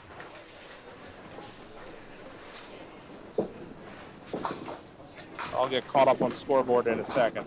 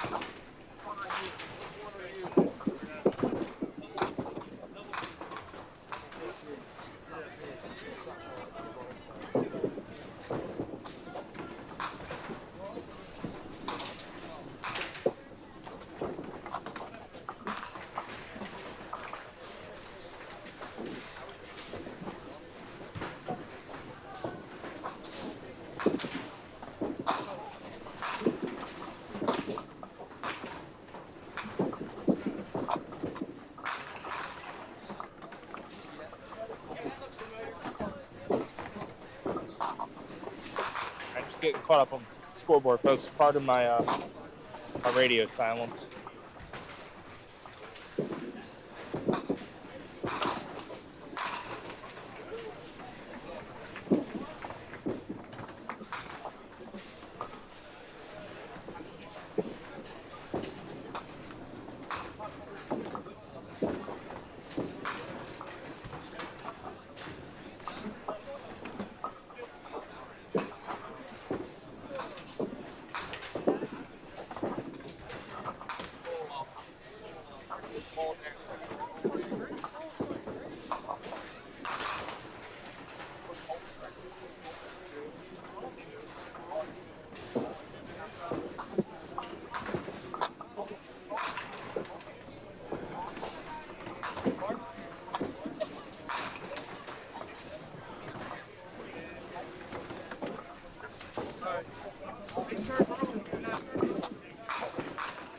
There you go, Dave.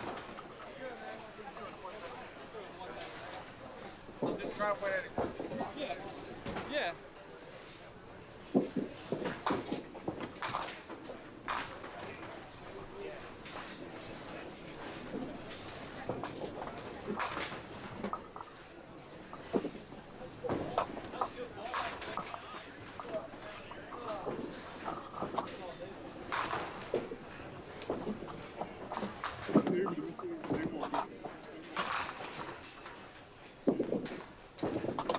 Lisa, what's your record? Sorry. Thank you for answering for her.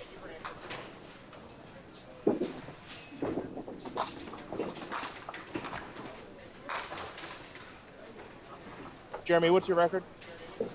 2-2?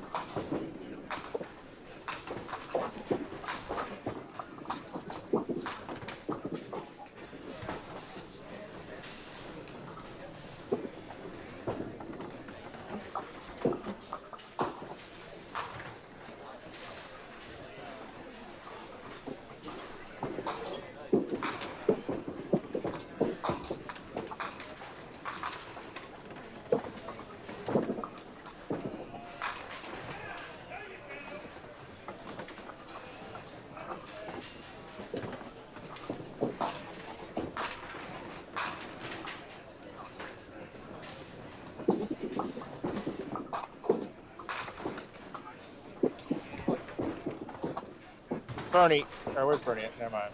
Bernie's 3-1. Bernie's 3-1, right?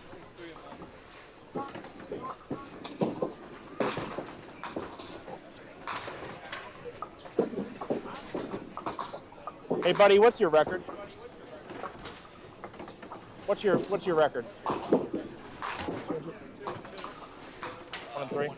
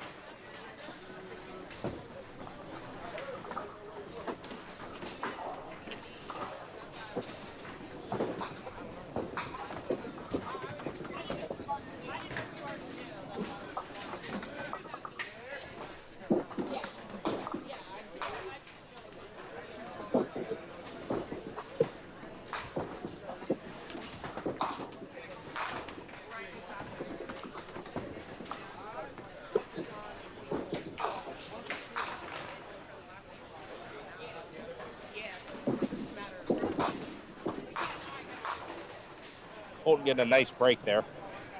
Tripping out the middle rip. So, I'm going through and filling out records. I don't have pinfalls, but basically it's color-coded now for Game 5. I'm going to do that just because I feel like it.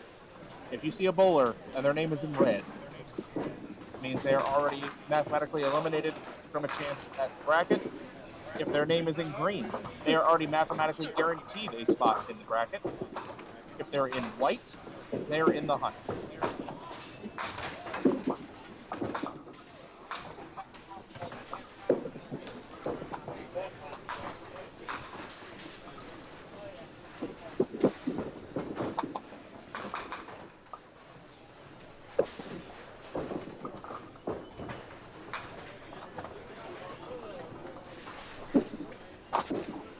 There you go, Jeff.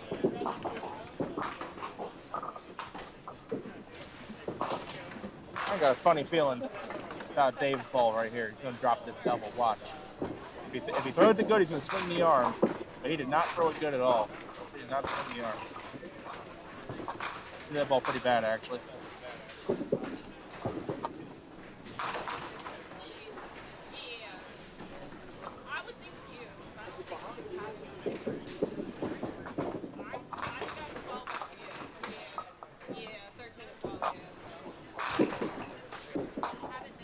David, 8 count on the strike.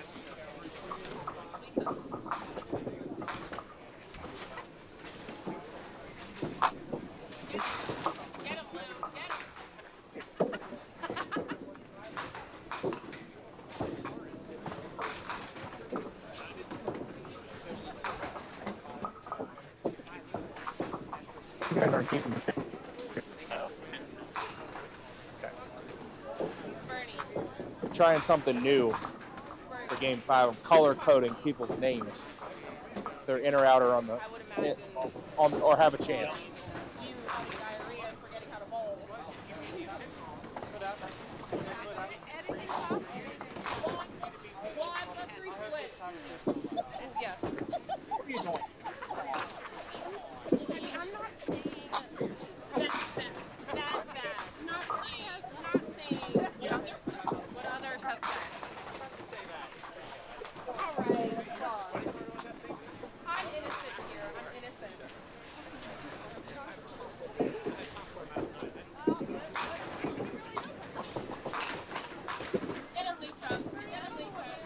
Alright, so if their name's Yellow, which is Bernie, Colton, Jeremy, and Buddy, they are in the hunt and still have a chance at making the bracket mathematically.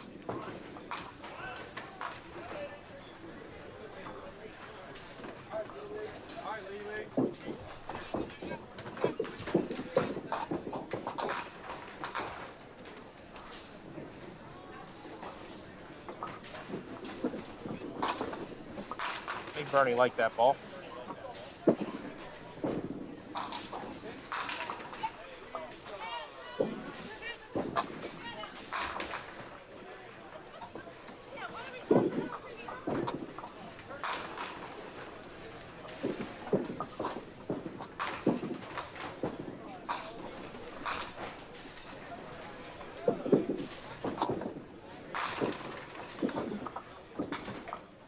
Let me know if you guys like the idea of seeing the color-coded stuff or not.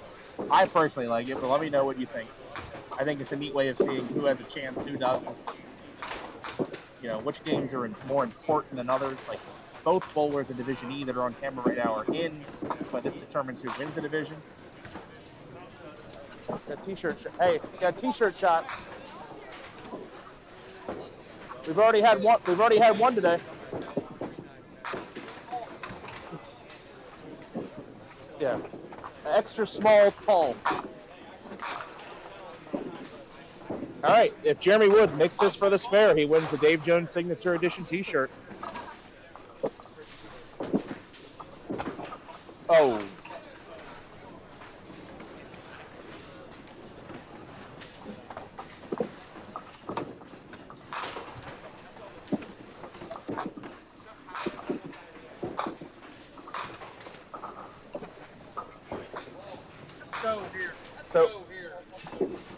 So you know what happens there if you spare that, right?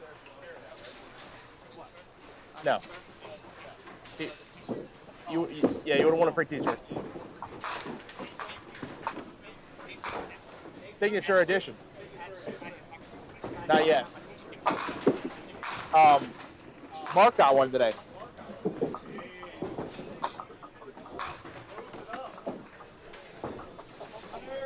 There you go.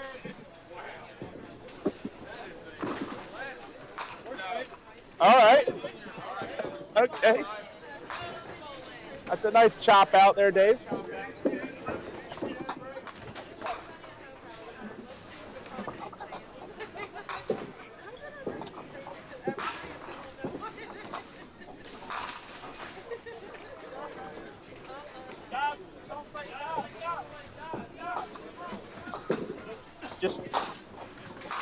Just stand the pin up.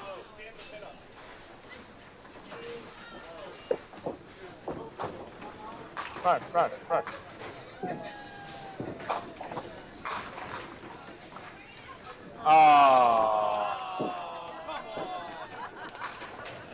Mark it 0.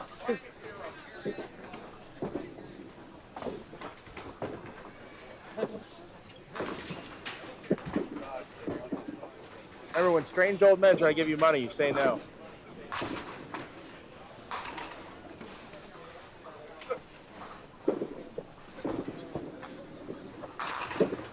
Oh, good ball, Dave.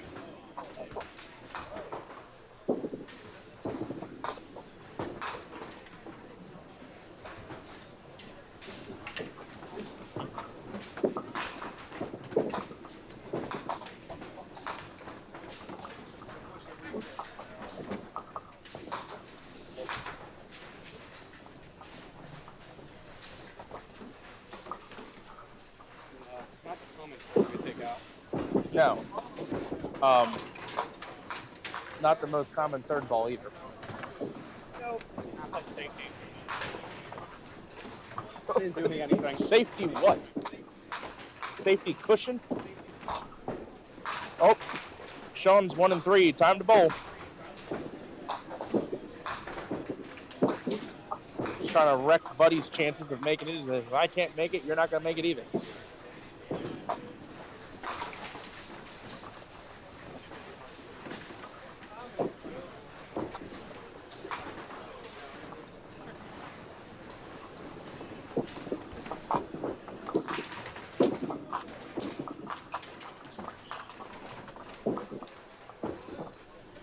See if Lisa can get a double here in garbage time. She's 0 and 4. Yeah, all right.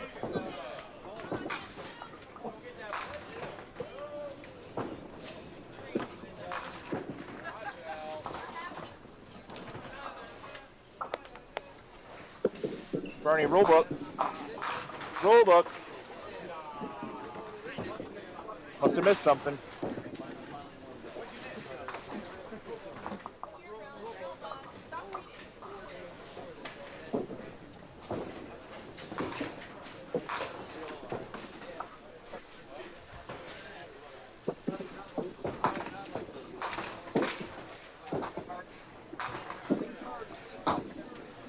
Shift. Alt.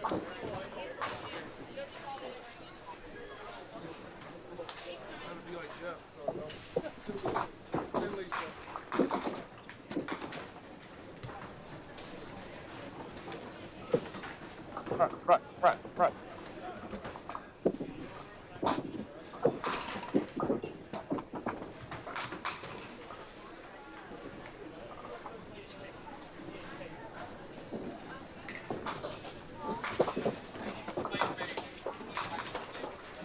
All right, Jeff Wetzel going for the triple strike.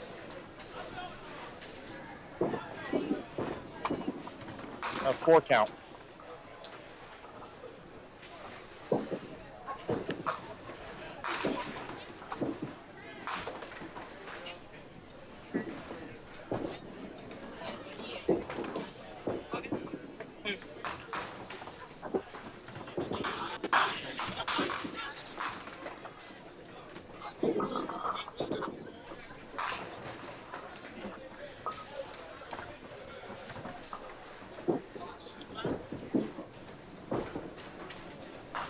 Yes. What's that, number 3?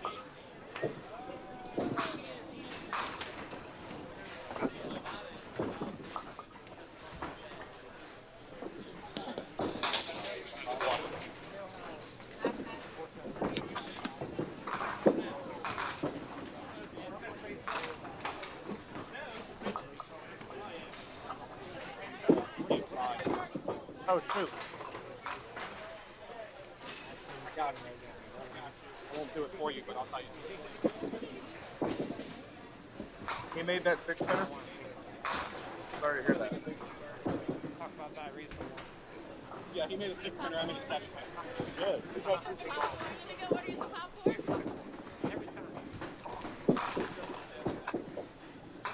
Just the stuff I make at home. Oh, okay. Can't help you with that.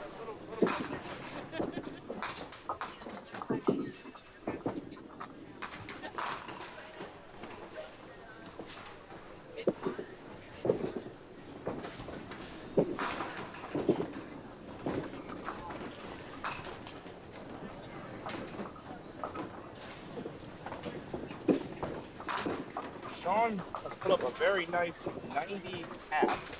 And he's 1 and 3. He's already eliminated, but to end well. Look good. Look good.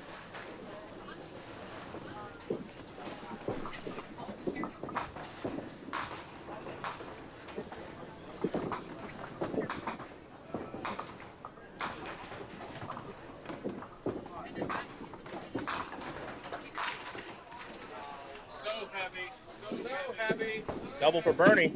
Lisa for the triple. Maybe. Maybe. Come on. Oh.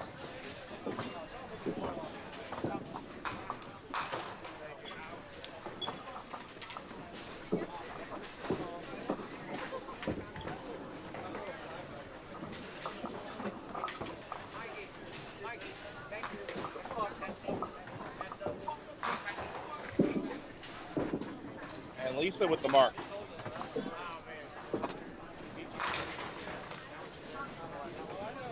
Colton Goose stepping up, going for the triple strike. Spare strike, spare double so far, the first 5 frames. Through the middle for 3. It'll be the first test.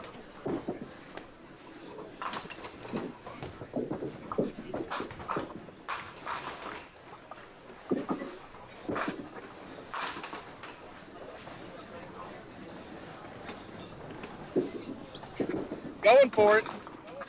Get over there. Yeah, what a shot.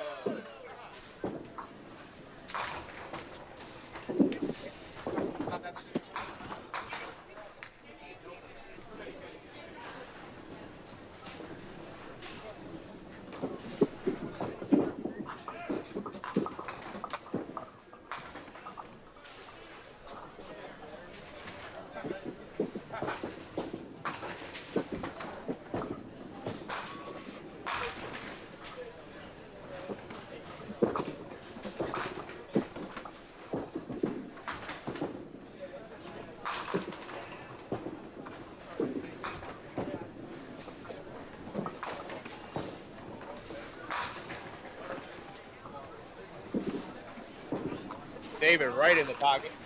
I believe 4-7. 62 half.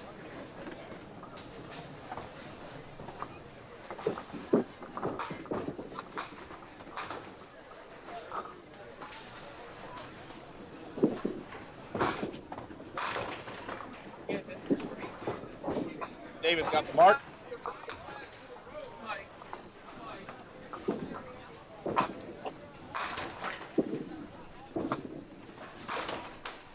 Jeremy's not allowed to drink on Sunday. What is it?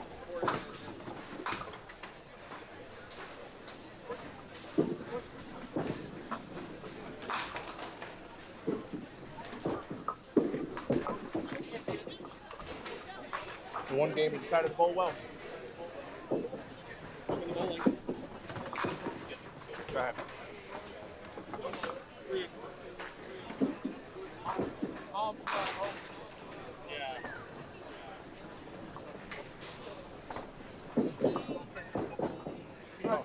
Is this Coach Dad? Hi, Coach Dad. I told him everything we do. Yeah, right.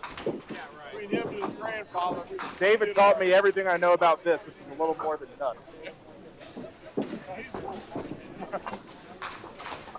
Or I know I'm just not as a computer illiterate as he is.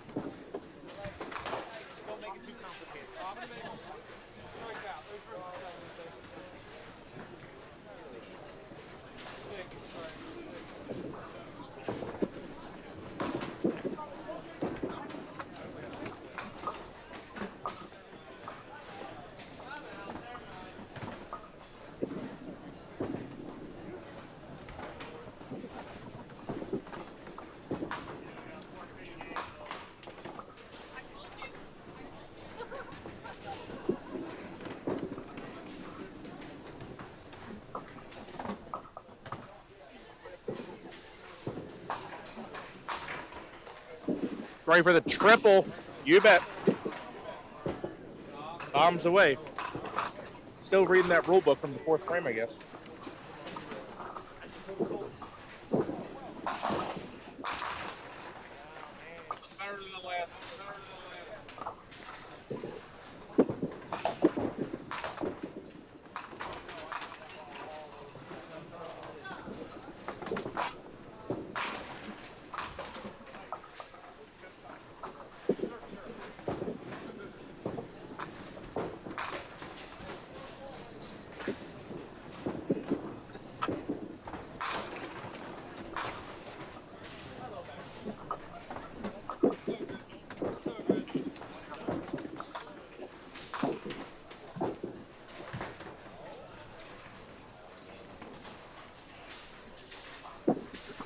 Some big scores being put up in this fifth game, if nothing else.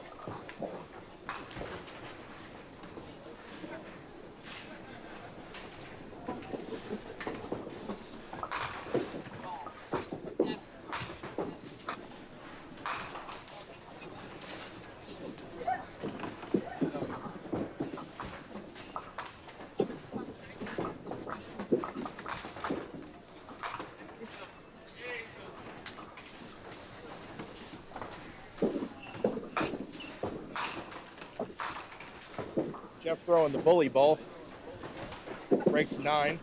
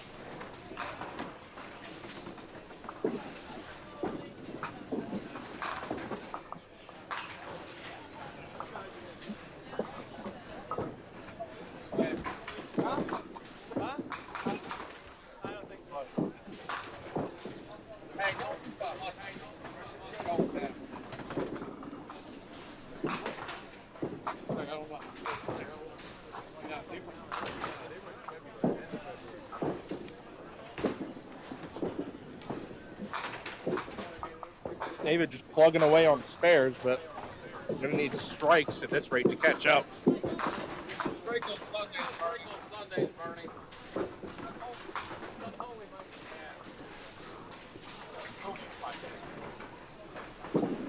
Yeah. Oh, nice shot. Buddy Hartman making the zigzag spare.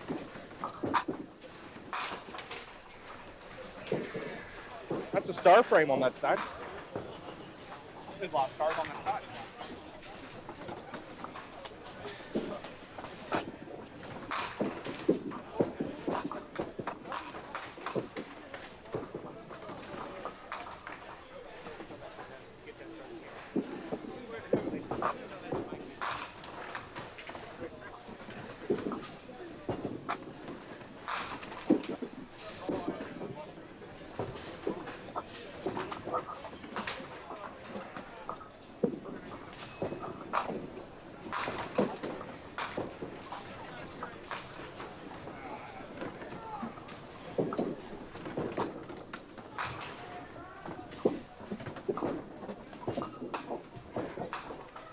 Don't throw it there again. Oh boy.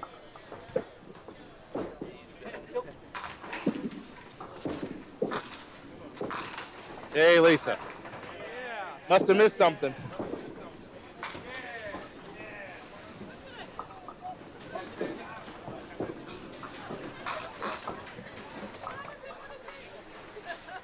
All right, Bernie Hipkins is going to be going for the 4-bagger here. He has the lead over Lisa. The question is just by how much.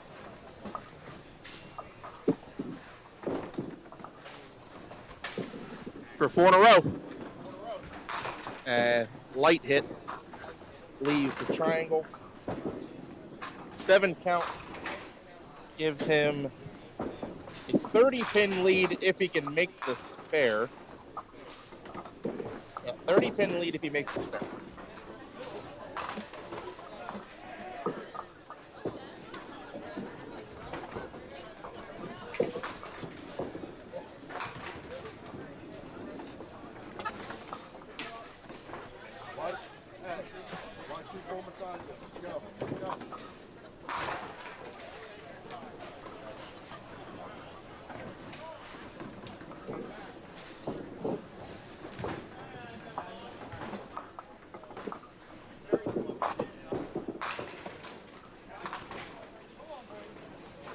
Front.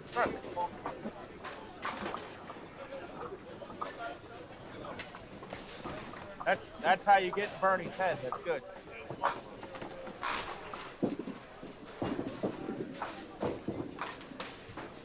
Worked.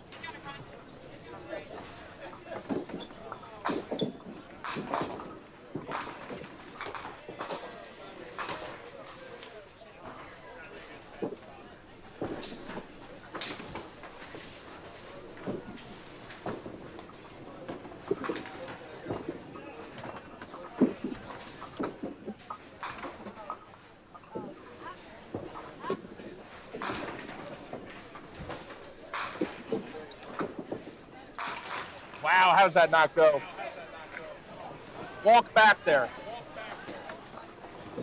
Wow, how does that not fall?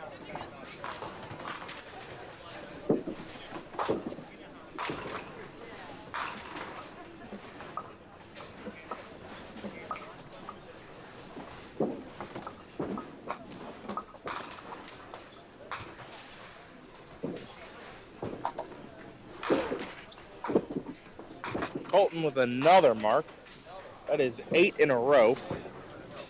153 plus in the 8th. Needs to stay clean with high counts to shoot 200. Doesn't need a double.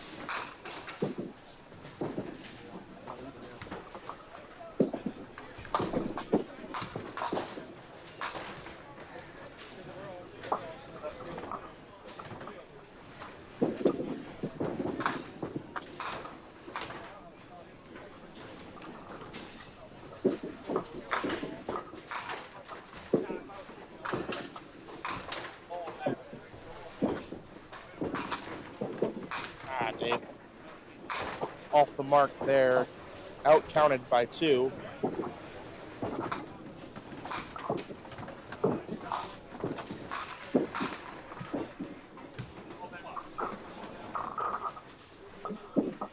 David will collect 10 for 105 in the 8th.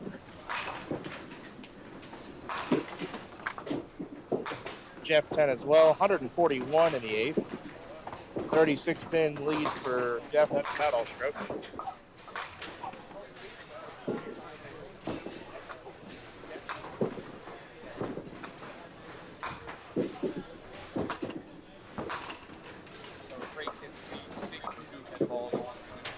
Right.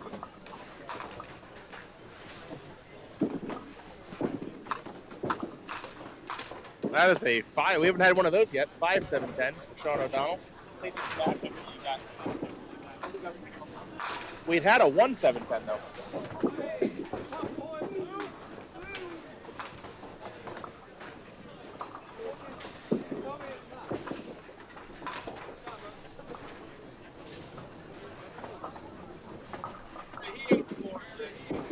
Oh, get over there. Oh, good try. I hope not.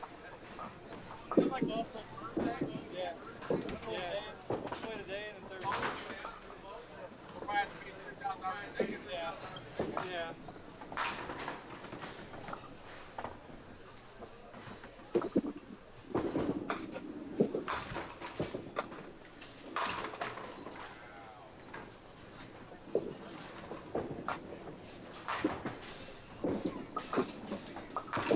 Lisa, another double. She's not going away. Much as Bernie was trying to think this game is over, it's not. Make him work for it, Lisa.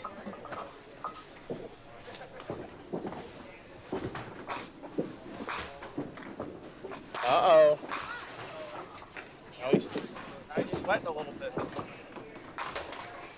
Yep, 100%.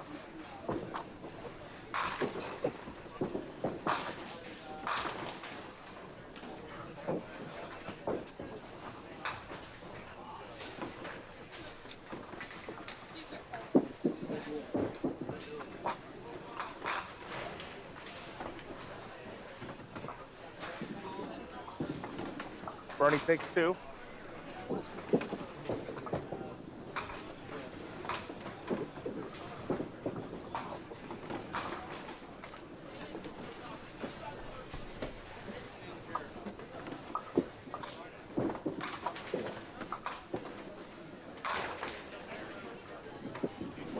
And takes 1 more for the 10 box. Bernie up 17 pins, down 2 counts. Practically an even game.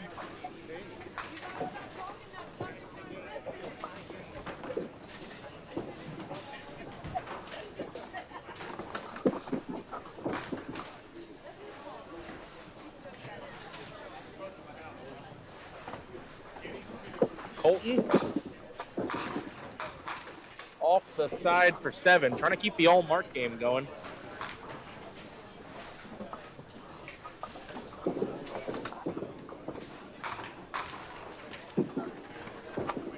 Jeremy's not careful here. He might get lapped.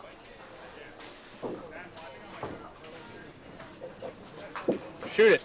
All-mark game comes to an end in the 9th.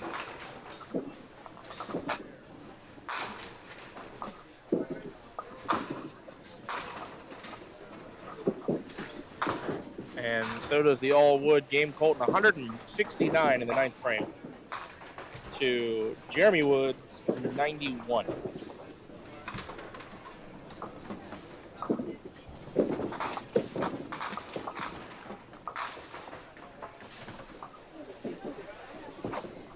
All right, Jeff, shoot 200.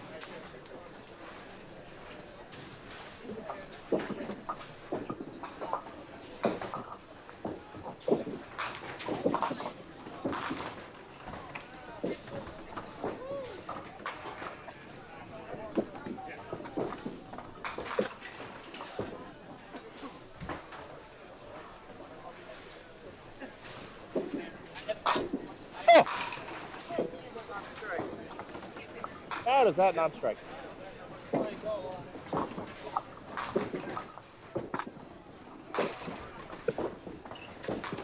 Jim, I think you're right. You never know, but if it comes down to a margin that tight, then there's your game.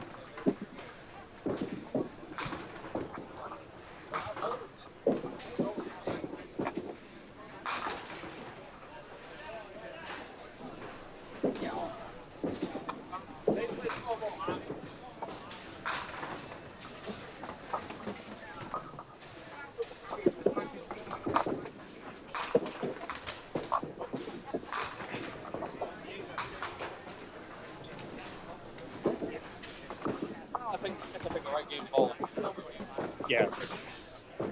Thankfully, this doesn't really hurt you.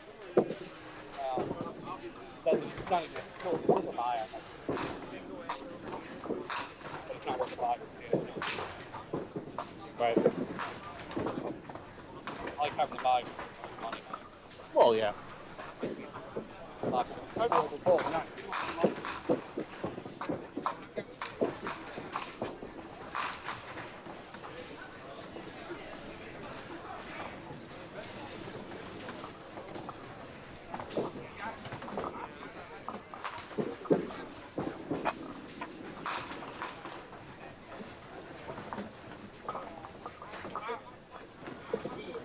Buddy Hartman now down 10 pins to Sean O'Donnell in a game he has to win to have any chance.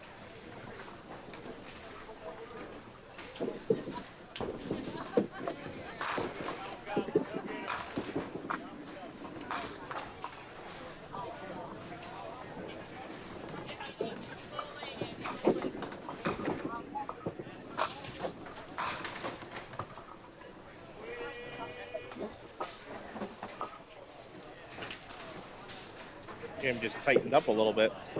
6 pins. Buddy trails by 6, headed to the 10th.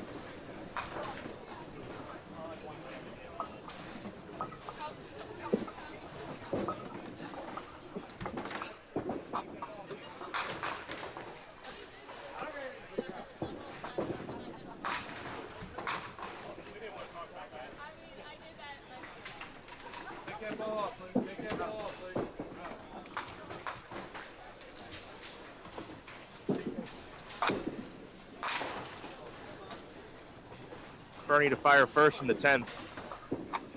Strike. Lisa to respond for the triple. It's a break, though. It is a break. So if Bernie spares, he shoots 171. If she spares and strikes, she shoots 171.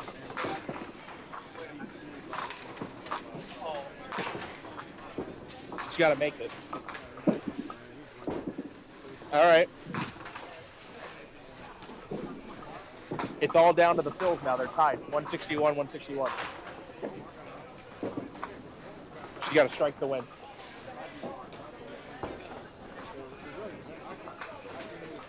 Strike the win by 1 for Lisa Huber. Strike the win by 1. Yep. Uh-oh, got a hook. Oh, man.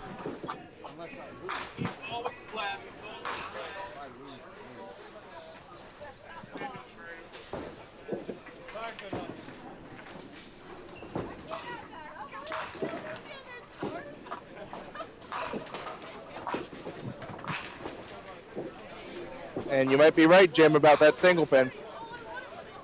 You might be right. Make that a converted single pin. It's an extra 10 pins and count. She shoots 173. She would have won the game. Jeremy needs 3 more pins for 100, by the way. Hope he gets it.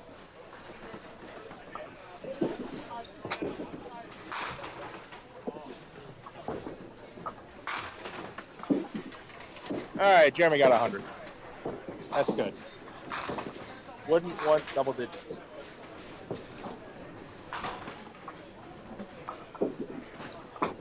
Colton's got the mark.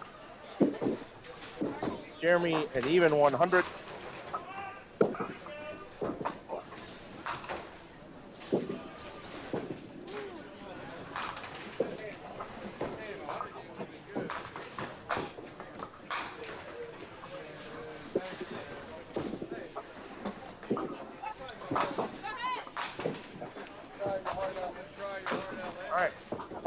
Finishing out with a very nice 187. He advances to 3-2. Ronnie, you're in, right? 4-1.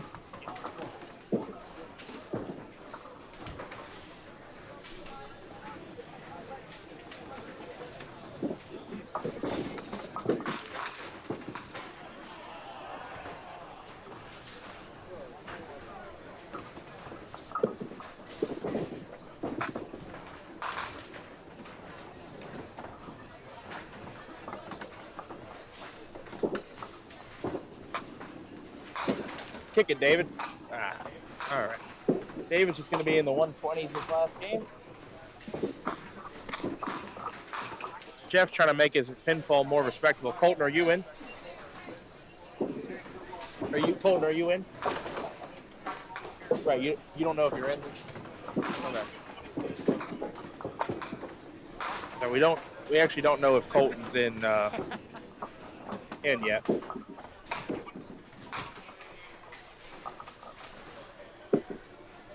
All right, David 124, Jeff Wetzel a possible 180.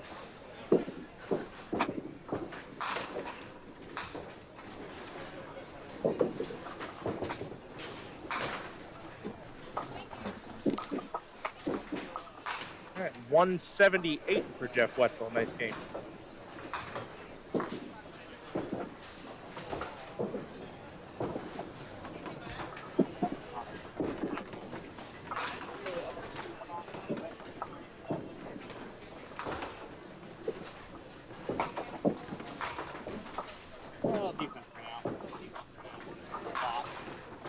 and more like he also found offense.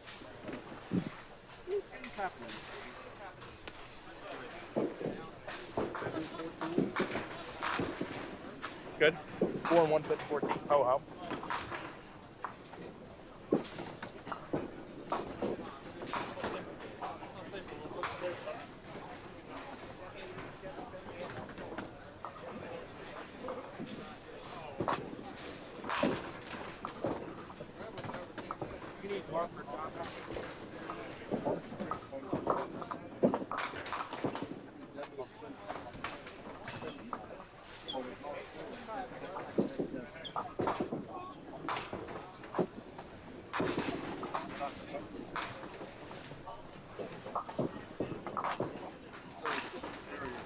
Right.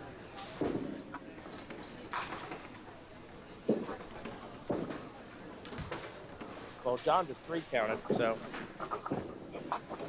waiting to see what happens to Colton, whether he goes green or red.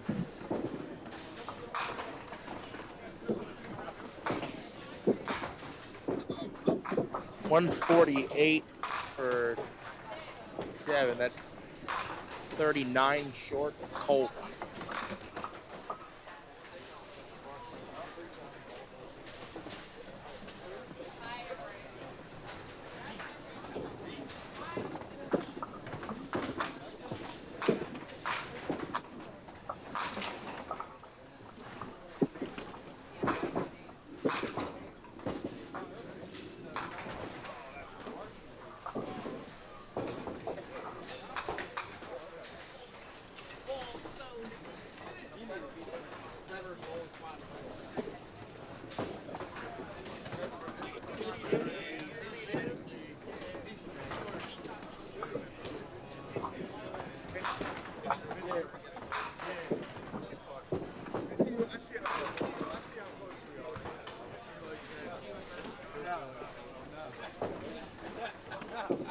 What was your pinfall?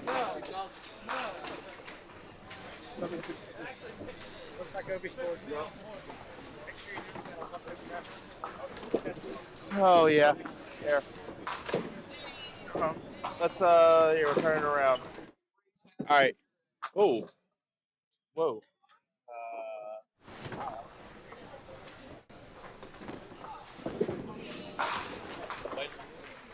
We'll work on that. Okay, so you can still hear me at home. For those of you watching Duck Pins Forever on your TV and not hockey, Alexander Ovechkin has just scored his 895th goal and is now in the record books as the leading goal scorer all time in the National Hockey League, surpassing Wayne Gretzky, who scored 894 goals. A game being played in New York at the Islanders. The Great 8 passes the Great 1.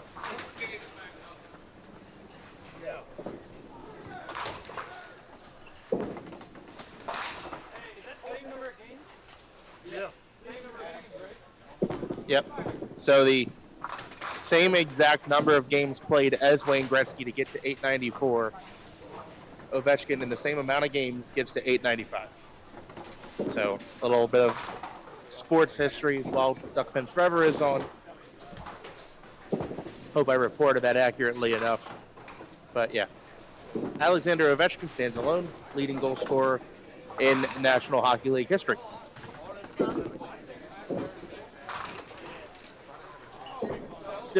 Still waiting to see the status of Colton. You notice his name is still in yellow. I don't know yet whether he has made it to the bracket or not. We actually may not know until divisions until the bracket is announced. But if I get an answer on that one way or another, I will let you all know.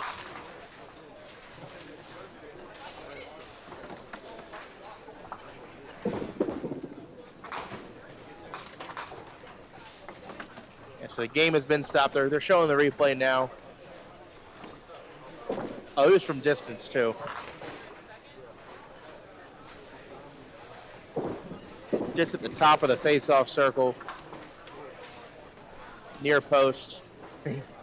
Belly dive on the ice to celebrate. That's pretty cool.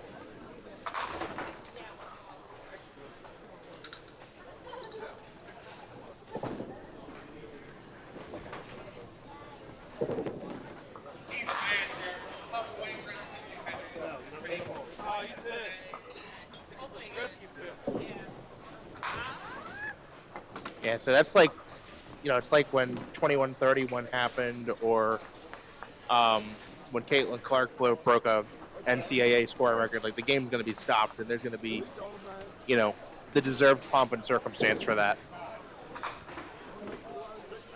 I know we can't really show it on TV. It'll be on Duck Pins Forever. It'll be a copyright issue. So feel free to look that up on your own accord. But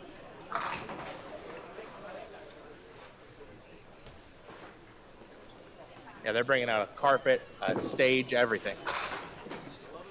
The game becomes secondary at this point.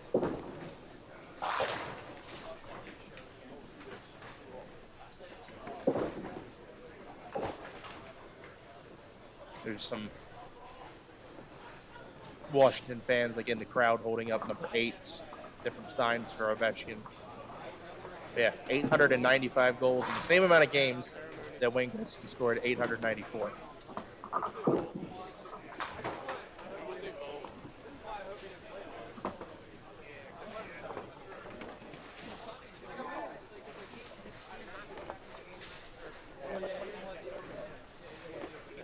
Hey, 5 years from now, no one will be able to tell you who was in goal, though.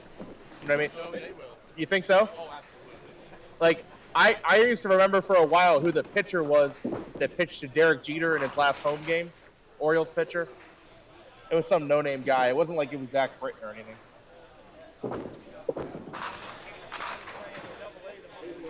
Probably. No, it wasn't Zach Britton. It was just some random. I think his name was Meek. Or Week, or whatever his name. I remember when Zach Britton was Predator. Predator can boo. He killed everyone. Oh yeah. Anytime he went any step above that, Except that one year he played for the Orioles, he was untouchable. He had a .5 ERA or whatever it was. I still don't know Colton's status.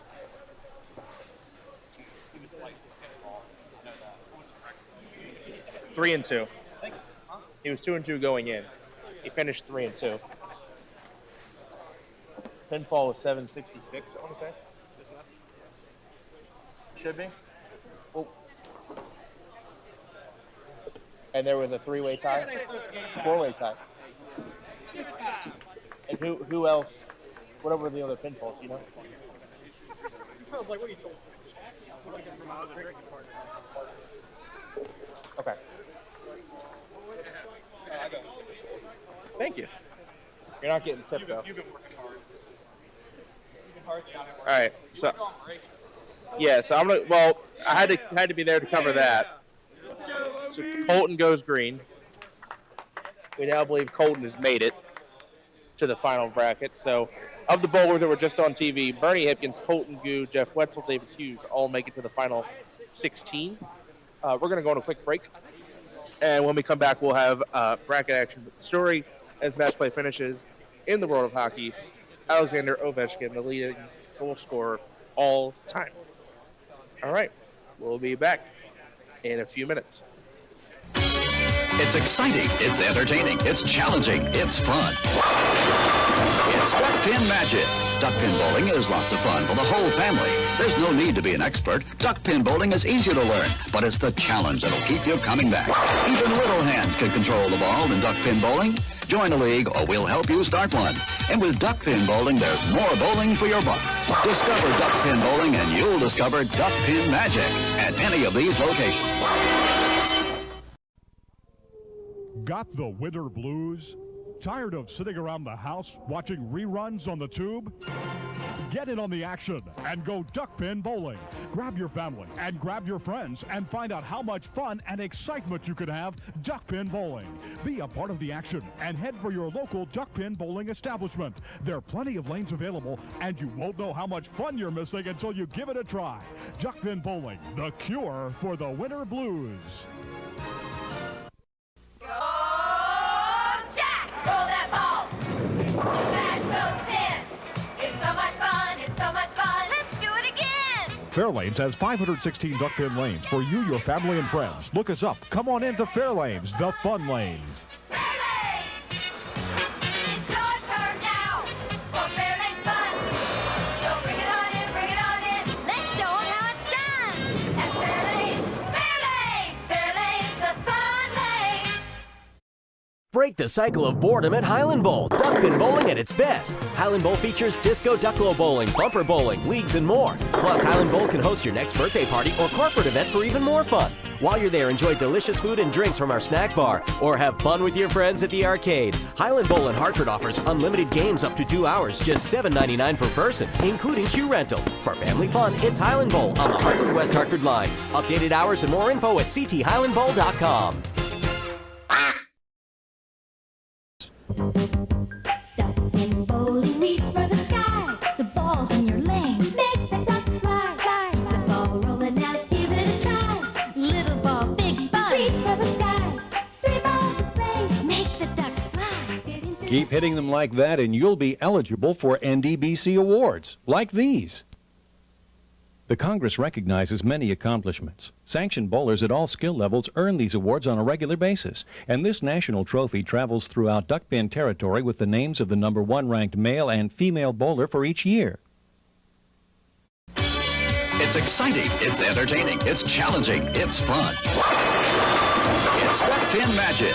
Duck pin bowling is lots of fun for the whole family. There's no need to be an expert. Duck pin bowling is easy to learn, but it's the challenge that'll keep you coming back. Even little hands can control the ball in duck pin bowling. Join a league or we'll help you start one. And with duck pin bowling, there's more bowling for your buck. Discover duck pin bowling and you'll discover duck pin magic at any of these locations. Spare no fun and throw a strike with your child's next birthday party. Come on down to the Duckpin Bowling Lanes at 1465 Barnum Avenue in Stratford.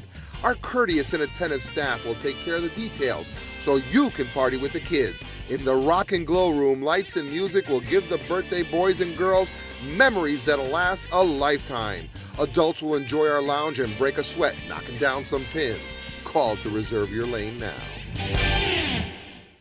Looking for something fun to do? How about bowling? Bowl at Thunderhead Bowl for the best in duck pin and 10-pin bowling at 2 locations, both Westminster and Tawnytown. You can enjoy the league opportunities, which are always available for all ages at Thunderhead Bowl. And both locations are open 7 days a week with a snack bar and restaurant specials to ease the hunger as you have fun. The Pro Shop has a complete line of bowling equipment and accessories designed to improve your game. If you'd like information on open bowling, adult and youth leagues, contact Thunderhead Bowl, the family fun place. It's exciting, it's entertaining, it's challenging, it's fun. It's Duck Pin Magic. Duck pin bowling is lots of fun for the whole family. There's no need to be an expert. Duck pin bowling is easy to learn, but it's the challenge that'll keep you coming back. Even little hands can control the ball in duck pin bowling. Join a league or we'll help you start one.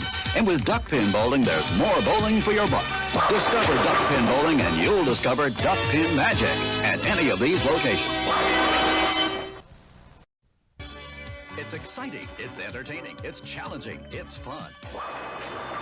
It's Duck Pin Magic. Duck pin bowling is lots of fun for the whole family. There's no need to be an expert. Duck pin bowling is easy to learn, but it's the challenge that'll keep you coming back. Even little hands can control the ball in duck pin bowling. Join a league or we'll help you start one. And with duck pin bowling, there's more bowling for your buck. Discover duck pin bowling and you'll discover duck pin magic at any of these locations. Got the winter blues? Tired of sitting around the house watching reruns on the tube? Get in on the action and go duckpin bowling. Grab your family and grab your friends and find out how much fun and excitement you could have duckpin bowling. Be a part of the action and head for your local duckpin bowling establishment. There are plenty of lanes available and you won't know how much fun you're missing until you give it a try. Duckpin bowling, the cure for the winter blues.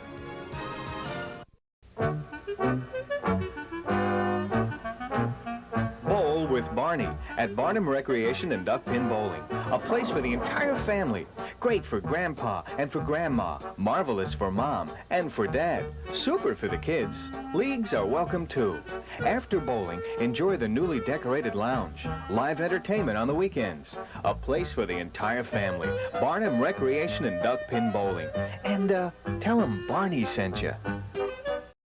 Break the cycle of boredom at Highland Bowl. Duck pin bowling at its best. Highland Bowl features disco ducklo bowling, bumper bowling, leagues, and more. Plus, Highland Bowl can host your next birthday party or corporate event for even more fun. While you're there, enjoy delicious food and drinks from our snack bar, or have fun with your friends at the arcade. Highland Bowl in Hartford offers unlimited games up to 2 hours, just $7.99 per person, including shoe rental. For family fun, it's Highland Bowl on the Hartford-West Hartford line. Updated hours and more info at cthighlandbowl.com. It's exciting, it's entertaining, it's challenging, it's fun. It's Duck Pin Magic. Duck pin bowling is lots of fun for the whole family. There's no need to be an expert. Duck pin bowling is easy to learn, but it's the challenge that'll keep you coming back. Even little hands can control the ball in duck pin bowling. Join a league or we'll help you start one. And with duck pin bowling, there's more bowling for your buck. Discover duck pin bowling and you'll discover duck pin magic at any of these locations. Make your own duck pin magic happen this season at Fairlanes. We have the times, the leagues, and the people to give you the best duck pin bowling experience possible. Fall-winter leagues are now forming at all Fairlanes bowling centers. Come in and reserve your spot for the most magical year ever. Get in on the fun, the excitement, and the action of duck pin bowling. There's no trick to it. Just visit any Fairlane center and pick the league that's best for you. You'll enjoy the experience. We guarantee it. Go, Jack! Roll that ball! Smash those pins! It's so much fun, it's so much fun! Let's do it again! Fairlanes has 516 duck pin lanes for you, your family, and friends. Look us up. Come on into Fairlanes, the fun lanes. Fairlanes! It's your turn now for Fairlanes fun! So bring it on in! Let's show 'em how it's done! At Fairlanes! Fairlanes! Fairlanes, the fun lane! Duck pin bowling, reach for the sky. The ball's in your lane. Make it fly, fly. Keep the ball rolling out, give it a try. Little ball, big ball, reach for the sky. This weekend, reach for the sky and make the Ducks fly for only 50 cents a game at these Duck Pin Fun Unlimited centers. Reach for the sky. Duck pin bowling, reach for the sky. My oh my. It's exciting, it's entertaining, it's challenging, it's fun. It's Duck Pin Magic. Duck pin bowling is lots of fun for the whole family. There's no need to be an expert. Duck pin bowling is easy to learn, but it's the challenge that'll keep you coming back. Even little hands can control the ball in duck pin bowling. Join a league or we'll help you start one. And with duck pin bowling, there's more bowling for your buck. Discover duck pin bowling and you'll discover duck pin magic at any of these locations. Hello, we'd like to clear up some misconceptions about duck pin bowling at Fairlanes. This is a duck. This is a duck pin. Note the absence of webbed feet. This is a flock of ducks.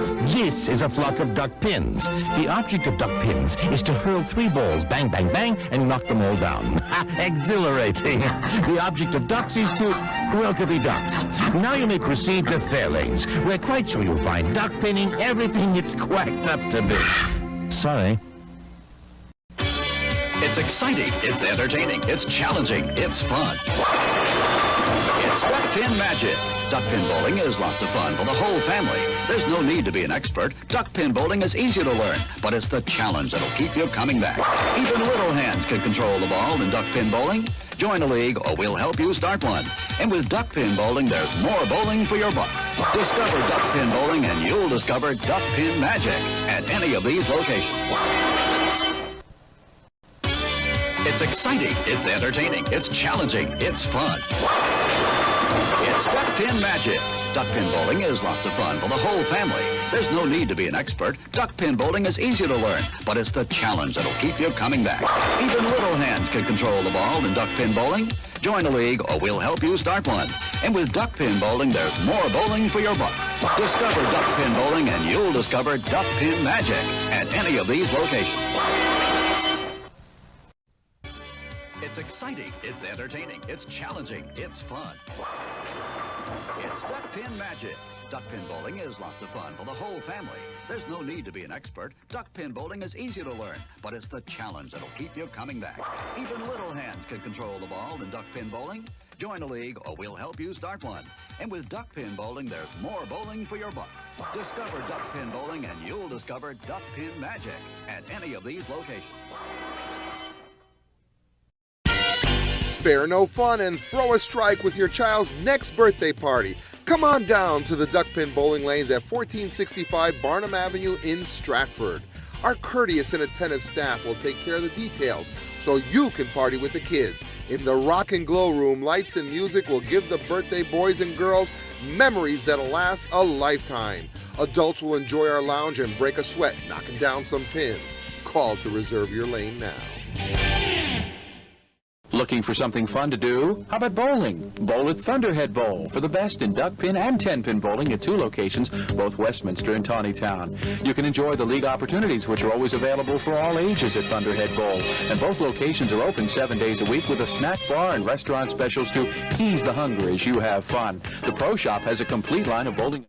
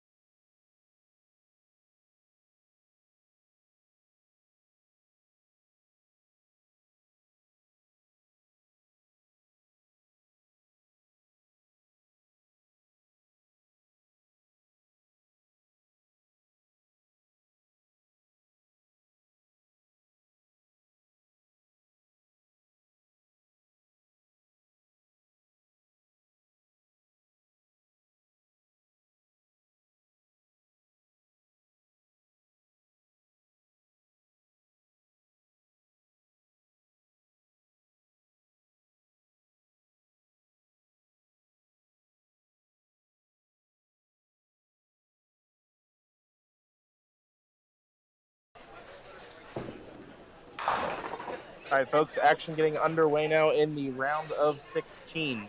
Just covering 27 and 28. There are going to be 2 matches on this pair for the first round. So the left-hand match is Brian Vest versus Andrew Walko. The other match is Mike Mans against Jeff Whitten.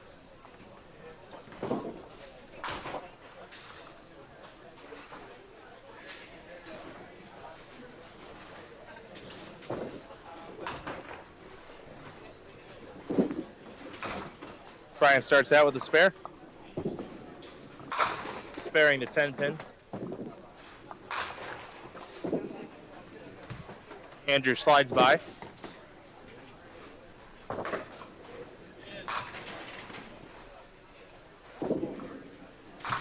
Takes 10.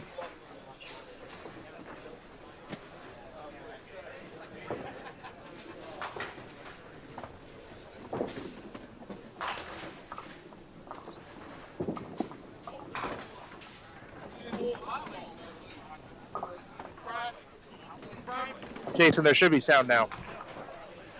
All right. So you see the scores on the left-hand side. That's Brian Vest again. He's going against Andrew Walko. So that is a match, that left-hand scoreboard. The right-hand scoreboard, yes. For this round.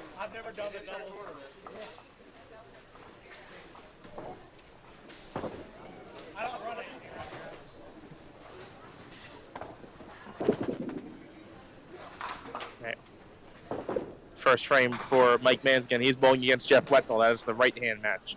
This is the round of 16. Got 4 games to win the star. Mike leaves a 2-pin. We've just seen Jeff on camera last game, firing well into the 170s. Pushing through the middle first frame.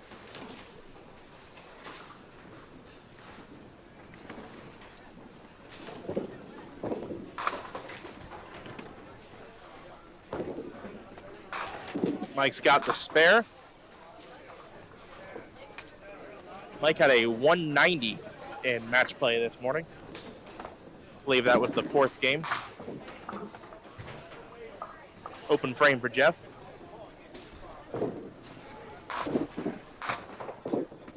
Over to our left, we have Andrew Buckingham against Sarah Wynn. And Bernie Hipkins against Devin Fogel. Second frame for Andrew Walko. Nice ball, leaves the 7-pin.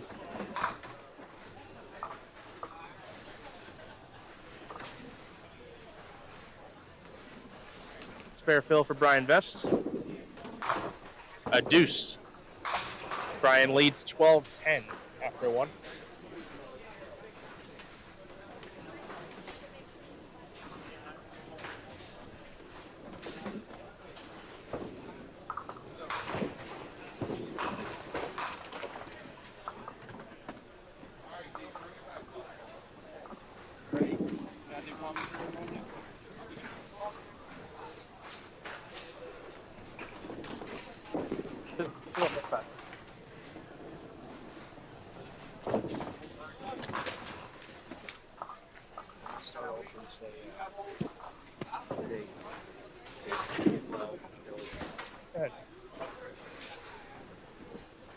Introduce yourself.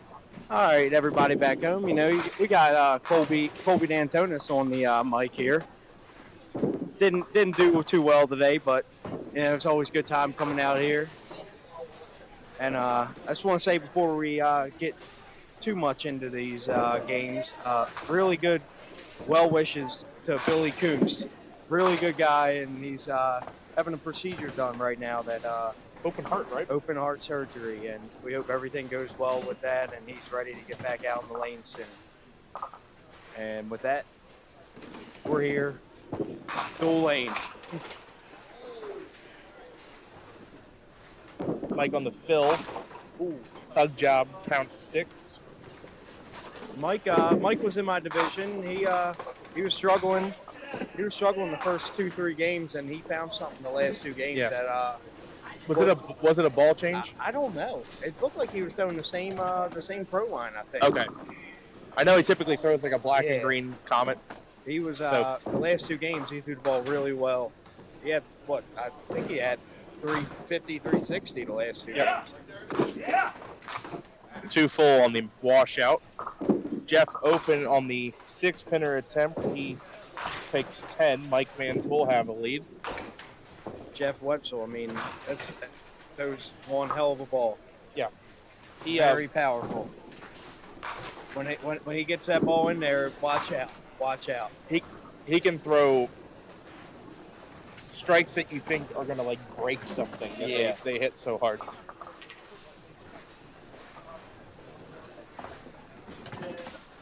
Brian Best getting ready to go up here on lane 27. That's my teammate on Mondays. You got 2 of the hardest throwers in duck pin bowling on the same pair right now.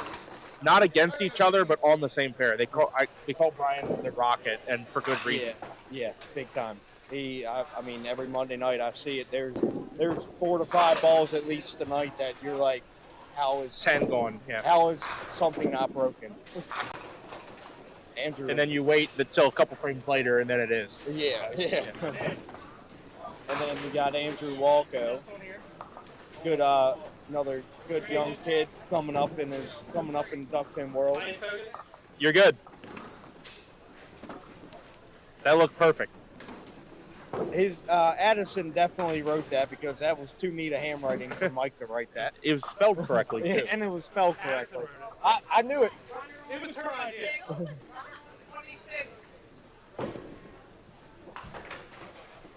Mike Mans, great. We got a little break here while we wait for this runner. Oh, we got Colton Goose's son, Braden, running down here, getting ready to come in the frame. Dual lanes youth bowler. Yep. I'm sure he'll be out here one day. Probably beating all of us when I'm old too. Yep. Just think, it'll be some prodigy. Oh, gotta go back and fix it. Oh. It'll be some prodigy kid, and you'll be the one throwing the 2 mark 95. Yep. Chip off the old block. Chip off the old block. Granted, I won't have a 2 mark 95. Right. I only have a 1 mark 95. No, that's fair. You're efficient. Yeah. That's a kid that takes his job very seriously, though. It's a And B good deadwood covers clear. it up after the little rain delay there.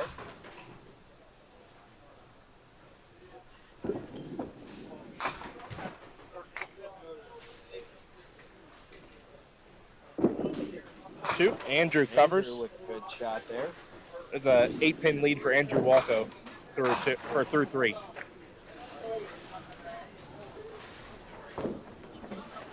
Now, are you aware of the bet that David and I have made regarding the champion of this tournament? Wasn't it David said he bet me, and then you bet Bernie, right? Yes, and it's a push if neither of you won. You should push it over till next month. Double or nothing. But it don't have to be the same 2 guys. You can pick other guys, but it's double or nothing. Right. Well, I can't win, so it's only Bernie left. We did say, though, I did say to David in the pregame show that had it been a Bernie Hipkins Colby D'Antonis final, it would have been proper television for us. Yeah. I would have just been like, all right, David, you call Colby's balls, I'll call Bernie's balls. Yep. Yeah. The good news is I do have David Hughes in the pool. So I'm a David Hughes fan. He is currently down 1 pin and a hit through 3 to JT Zimmerman. All right, right there. A lot of game left. 8-pinner. Yep. Mike with the cover. And a heads up, our instant replay feature is broken right now, so we cannot replay anything. So we kind of have to pay attention. If you need to watch something again at home, rewind it 10 seconds, watch it again. Replay is like very broken. It worked perfectly the first 2 times this morning, and then it made 2/3 of the screen just gray. So. Well, that's good. Not really. Andrew Walco up 8. Here's the fill. Good ball. I mean, tough break, but a good ball. 6. Looking to play a squeeze shot here or slide this off the left wall? On a spare with that ball, you like that 6 count a lot better than a 1-5 clean or 1. That ball. Yeah. So, which of these rips do you prefer? The 3-1 or the 2-2? I like the 3-1 more. You got a little more room to work with. You could go anywhere with it. You hit on the inside, just enough, a little light, you get it off the wall, especially here. Especially here, you get a lot of wall stuff. A lot of pins going, jumping wall to wall. It's like middle rips are almost spare breaks in this. This place, Mount Airy, Green Mount, all them places that have them sideboards that just fly. We did have Mark Klingelhofer did join the Dave Jones Signature Edition Club today with a spare on 27-28. So Andrew takes. Still waiting for my shirt from the Pro League 2 weeks ago. Not on camera. Wait. No, I made it. You said you would give me a shirt. Actually, it was your shirt that you would give me. Yeah, I was gonna take my shirt off. I said nope. Don't do that. Don't do that. Okay, so Andrew leads by 7 through 4 frames. Counts were the same, but Brian held a pin in wood, so he pulled a pin back there. Got Jeff looking to get it going here. Struggled the first 3 frames, but a lot of games. See if he can start something up here. Yeah. Good ball. Oh. Yeah.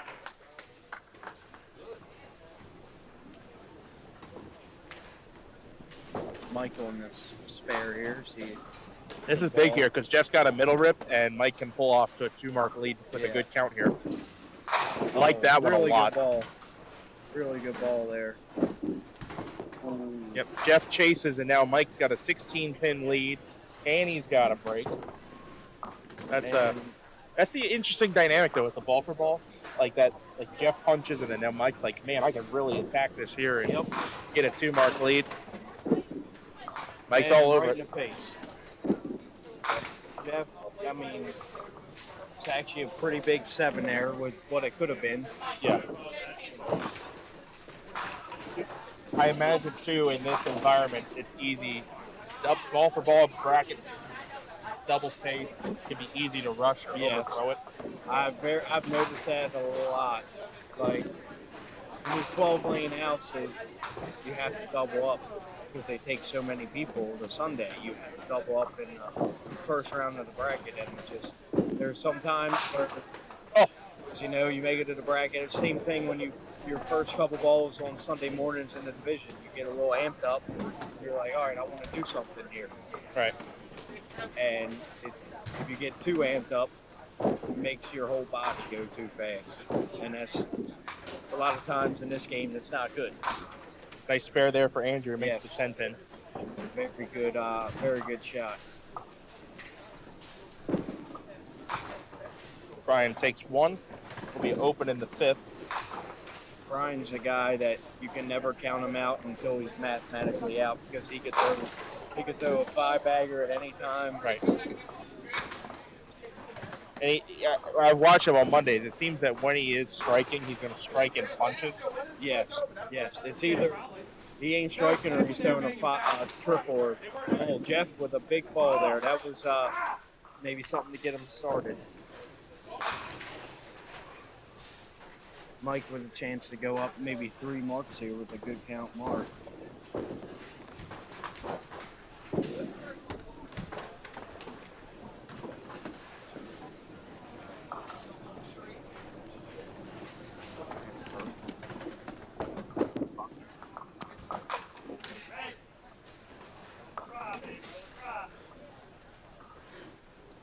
All right, Mike getting ready to start his approach. Kind of a big ball here. Left. Got away with that one. Take the 8 count.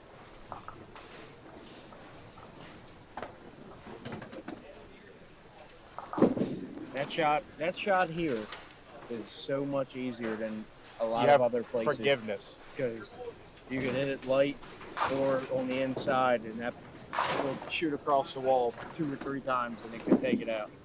I was just talking during a commercial break about bowling at subbing at Severna, and that is a shot that you almost have to play straight back. Really? So you cannot bang that off the wall because they got deep gutters. There's a chemical airborne. Wow. It's a lot. Playing that shot there is actually a lot like Southwest would be. That you got to push it. You can't smack it off 4 walls. Kind of get lucky. But you have a little more room for error on that shot. Yeah. All right, Brian Best would struggle in the first 5 frames, but see if he can get it going here with a good ball. There it is. There he is. That's vintage Brian Best ball right there. That's my that's my teammate on Monday nights. We'll see, though. We'll see if he gets them in bunches. Spare fill for Andrew. Big ball here. Oh, 8's good. That's a big 8 count. Andrew with a 15-pin lead in the 5th. He can make this here a 15-pin lead through 6 with even hits. That's, even counts. Andrew, another young, solid bowler. He just started bowling, what, 4 years ago, probably? Seriously, yeah. Yeah, and he's definitely starting to make a name for himself. That one's in the hole. Some might say he's better than Abby, but we won't go there yet. It's hard to say, though, because Andrew can't bowl in the WNDA. Yeah, true.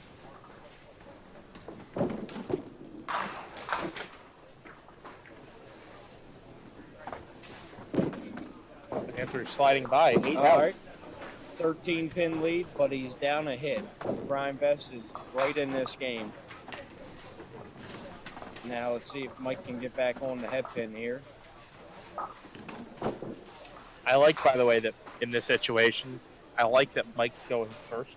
Yes. If Jeff gets up down 26 and throws a double, Mike starts it gives thinking. Mike something to think about. Yep.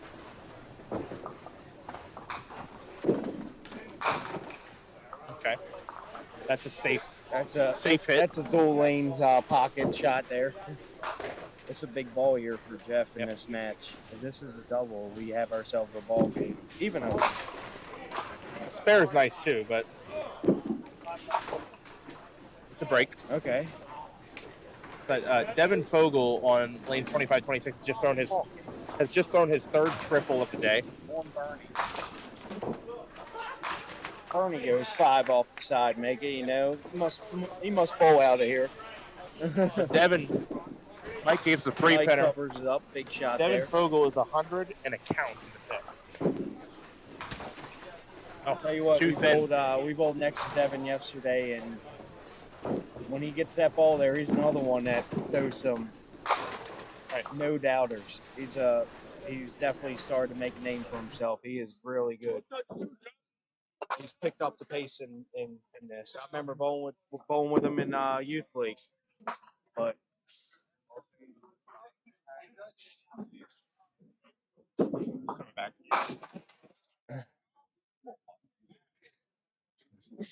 that was me. Oh, there he is. That's a big That's ball. vintage Brian Best. there. Just as our video signal comes back. Perfect.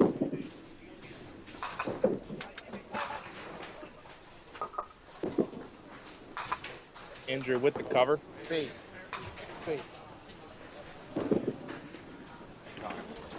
Andrew with that's actually a really good spare there. After that ball, how good the ball Brian just threw for a double. That's a good thing to stay calm and just shoot it. Bernie trying not to go away, but he needs a couple more of them. No kidding. Spare fill from Mike. Ooh. He didn't like that at all when he let it go. You can see why. 4 count gives him a 22-pin lead. Big ball again here for Jeff. Need a big 4 frames here. Off to his left, Devin about to fire for the 4-bagger. Jeff with a really good ball for Jeff there for the 5-pin.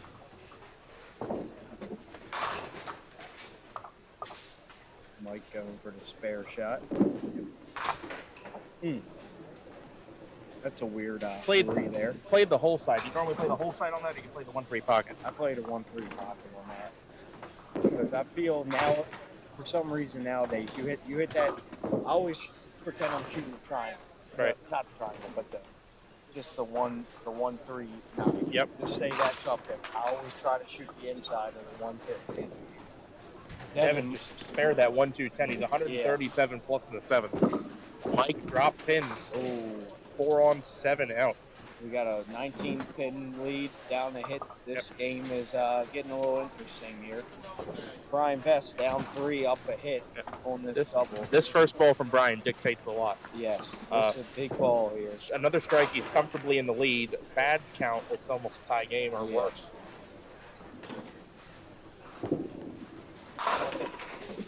For the triple. 6, maybe 7? 6. All right. After the way that ball looked out of the hand, that's actually not a bad count. Yeah, that looked like that could have been 2.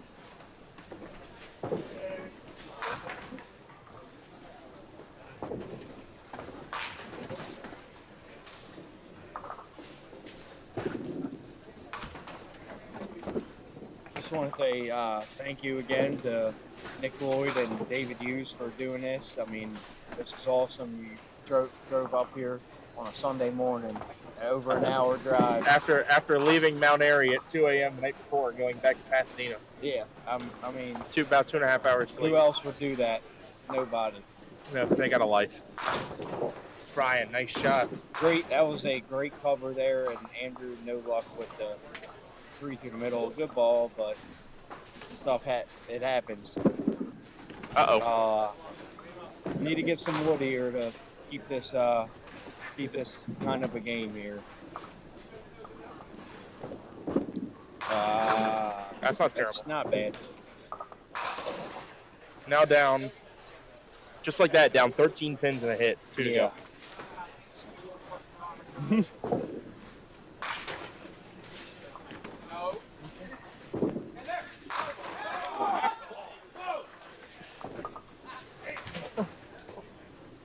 Strike in the 8th for Devin Fogel, 157 plus in the 8th.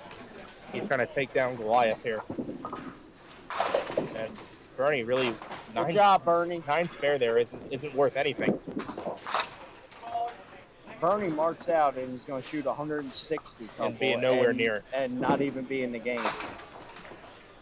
Jeff off the side for 7 on the count. But that's still wide. Bernie's makes it a 12-pin game. Bernie is he is the cream of the crop. He is the best bowler in the world. I've never seen anything like what he's done the last 4 years in this sport. Ball shot. Oh! Wow, great shot. Great shot by Mike Mans. Jeff picks the 3-pin. That hurts. Yep. He makes that there is single-digit game. Yep.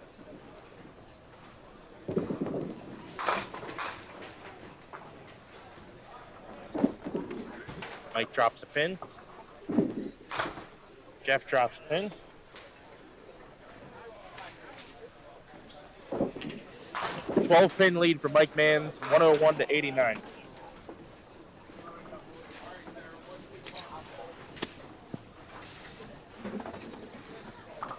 Big ball here for Andrew. It's This got has to be do a mark. Do or die here almost. Good ball. There it is. That's a really good ball. That was a seed. He planted a seed there. That was a sellout for a strike ball. Brian for the cover. 5 off the wall. No. Brian with the spare leads by 22. And that will a spare here basically forces Andrew onto 2 strikes. I'll tell you what, like with bowling with Brian on Mondays this year, when he is on, he is one of the best bowlers in the world too. Yep. Like there's no stopping him when he gets on that roll. The thing about him is he's a power shot, but he is a very good spare shooter too. If you guys heard that back home, on Monday nights, Brian might or might not have trouble shooting 5-pin. Yeah, it's not his side. Yeah. Jeff with a good ball there. I mean, this has to be a mark 2 here. Down 12. Need to fill a frame here. See if Mike can put himself in a really good position here to win this match. Just a big frame here for Mike.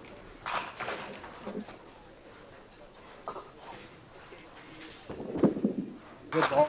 It is very defensive good ball. bowling for Mike Mans. That's a very good ball in a good situation. That's curtains. And that Devin Fogel off to the left. We're going to strike.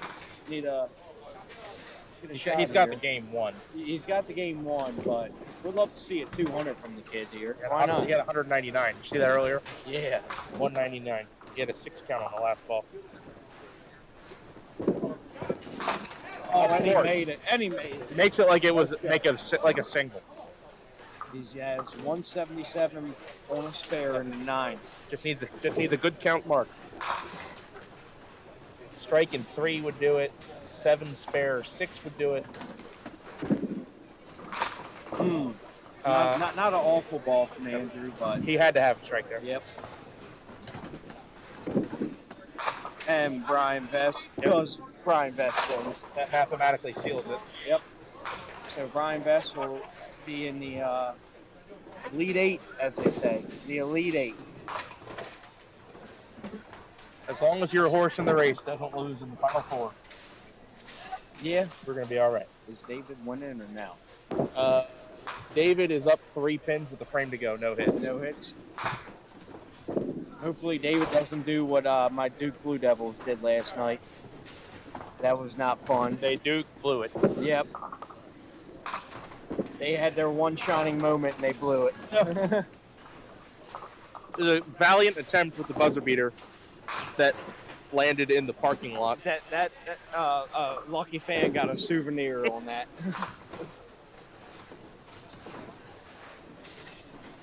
Andrew. Brian Best for the fill here. It's like his average this game. 158. Another good another to shoot that 5 pin. Can't carry the 5 pin off. 5 pins nailed down. Yep. You needed one more beer last night. That's why. You need more ball speed. Fill ball for Andrew. He'll get 9. Brian Vest advances 158 Andrew to 137. with a solid game though. 137. Yep. I mean, he threw the ball well. Yeah, it had a middle rip. Middle rip on a spare. All right, Devin Fogel stepping up on 25. Needs a mark in the 10th to shoot a 200. Get back there. Hit it. They're going to let it spin. That's really far up there. Yeah, that pin's walking the wrong way, and now it's hit deadwood. Pass interference. Mike, that is enough, I believe, to mathematically seal it. Wow. Ouch. Bernie 10 pins under his average, 141 game. That's terrible. And that's still a decent game, and he's not even anywhere close to it. Devin made it. Devin needs 3 pins. 4 pins. 4 pins, 2 under. You can watch, that's the far left side of your screen, lane number 25. We're finished here. Just a foul ball to roll over there for Devin Fogel. Fitting he gets the last ball, too, of the pair. 196 and a ball. And here he comes, lane 25. Yeah. Yeah. A 10 mark. 206 for Devin Fogel. That is fantastic an awesome game. Old Wood, he went 10 box, strike, spare, triple, 7 spare, strike, spare, 9 spare, strike. All right, quick pause while we wait for the round of 16 to finish up. Quarterfinals are coming next. Stay with us, take a quick trip to the can or the fridge. We'll be right back. Duck pin excitement. Duck pin fun. Duck pin bowling at Johnson's Lanes in the Hamden Plaza. Discover enjoyable low-cost fun for the whole family. Whether you want to join in the league, play for fun, for exercise, or are planning a special birthday bowling party, Johnson's Lanes is your duck pin bowling center. Don't miss the fun. Fall and winter leagues now forming for teams or individuals. To join in, call us now. For the young and young at heart, it's Johnson's Duck Pin Lanes in the Hamden Plaza. Duck pin bowling, reach for the sky. The ball's in your lane. Make the ducks fly. Fly. The ball rolling out, give it a try. Little ball, big bun. Reach for the sky. 3 balls to play. Make the ducks fly. Keep hitting them like that and you'll be eligible for NDBC awards, like these. The Congress recognizes many accomplishments. Sanctioned bowlers at all skill levels earn these awards on a regular basis, and this national trophy travels throughout duckpin territory with the names of the #1 ranked male and female bowler for each year. It's exciting, it's entertaining, it's challenging, it's fun. It's Duckpin Magic. Duckpin bowling is lots of fun for the whole family. There's no need to be an expert. Duckpin bowling is easy to learn, but it's the challenge that'll keep you coming back. Even little hands can control the ball in duckpin bowling. Join a league or we'll help you start one. And with duckpin bowling, there's more bowling for your buck. Discover duckpin bowling and you'll discover duckpin magic at any of these locations. It's exciting, it's entertaining, it's challenging, it's fun. It's Duckpin Magic. Duckpin bowling is lots of fun for the whole family. There's no need to be an expert. Duckpin bowling is easy to learn, but it's the challenge that'll keep you coming back. Even little hands can control the ball in duckpin bowling. Join a league or we'll help you start one. And with duckpin bowling, there's more bowling for your buck. Discover duckpin bowling and you'll discover duckpin magic at any of these locations. It's exciting, it's entertaining, it's challenging, it's fun. It's Duckpin Magic. Duckpin bowling is lots of fun for the whole family. There's no need to be an expert. Duckpin bowling is easy to learn, but it's the challenge that'll keep you coming back. Even little hands can control the ball in duckpin bowling. Join a league or we'll help you start one. And with duckpin bowling, there's more bowling for your buck. Discover duckpin bowling and you'll discover duckpin magic at any of these locations. Duckpin excitement. Duckpin fun. Duckpin bowling at Johnson's Lanes in the Hamden Plaza. Discover enjoyable low-cost fun for the whole family. Whether you want to join in a league, play for fun, for exercise, or are planning a special birthday bowling party, Johnson's Lanes is your Duckpin bowling center. Don't miss the fun. Fall and winter leagues now forming for teams or individuals. To join in, call us now. For the young and young at heart, it's Johnson's Duckpin Lanes in the Hamden Plaza. Bowl with Barney at Barnum Recreation and Duckpin Bowling. A place for the entire family. Great for Grandpa and for Grandma. Marvelous for Mom and for Dad. Super for the kids. Leagues are welcome too. After bowling, enjoy the newly decorated lounge. Live entertainment on the weekends. A place for the entire family. Barnum Recreation and Duckpin Bowling. And tell them Barney sent you. Hello, we'd like to clear up some misconceptions about duckpin bowling at Fairlanes. This is a duck. This is a duck pin. Note the absence of webbed feet. This is a flock of ducks. This is a flock of duck pins. The object of duck pins is to hurl 3 balls, bang, bang, bang, and knock them all down. Exhilarating. The object of ducks is to be ducks. Now you may proceed to Fairlanes. We're quite sure you'll find duck pinning everything it's quacked up to be. Sorry. Looking for something fun to do? How about bowling? Bowl at Thunderhead Bowl for the best in duckpin and 10-pin bowling at 2 locations, both Westminster and Tawnytown. You can enjoy the league opportunities, which are always available for all ages at Thunderhead Bowl. And both locations are open 7 days a week with a snack bar and restaurant specials to ease the hunger as you have fun. The Pro Shop has a complete line of bowling equipment and accessories designed to improve your game. If you'd like information on open bowling, adult and youth leagues, contact Thunderhead Bowl, the family fun place. Got the winter blues?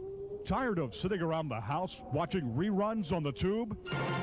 Get in on the action and go duckpin bowling. Grab your family and grab your friends and find out how much fun and excitement you could have duckpin bowling.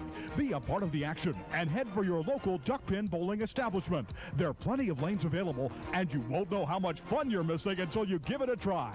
Duckpin bowling, the cure for the winter blues.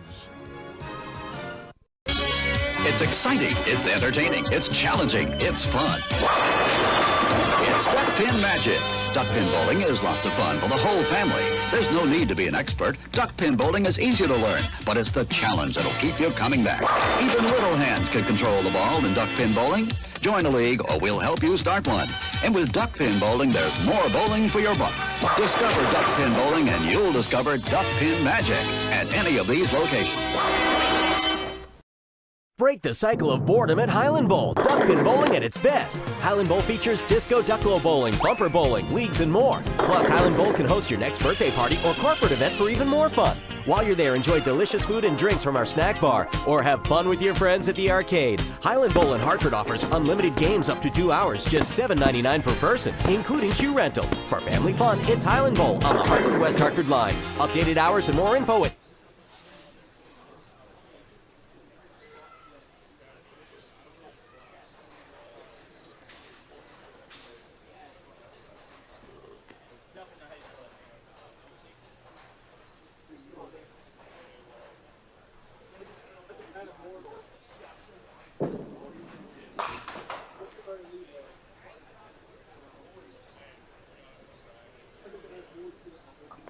We are getting underway now in the quarterfinals. It's going to be Jason Sauter leading it off on the left lane against Brian Muse. And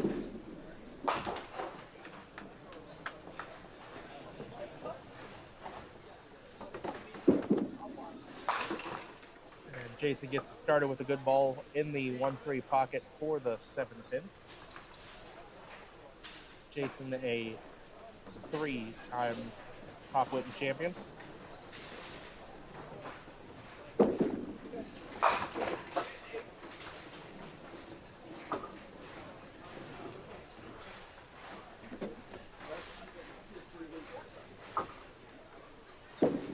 Jason off the mark.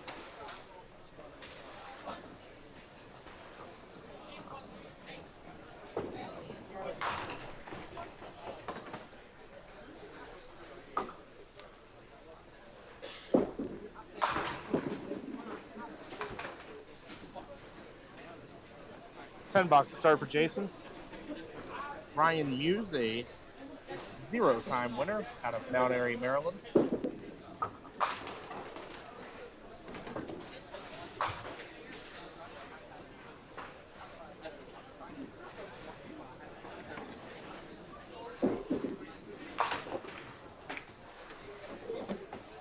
Leaves the 4, 5, 7, 8, 10 on a light hit. And you have some options here, none of them particularly simple. You can play the left side of the 4-pin, squeeze the 4 into the 8, take the 10 out, possibly come back for the 5. You can also play the 4 into the 7-pin.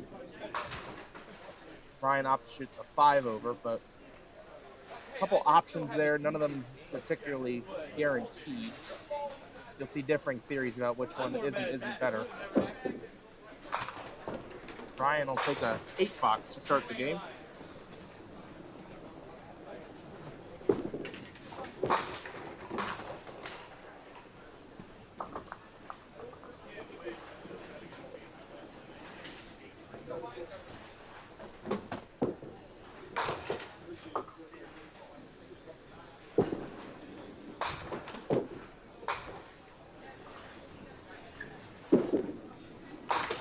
Very light hit for Ryan. Might get a ball.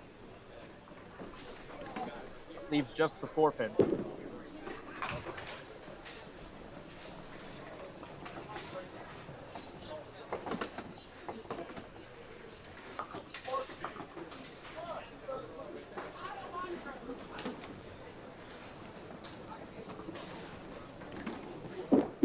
Ryan's got it. Ryan, no stranger to wood lanes, bowls them synthetic nowadays, but did have he had the final honor score of sorts on the wood lanes at Mount Airy lanes before they were replaced. The last day that the wood lanes were used for league competition, he shot, I believe it was 190. And that may have been all mark, I don't recall.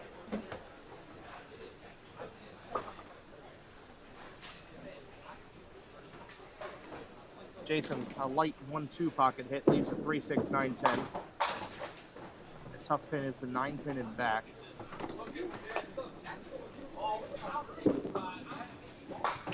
Two full, open frame.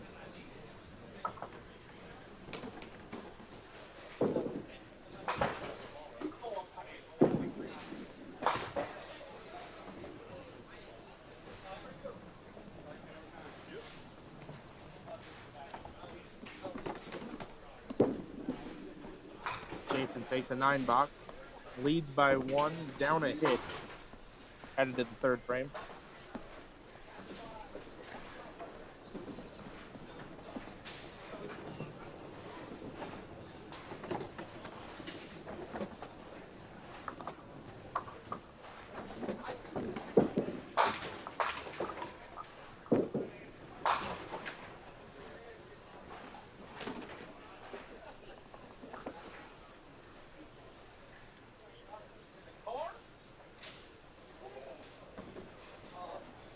Third frame for Jason. Another light hit. That one carries better. All of them fall this time. Says the guy that had 95 this week. Tells me he's never thrown a ball that bad. Hey, that was a tough house. Two marks.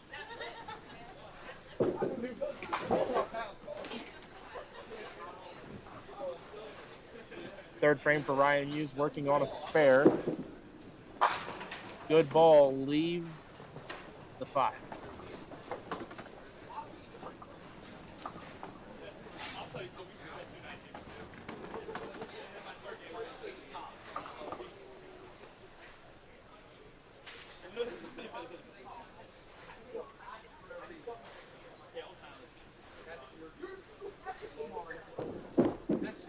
Ryan all over it. 2 marks in a row.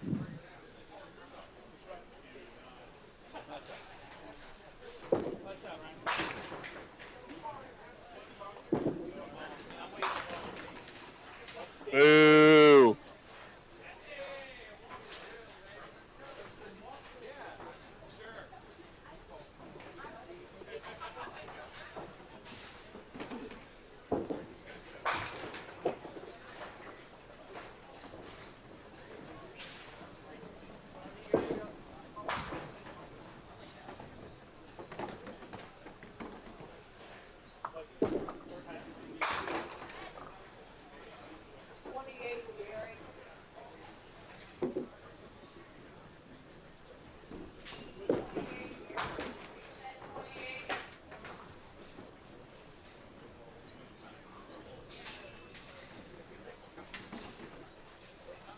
Quick little rain delay while they're waiting for the ball to return.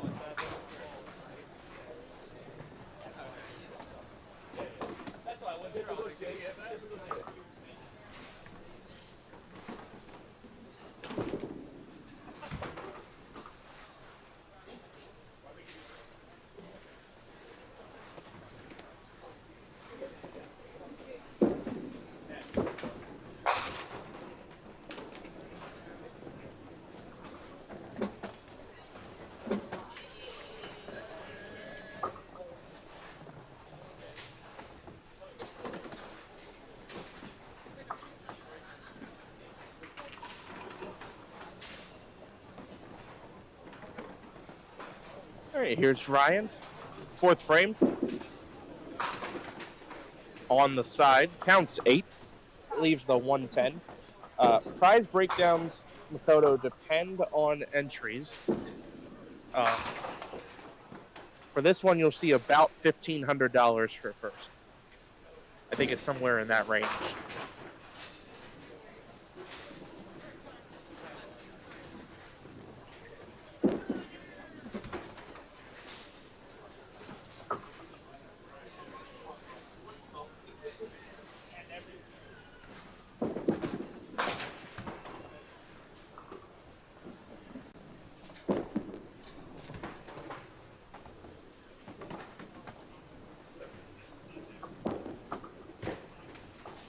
All right, 4th frame for Jason.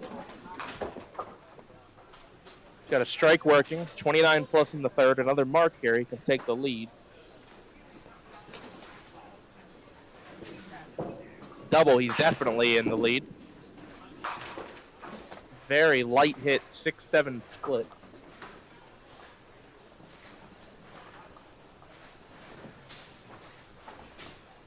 But still has another ball to count here. The question is, do you get aggressive here and try to make this, or do you just take 1 and 1 and get the extra pin count?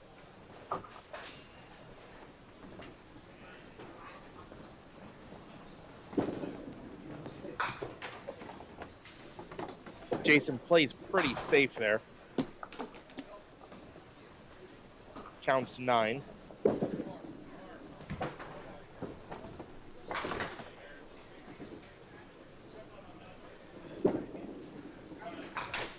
Takes 10. Your score after 4. Ryan Muse ahead by 5 pins, 53-48.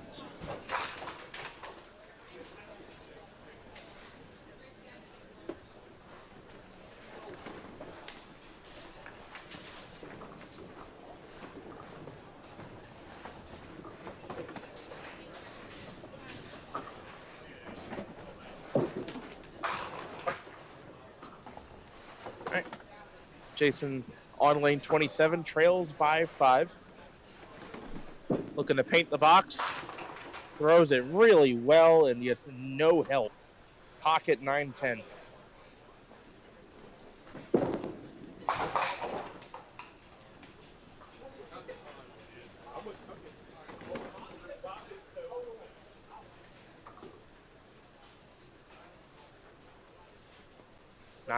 Jason just takes 1.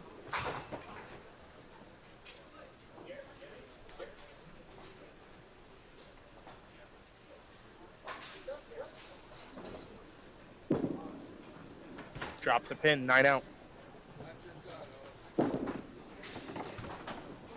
57 in the 5th for Jason Sauter.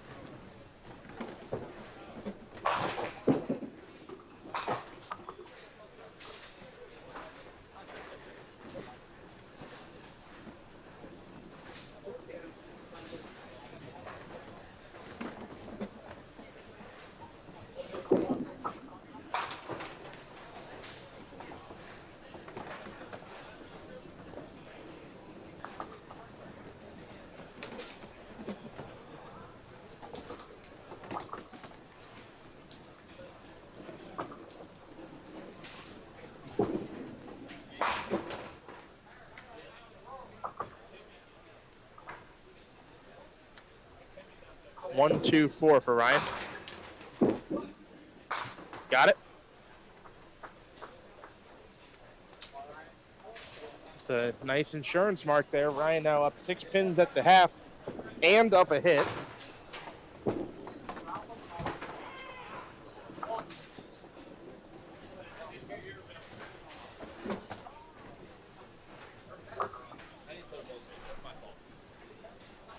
So Ryan, with any kind of decent count here, can make it a double-digit lead. And what does he have? 7, and a very fortunate one at that. That ball is probably a quarter inch away, half inch away from being 2. Ends up with a 7 count, and he leads by 13 at the half, 70-57.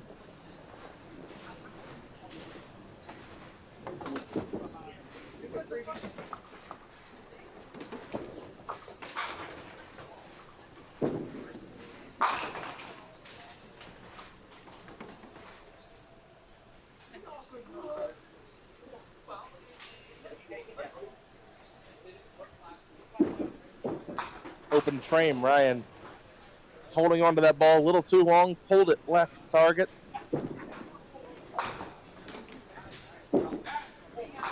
Takes 10, 80 through the 6th.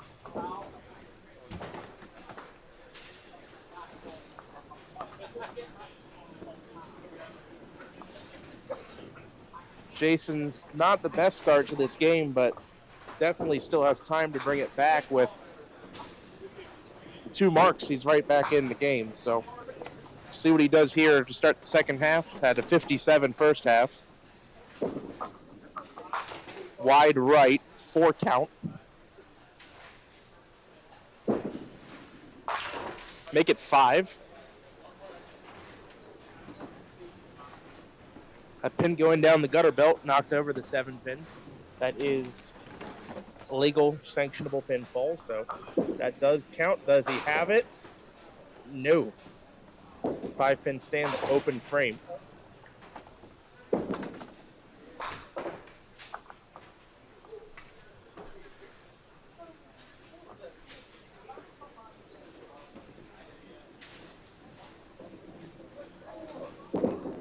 Jason just holds on to take 10.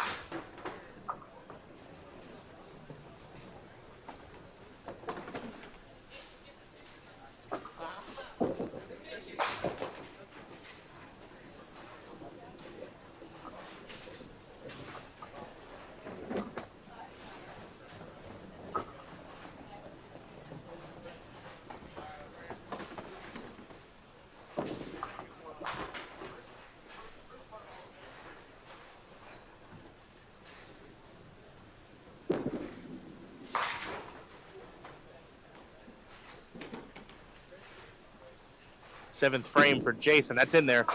2 full punching out. Back-to-back splits in a time where there was... That's actually three splits in a row following the third frame strike. Jason getting aggressive there, and now wood becomes an issue. Only 4 down after 2 balls.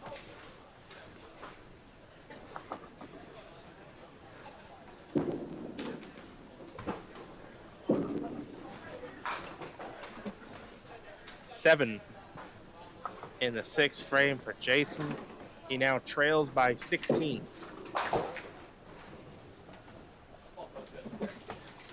Over to our right, David Hughes with 93 through the 8th frame. Jordan Brightly, 68 through the 7th frame with a spare working. Can pull the game back near 10 pins with a good count.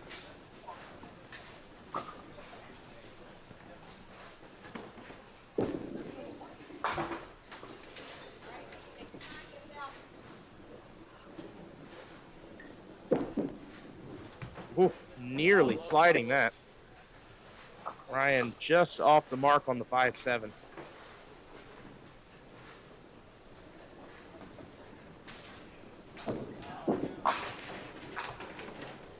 Ryan takes 9, 89 through the 7th.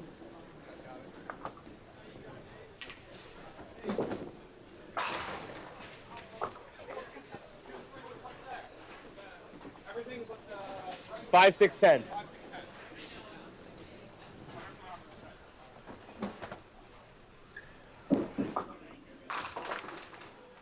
Ryan, does not get the 10 to go. Messenger came across the deck, hit the wall, and then went right in front of the 10 pin.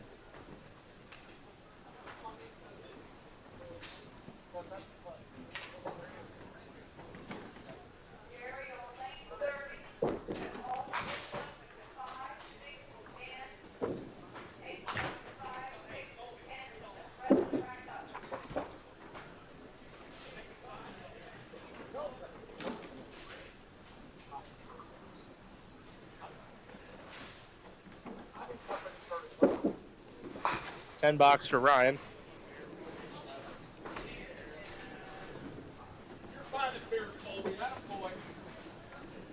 Jason still has time to get this back, but he's not going to be able to do it without marks.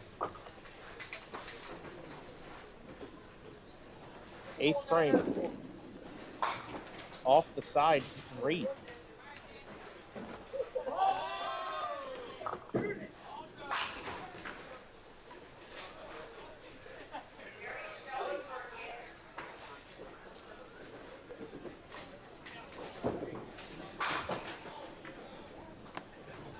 At the 7-pinner.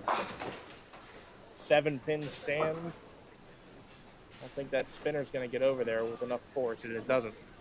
Another open frame for Jason. He's got to hold 10 here just to stay at the deficit he was at, which is 15 pins. And there it is. Score after 8.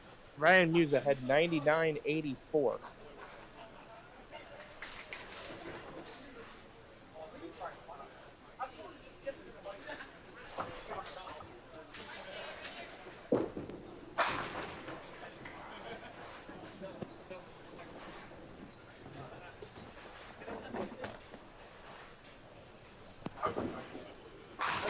Remember that I am holding a mic. It's possible. I just... Hold on, I paid for the game, buddy.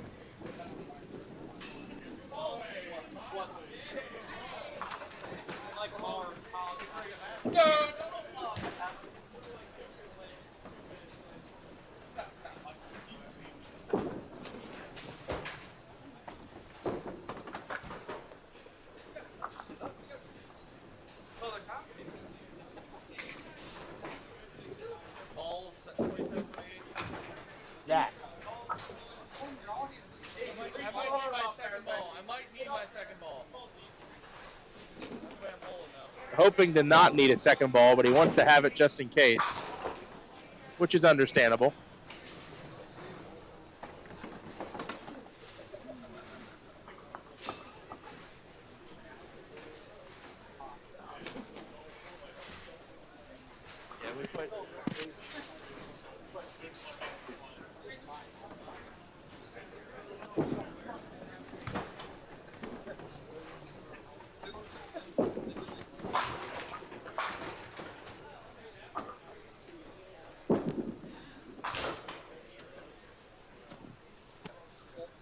This broadcast brought to you by I don't need news Colton.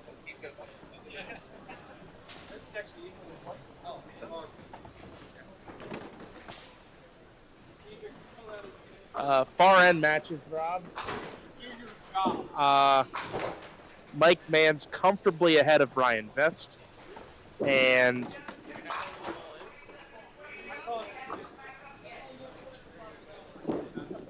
on the farmer end, 35-36, it looks to be close between Andrew and Devin.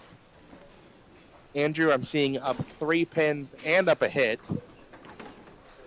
going into the 9th frame. Another split for Jason, the 2-4-6.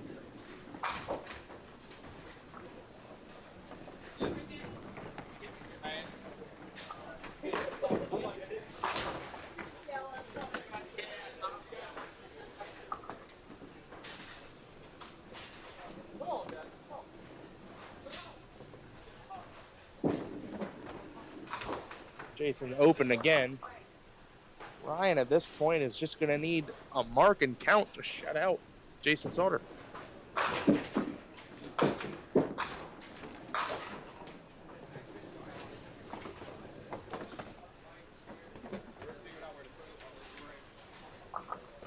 The most Jason can shoot is 123.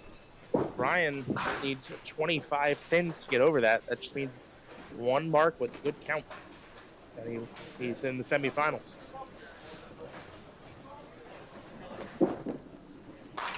Through the middle. Don't necessarily have to have a mark in this frame, just gotta hold pins.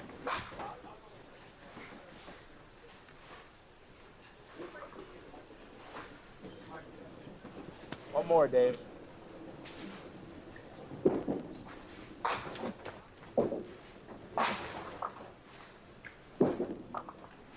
There you go. David Hughes will be advancing to the semifinals with a 120. The most Jordan Brightly can shoot is 118.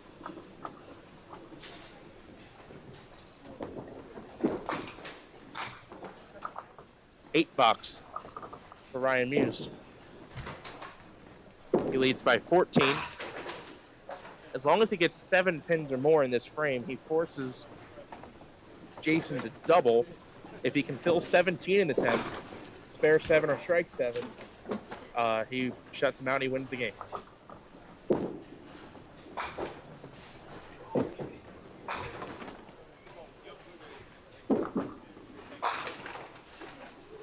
Leaves the 5 pin.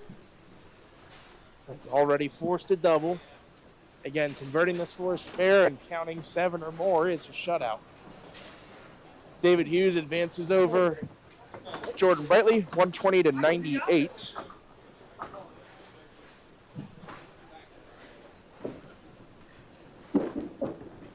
Ryan has the spare, now just count ball away from locking it up. Mike Mans has locked it up against Brian Vest. Mike Mans will be in the semifinals. Andrew and Devin's match is close, not decided yet. It is advantage Andrew, but that 7 will do it. That 8 will do it. Ryan Muse advancing to the semifinals. Spare 8 gives him 125. The most Jason can shoot, 123.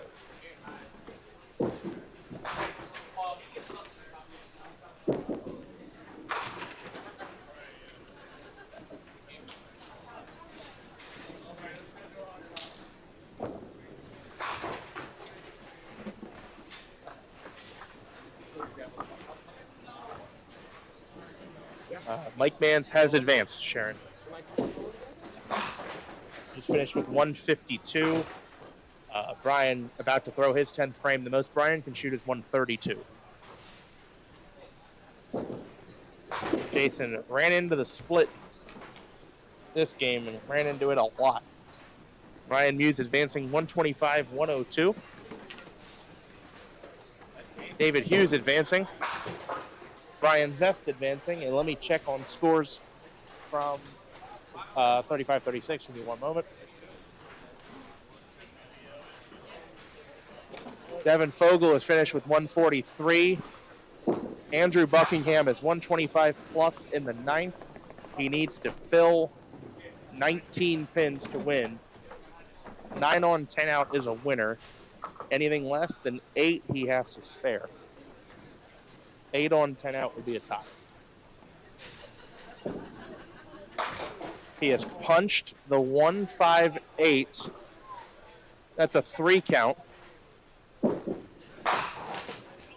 That is a 3 count that gives him 128 through the 9th. He must make it and count 6 to win.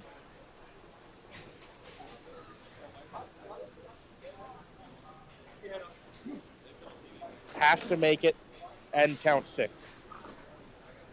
If he misses, Devin is moving on to the semifinals. Here we go.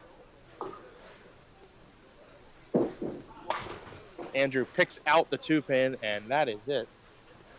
Devin Fogel, Mike Mans, David Hughes, and Ryan Muse are your advancers to the semifinals. Take a short pause here. I'm going to take my mic off. Short pause, and we'll have semifinal action coming up in a moment.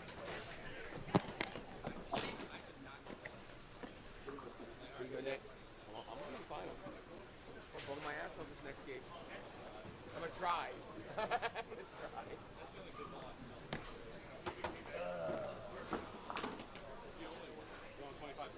Yep. I'm gonna move the camera for you.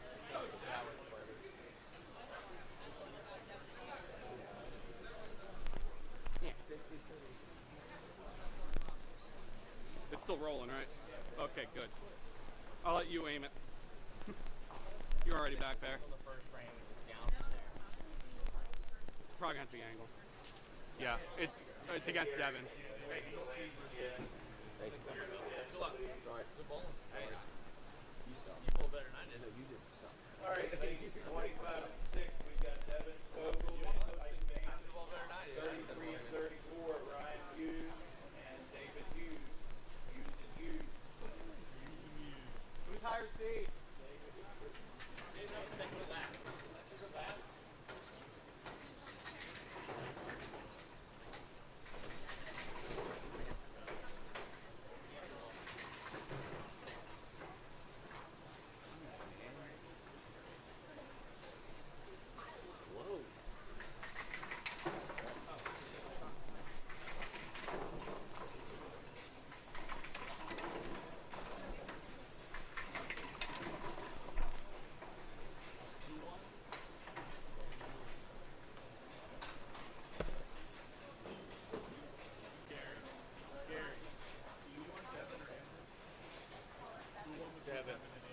Devin won by a lot. I can tell by Andrew talking to himself.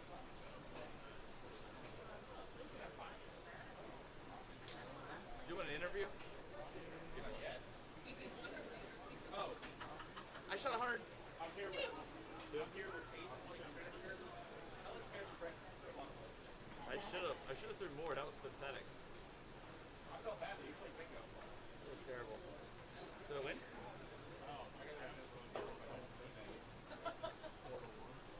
Hey, now they can play playoff hockey. They got the goal, now they can play playoff hockey. Yeah, exactly. Now they'll stop feeding him and actually just play it. Some hope. So dumb.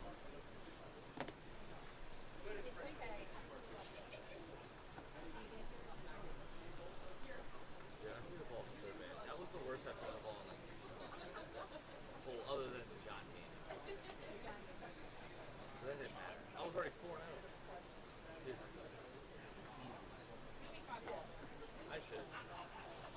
I'm not gonna give you the $5, but I should. That was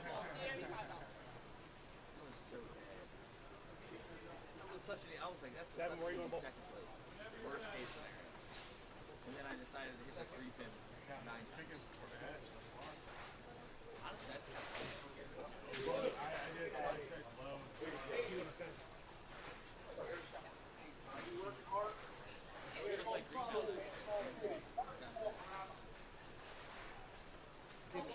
She walks around the whole mall. Everybody can count.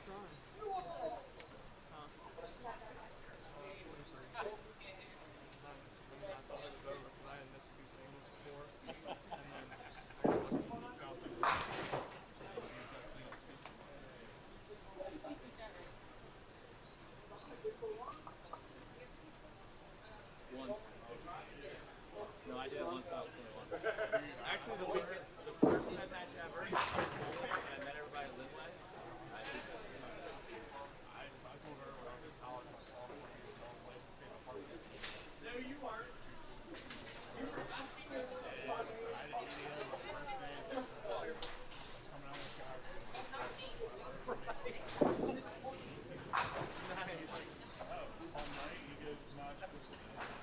There we go. That's not That's what I was looking for. Now I can see Mike. I can see the pins. Thankfully, you all can't see me. All right. Semifinals underway. Mike Manns, Devin Fogel. This is this game and one more to determine who wins the star. Mike firing first. Fire he does, leaves the 7-pin. So I will say there's a couple of ways that this pair can play slightly unique, and for that, I'm going to turn it over to my house expert, Mike Turner Jr. Thank you. Okay. No comment.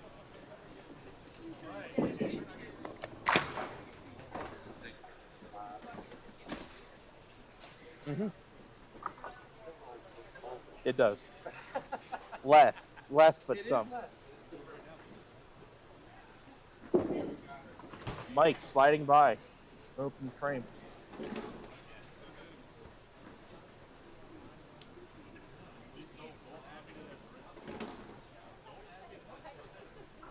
And a 9-box for Mike.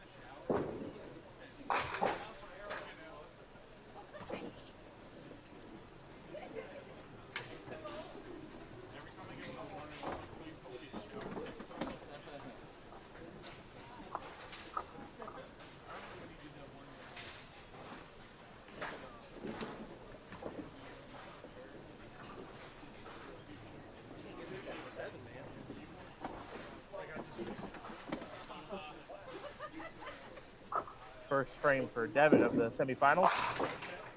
And that is similar to a playbook that we've seen a lot from him today. He has thrown a lot of strikes today. And when he's gotten them, not only has he gotten them, he's gotten them in bunches. He has thrown a triple 3 times today. And after his first game of the bracket was averaging in the 160s for the day, but he is going to trade miss singles to start this match.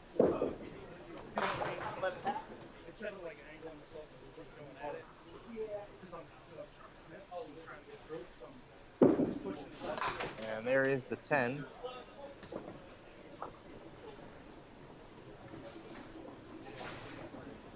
Devin leads by a stick. Devin from Walkersville, technically representing Walkersville Lanes. No starts yet on the Pop Whitten Tour, and I believe this is the deepest he has made it into the bracket. Or he may have made a semifinal before, but I don't think he was victorious. No stranger to the camera, but definitely in a big spot here. Off the side for 6. 1, 3, 6, and 7.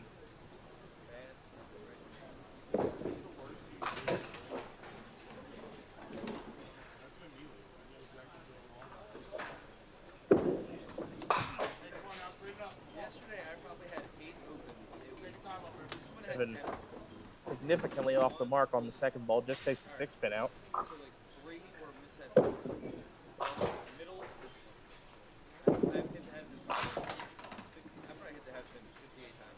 Devin will narrowly miss taking 10. He'll settle for a 9-box, 19 on his opening trip to the lanes. And now Mike will step up on 26. Mike going for his second career Pop Whitten star. His first he won on Duck Pins Forever.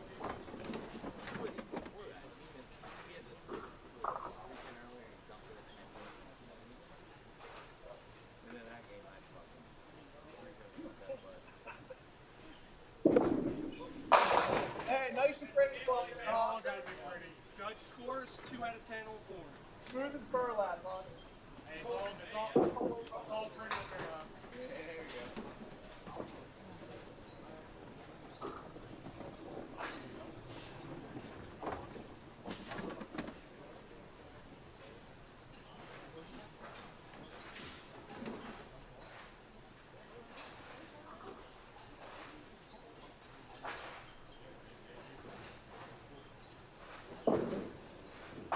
Booth review. Call is confirmed. Call on the field stands. There was no foot foul. Yeah. There was no foot foul. Actually impressive that there wasn't. For the double. Off the side. Cuts 4 out. Again, this is one of those washout shots where you have options. Earlier, I would have said if this was a 5-pinner that you would shoot the whole side of the head pin. My opinion on that changes when you add a pin in back, like the 9. I think you now have to shoot the 1-3 side. And Mike ends up in between them both, which is the worst case scenario. Because not only do you get a measly 5 count, you're left with a very awkward third ball. It is very hard to get 9er. So that's a phenomenal 10. I will say, if this game comes down to the 10th frame, remember that third ball later. That's not a high conversion rate on that one. 10. Pittsburgh. Yeah.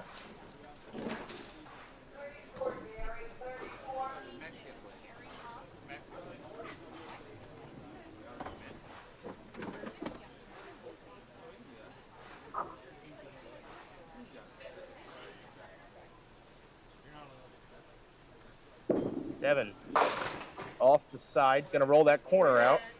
Makes it an easier shot, just the 1, 2, and 4.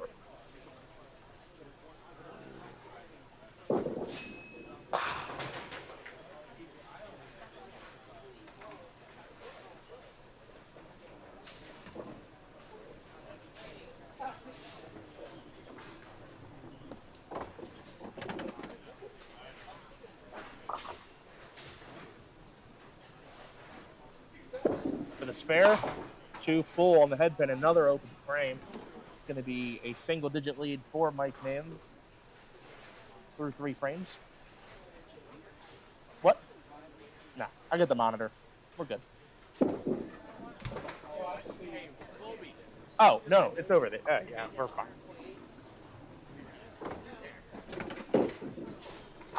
8 box there for Devin. Drops 2 sticks of wood, and it is a 7-pin lead.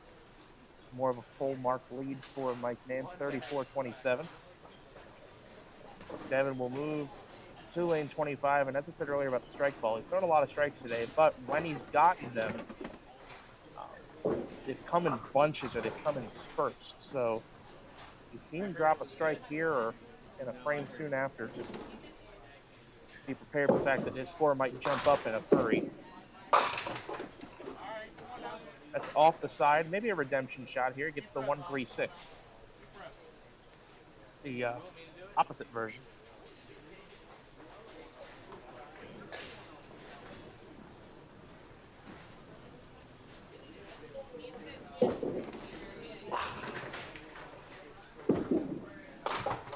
Squeezed it, 2 full. Another open frame.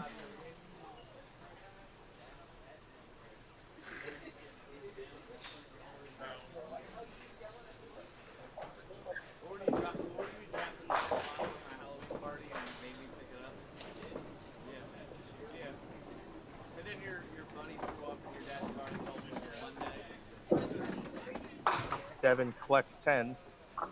Just a 37 score through the fourth.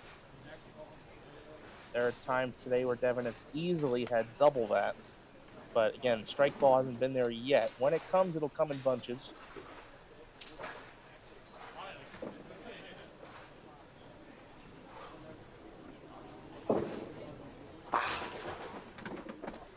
David Hughes with a double strike over there on 33-34. That puts him in control of his match. Mike Mann's in the fourth. A lot of first balls going off the side between these two. Actually, a majority of them.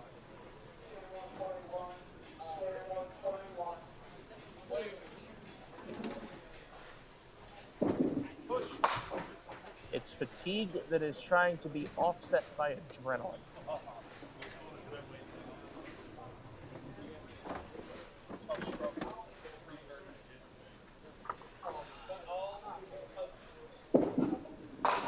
That's a good 9. Holding pins there gives Mike 6-pin lead. David Hughes has dropped a triple, ladies and gentlemen.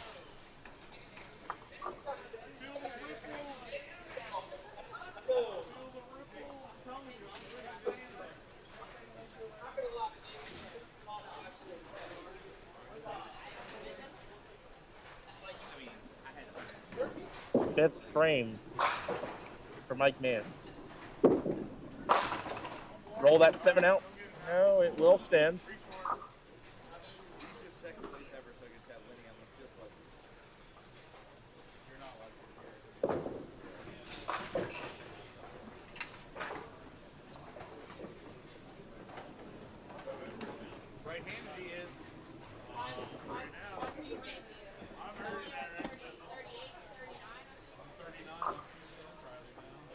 Just a 7-pin for Mike. He missed this earlier in the game.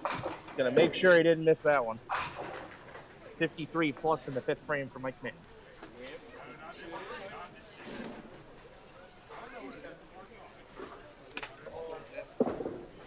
I don't know if you all can hear that at home. Mike saying he made sure to stay aggressive on that one and didn't just place it on the 7-pin. Threw a full shot at it, and it paid off.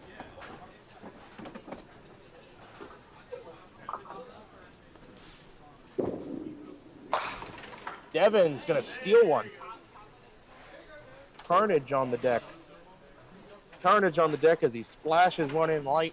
4-5 last to go.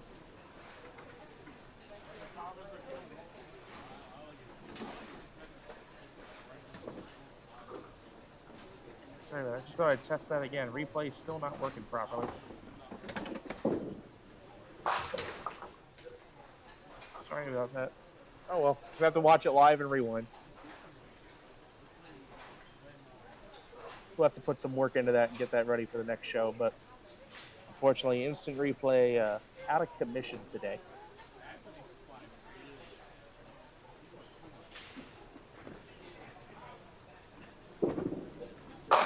With a double, solid 5.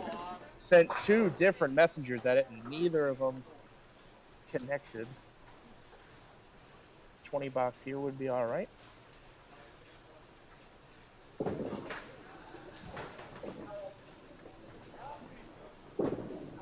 And he's got it.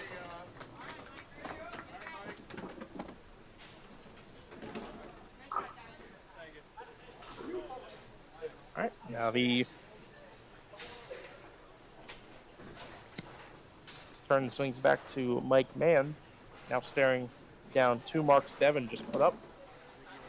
Mike working on a spare of his own.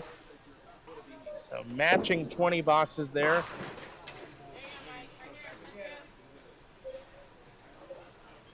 Matching 20 boxes in alternating order for Mike and Devin. Mike, 6-pin lead. Both bowlers on hits. Mike has a slight advantage if there is one. Being that he's on a strike, he could catch a double here.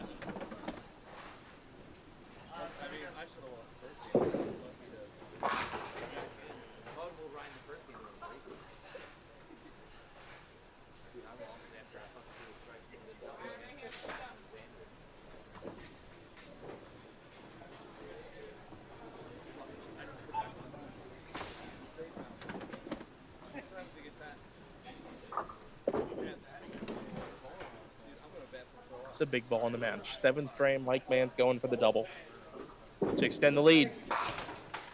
Off the side, needs that head pin to stay, and it will. This is going to be a very awkward spare shot. It's the 1-4-8-10. You've got options here. You have to play the head pin heavy enough to get the ball to go to the 4, then the 8, but also thin enough to get the head pin to go to the 10. He goes full on the head pin. Counts 8. Now has the 4-10 left for the third ball.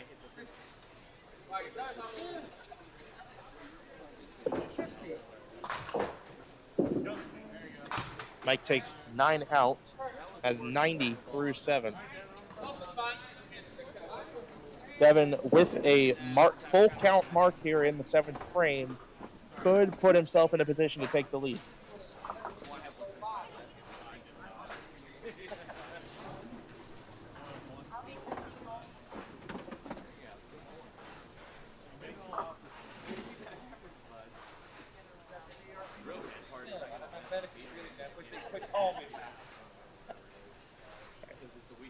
Big spot in the match, Devin. If he doesn't get a mark here, needs to get close on the spare. Oh! That ball was smashed in there, and the 5-10 just stood defiantly. No mix, no nothing. Just ate off the deck. Devin with a 10 box here will be trailing by 5 pins. If he can slide it, he's got a shot at the lead. And he went for it, and I can respect that, because now if he gets 1 here, it's 8 on 9 out, just like Mike had, and you don't gain anything, you don't lose anything. He went for it again, dropped the pin. It's now a 7-pin deficit, 3 frames to go. Meanwhile, in the other match, David Hughes up plenty, 152 plus to 96 in the 9th frame. David Hughes will be bowling for the star. It's just a question now of who he will be against. Good ball, Dave.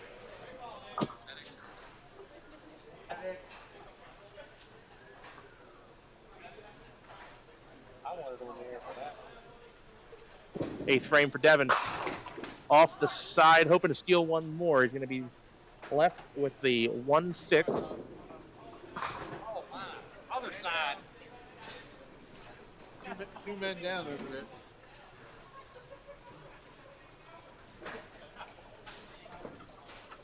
Get it together.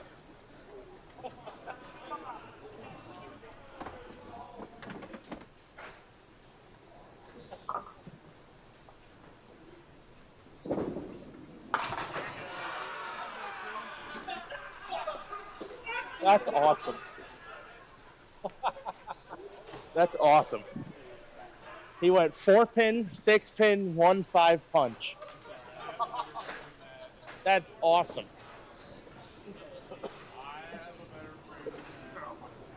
They call it too. They said punch the 1-5 out. He punched out the 1-5 only. That's incredible. Called shot.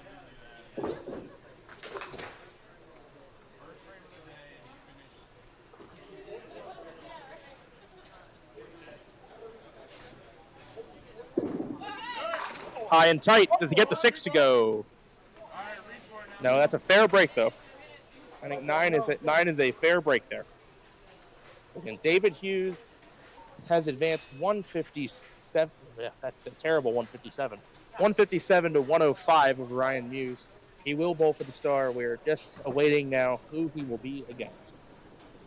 With a spare here, Mike will be up 7 pins on even hits. If he misses, it's pretty much a tie game. No. Does not have it. Very tight.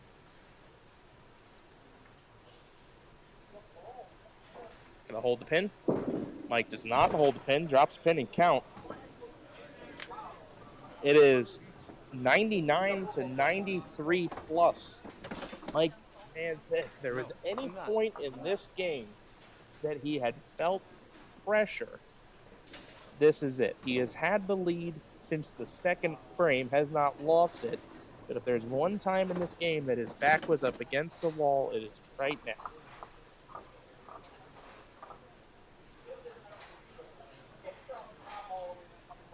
Let's see what he does. Aced it out of his hand. Takes the 2-3 out and leaves a pocket 4-6.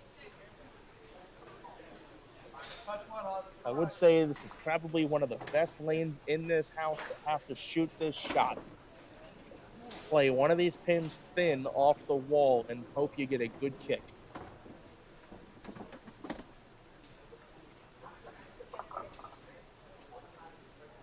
Which pin does he go for? The 6, 2 full. Now just has to hold wood. And it's going to be up to Devin Fogel to dictate how this game ends. Believe it or not, Devin will actually have the ability to step up in the 9th and 10th and shut out Mike Mans. The most Mike can shoot now is 139, and there's plenty of ways Devin can get there. It's going to need marks to do it. Just keep it together. It's frustrating to know.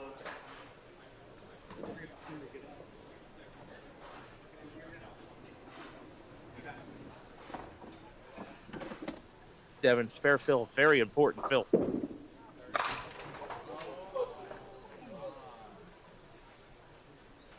Believe it or not, he's probably happy to see that the 3-pin is still standing. That makes it a tie game through the 8th frame. Tied at 99.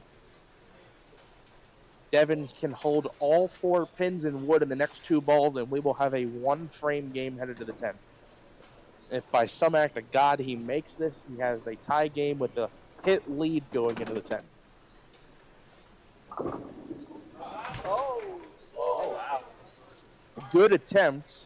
Now has the 9-10 to deal with. If he holds 1 pin, he'll be trailing by 1 going into the 10th. I think you just lay up for 1 here. He takes 1.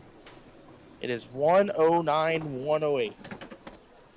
Basically, it's simple math. Devin cannot shut Mike out. Whatever Devin does in the 10th, Mike has to match. If Devin gets 10, Mike's got to get 10. If Devin gets 17, Mike has to get 17. Devin must fill at least 11 to force Mike to mark. So, has to be a strike, has to be a spare to force some pressure here. 10 would also be okay, but you really want to paint the box. Leaves the 7-pin on a good ball. You need a minimum of 10 in this frame, but goes without saying Devin wants it on this ball right now.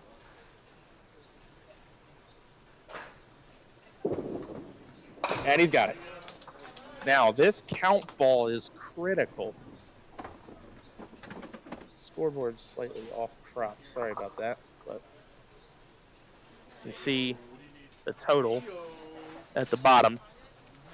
118 and a ball to go. The most he can shoot is 128. If Devin were to strike on this ball, Mike Mans must also 20 box to win. Devin's going to want as many as he can get here. What does he have? He's got 9. He finishes with 127. Mike Mans needs 18 to tie, 19 to win, but a mark is required.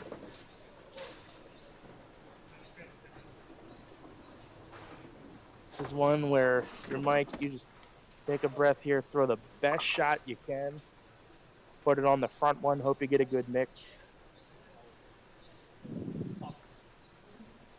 Need 19 to win.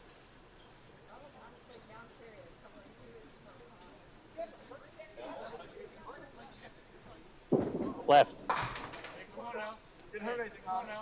It is a spare break.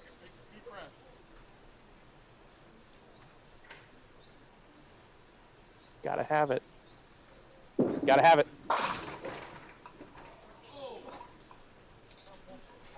Does not have it, and Devin Fogel is going to bowl against David Hughes for the Star this month at Dual Lanes.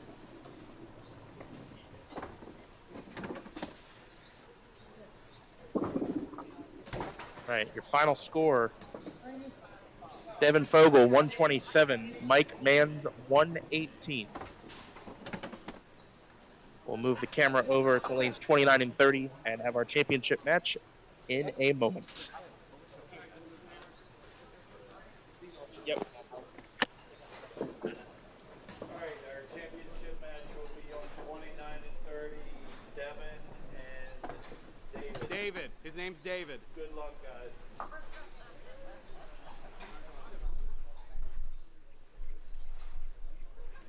Nick, where am I putting it? Oh, you got it.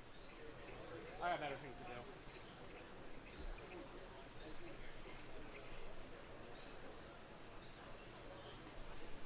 Small thing. You want me to scout?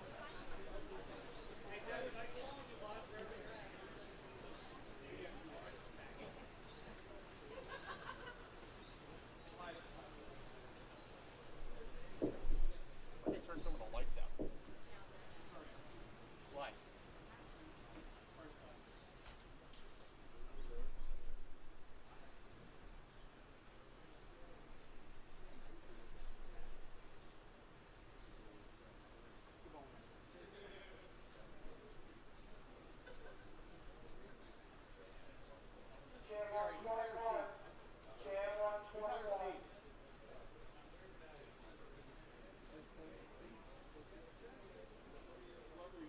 I don't know, but he was 80, he was higher than me.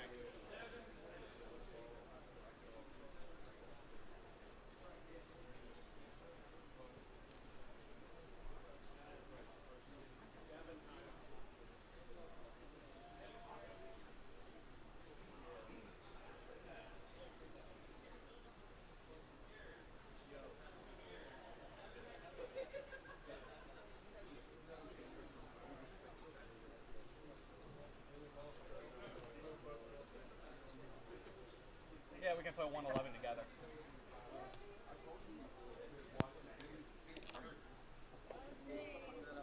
I'm leaving that there.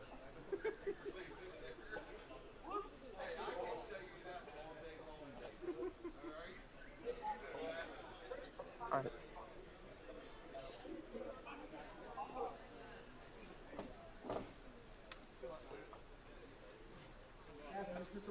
You're higher, Steve.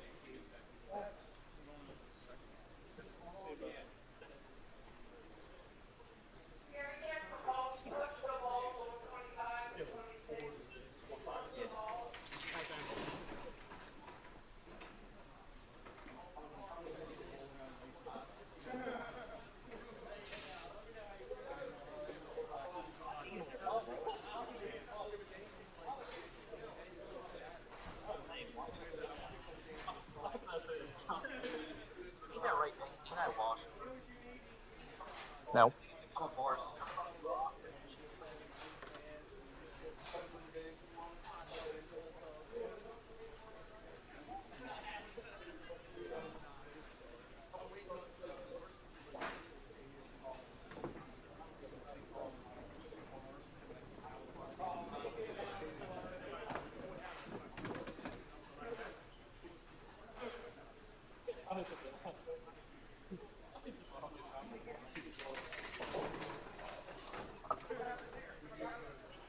If you're higher, Steve, which side you want? You want second? So you're on third.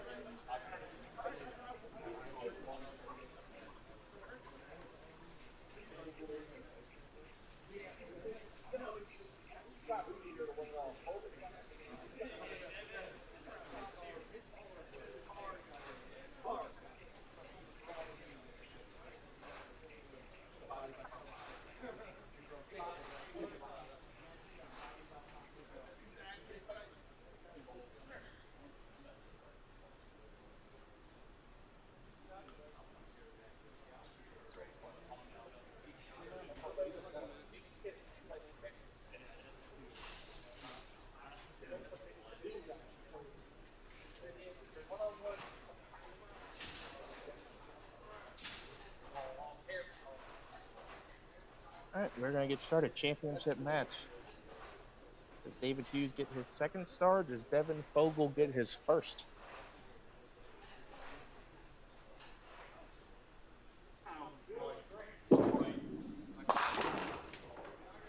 David starts with a 10 pin. This is the championship match, bowling for the star. Started with over 150 entries, took the top 48 to today, and we are down to the final two. David starts on the 10 pin, wide right.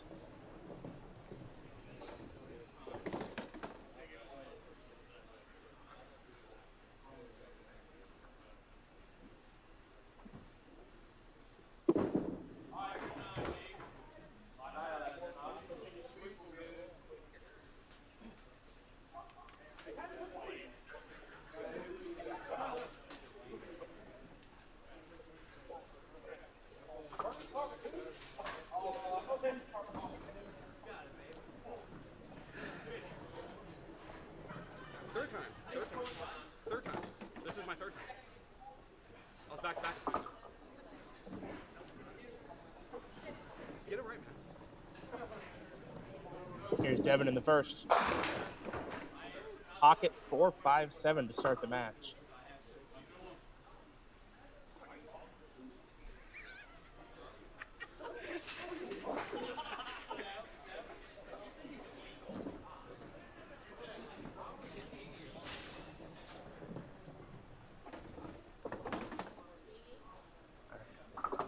Just about 200 screens watching live. Appreciate everyone tuning in for this final match. Devin also going to start with an open frame.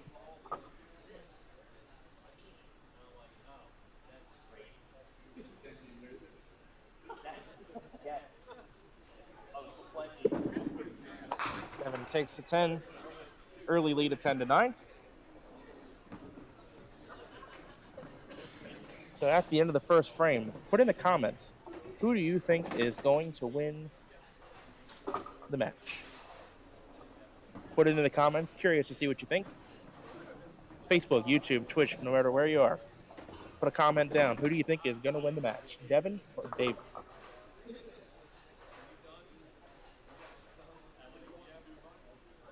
Second frame for Devin, lane 29.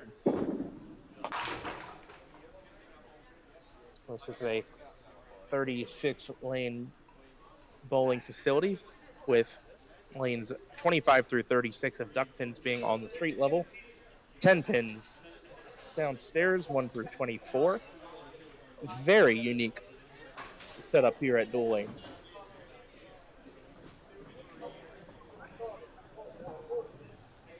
Two, 3, 4, 6 for Devin Fogel. He's got it! You cannot shoot that shot any better than that. It went clean.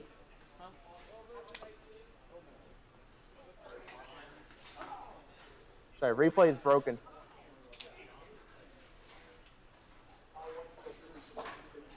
It's broken. It's broken. David in the second. Gets a break. Heavy hit. Trips out the 7, leaves the single 8.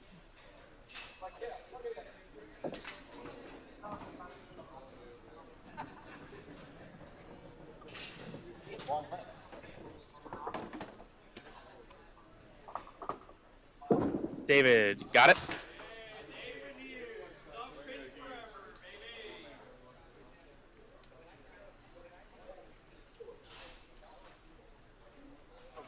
David heading to the third frame, trails by 1. Hits are even.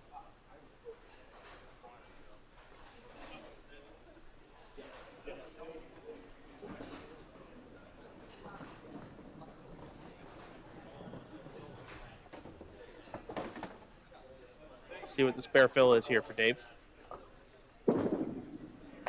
Anytime you see David Hughes swing the arm, you know it's a good ball, and it's probably going to be at least 9, and more often than not, it's going to be 10.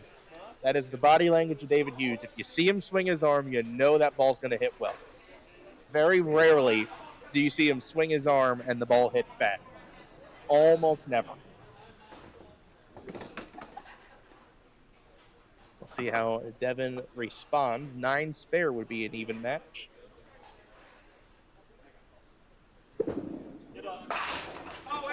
Strike of his own, fires right back. Keeps the 1-pin lead, 40-39. Got a nice crowd. We are now over 215 eyeballs online. Facebook, YouTube, Twitch, Duck Pins Forever.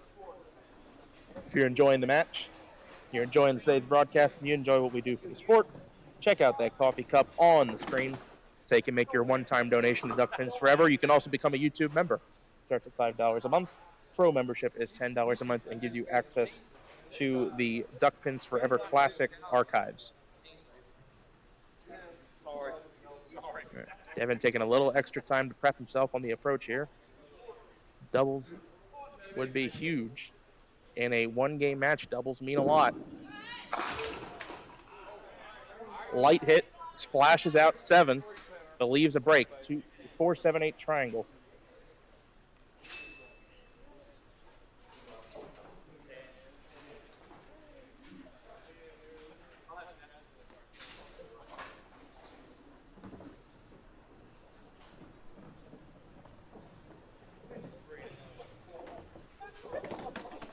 Four, 7, 8 for Devin Fogel. No. Picks out just the 4, open frame.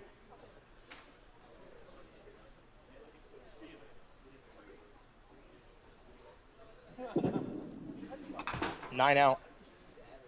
57 in the 4th.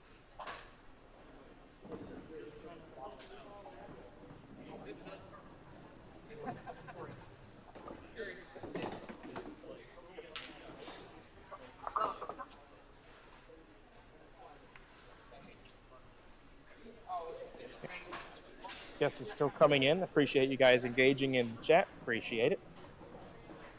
Good for the algorithms. We like it. David Hughes for the double. High and tight, hoping something kicks out. It's going to let that deadwood spin.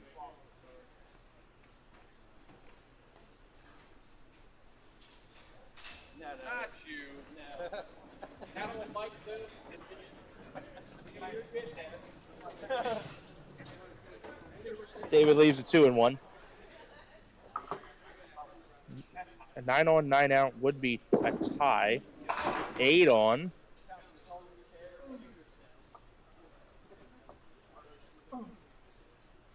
David with 1 pin here is going to be trailing. He is down by 1 still. They can't get separated from each other. It is not 8 on, 90 out, my bad. 8 on, 9 out. 57-56. Devin, every frame has been up by a pin. Every single frame. Jason with the good prediction. Jason saying whoever has the highest score will win this game. That is a factual statement. David moving to lane 29. Start the top of the 5th. 2-8.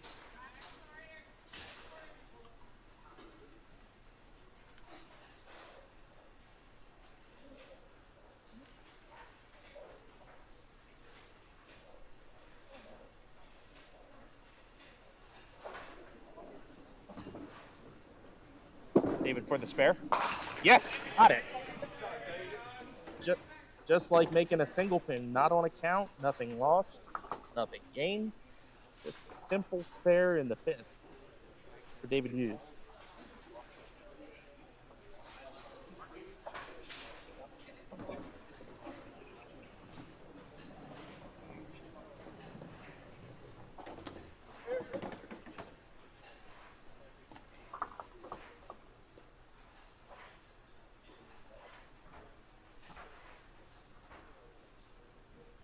Good frame for Devin.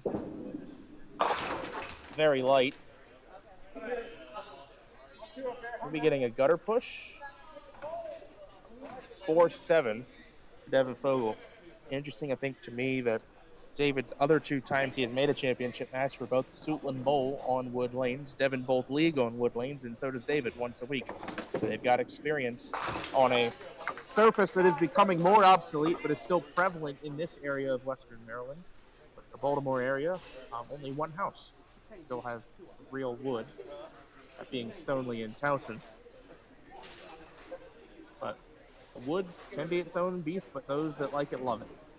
And you got 2 guys that grew up bowling on it, and they're both performing quite well this weekend and today specifically.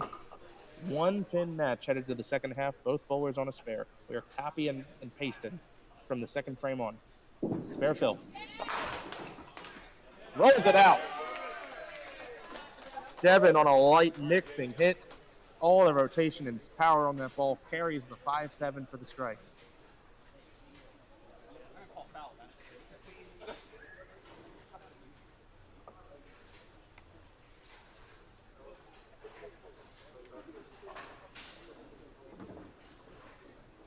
David with a strike here. Keeps copying and pasting, and we keep it at a 1-pin match. Look out!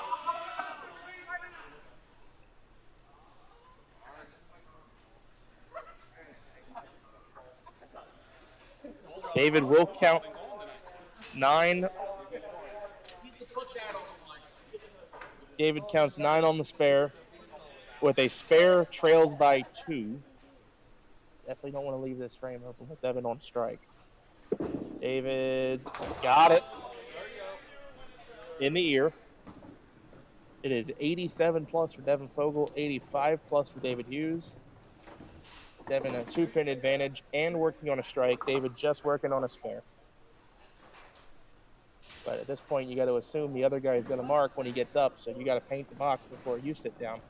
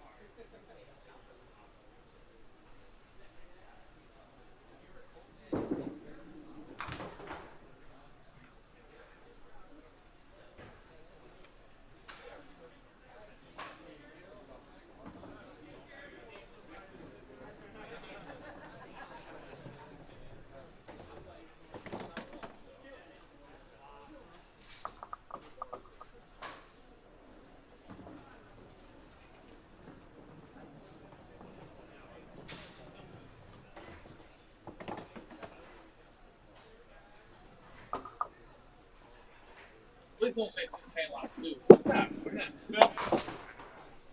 about now? Better? Are we back? I think I'm back.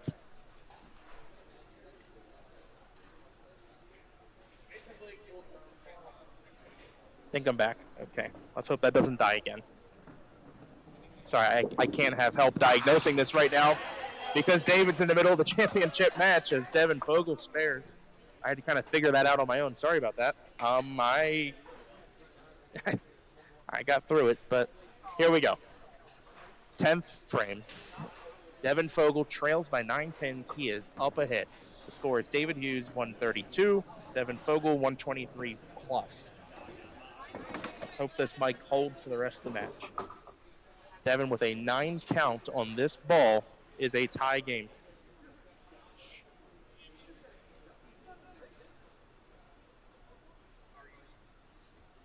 How many? He's got the lead. He has got the lead. Devin Fogel, strike in the 10th frame, leads by 133, 132. Now, a spare. This is so big. A spare after this. If he fills these next 2 balls with 10, that forces David Hughes to double.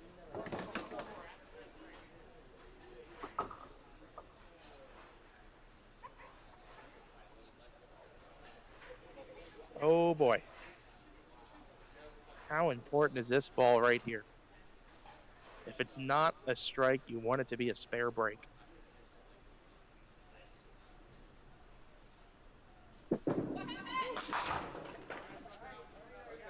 Four. Wood matters a lot here. A lot. As it stands right now, that would be 147, and David would need 16 to win. Make the spare, you force a double. Okay, this opens up the possibility for a tie. David Hughes needs a double to win.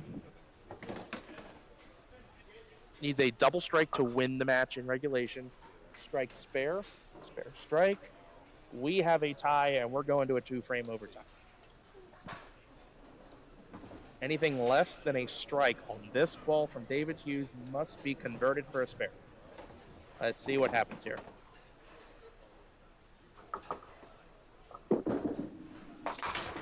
Got to make it.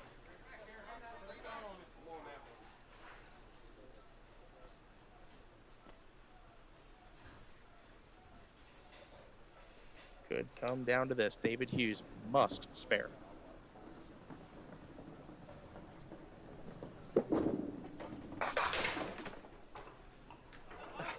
And it will not be enough. Devin Fogel is a champion on the Pop Whitten Pro Tour for the first time in his career. Makes an 8-pinner in the 9th frame, buries the strike. And that is it. Your final score, Devin Fogel 152, David Hughes 141.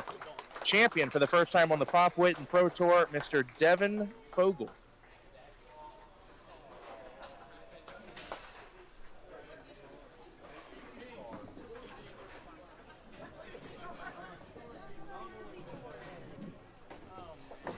Oh boy, thanks for, oh, that's still broken too. Man, we're all sorts of broken.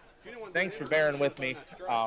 David obviously made it all the way to the end, so I had no tech help with me. And try to keep this thing running for you guys. Thankfully, the Wi-Fi ran great. A little microphone issue there in the final match, but we made it through. We made it through, and we got an exciting finish. And thank you all for your patience with me. Sorry we're not perfect, but you get what you pay for. Good match there. Good match, and I think David is proving himself on the wood lane houses of the Pop Whitten, no doubt. Being dual Southside, Suitland, those houses. But Devin earned the crap out of it today. On fire in match play, on fire to start the bracket, fire to 206. And when he needed it the most there at the end, the strike ball was in play today. He buried 10 in the pit. And he earned the win.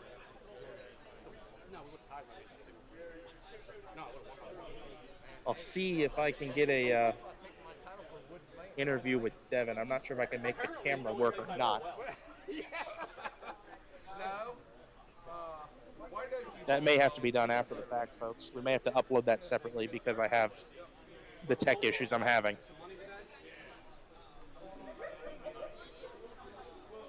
Be right back.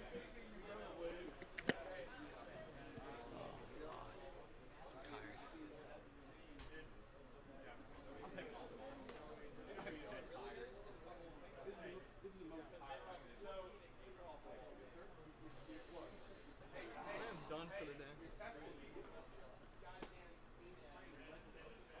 As young as you are, you're done.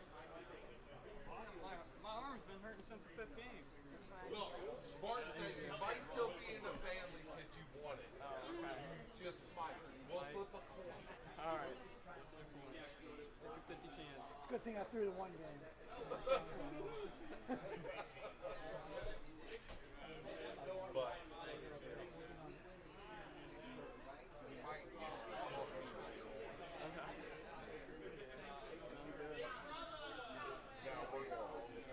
I guess I gotta do an interview.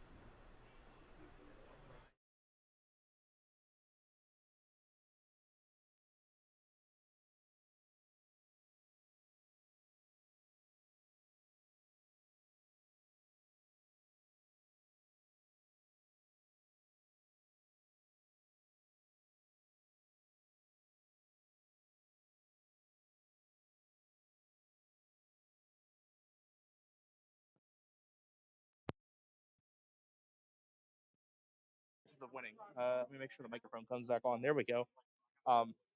Yeah, the problem is when David bowls, I have massive tech issues in the middle of the match, and yeah, so when you watch this back, there's gonna be like a frame and a half that there's no commentary at all because the mic's cut out. But have a seat so that the folks at home can see you. There you go. We should have sound again, people on Facebook. Okay, Devin Fogel, first-time champion. So first off, congratulations. Thank you. It was very apparent right from the get-go today, even the first frame, and then the second frame, and then the third frame, that your strike ball was in play today. For sure. When you were in qualifying, when you were bowling today, was there a ball change you made or something that just made your strike ball line up, or just good No, fortune? Just pretty much throwing the ball different lanes, whichever way I need to get it where it needs to be. And you grew up bowling Walkersville, Wood Lane House. Walkersville represent. Your opponent has made 3 championship matches, all on Wood Lanes.